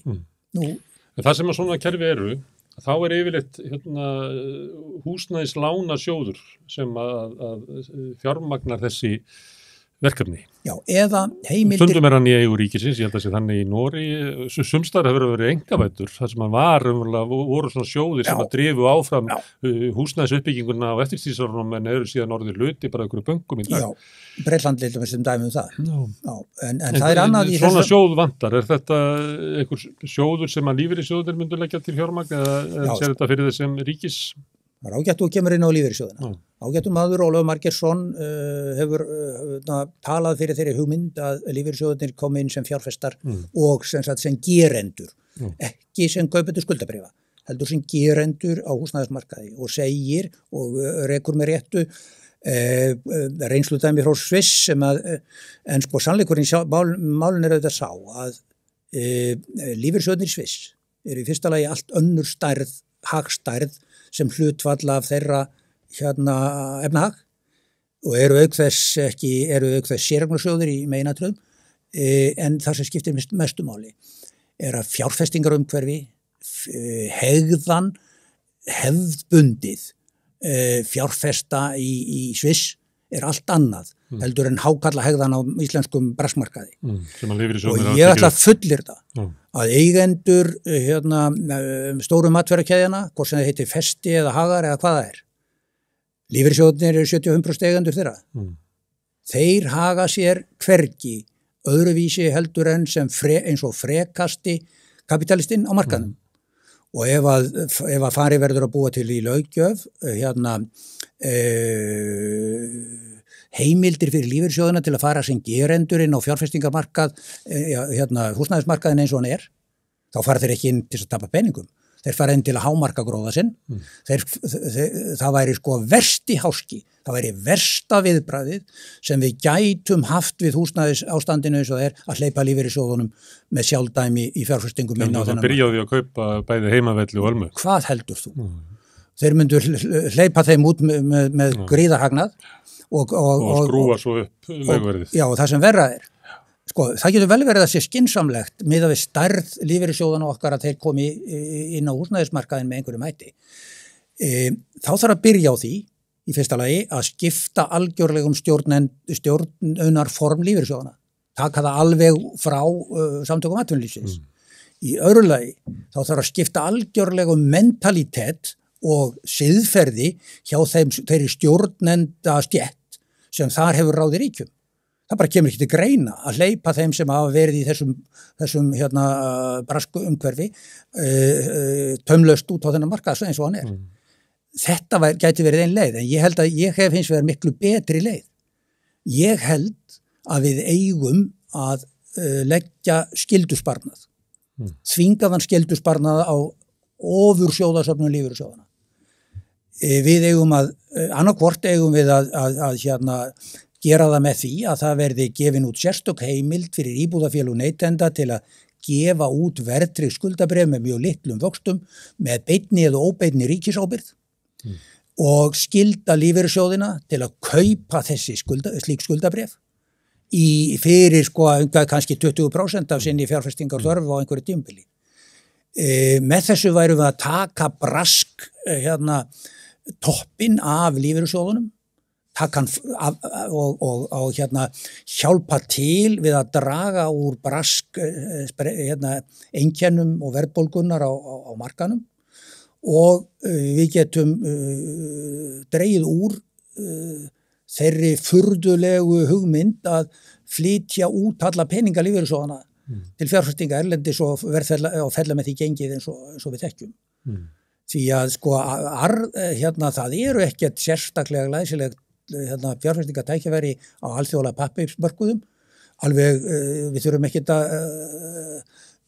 eru búin að vera hjá þér hópur manna að ræða bankablikur, við skulum kalla það bankablikur í bili. Sem eru núna bara ganga yfir. Já, þær eru raunverulegar, þær eru rétt að byrja og spurningin er ekki hvort þær halda áfram heldur einungis hversu djúpt ná þær og lengi. Við veitum að læra að nefna mörgum bönkum á næstu vikum.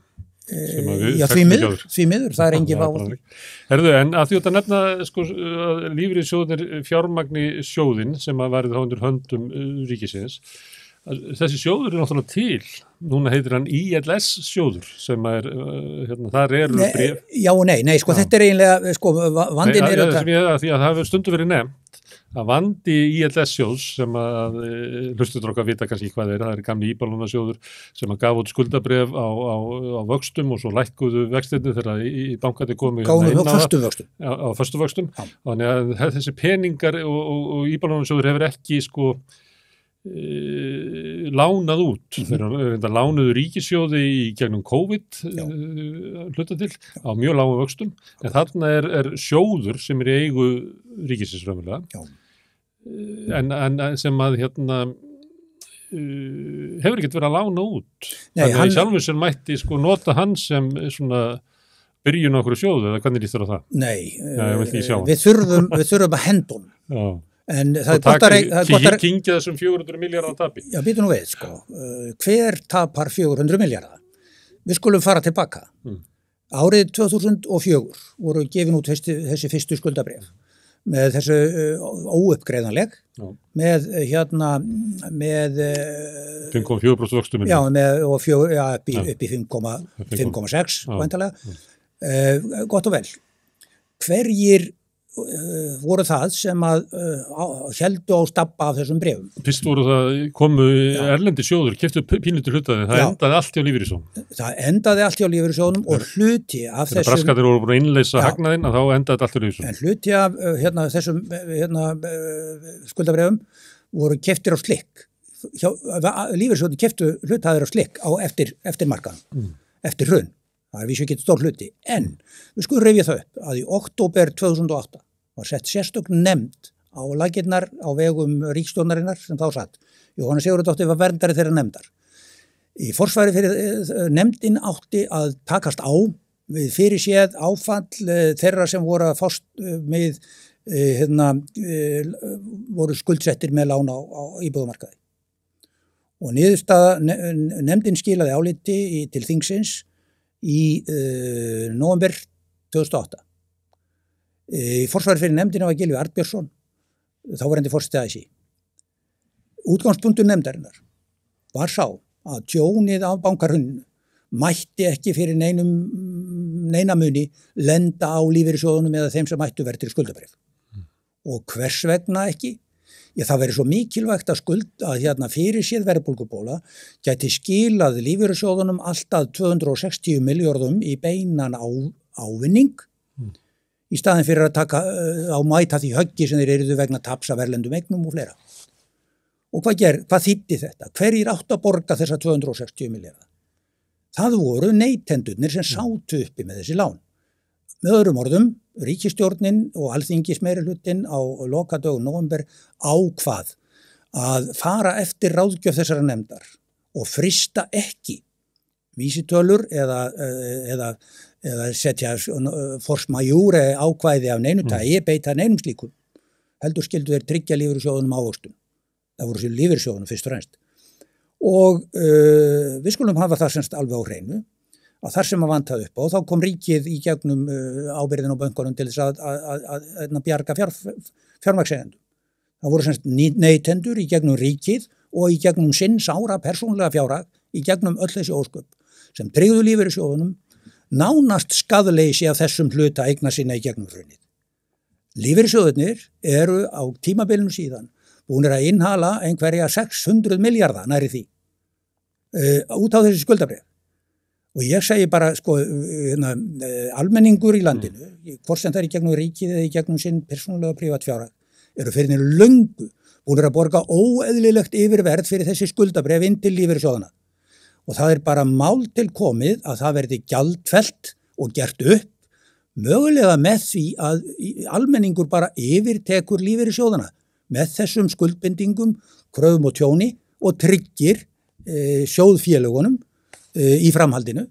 Það er að segja verðmæti þess lífeyris og þeirra lífeyris skuldbindingar sem eru inn í kerfinu. Því lífeyrissjóðunni get ekki haldið áfram að vaksa.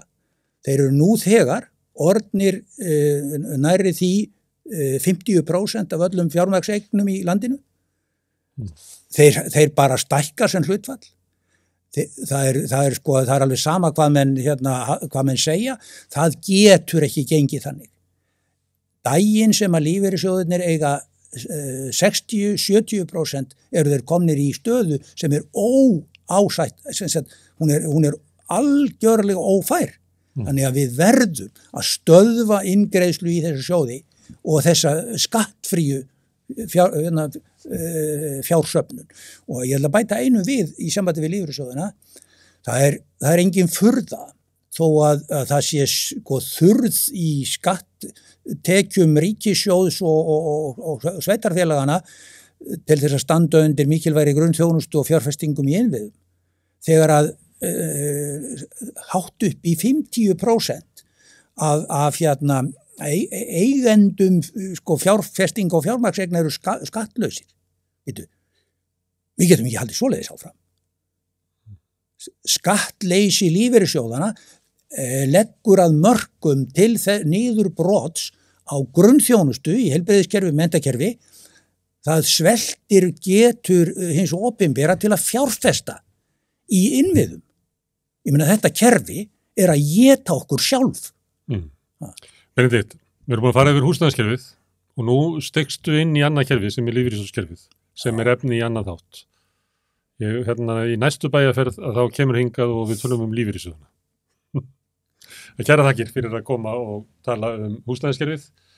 Ég þakka Benedikt kærlega fyrir og öðrum hlustundum okkar, öðrum gestum í kvöld og segi bara góða nótt. Takk fyrir mig. Er rétt að greiða lágmarkslaun fyrir hámarksábyrgð? Til að manna mikilvægustu störfin þarf mannsæmandi laun.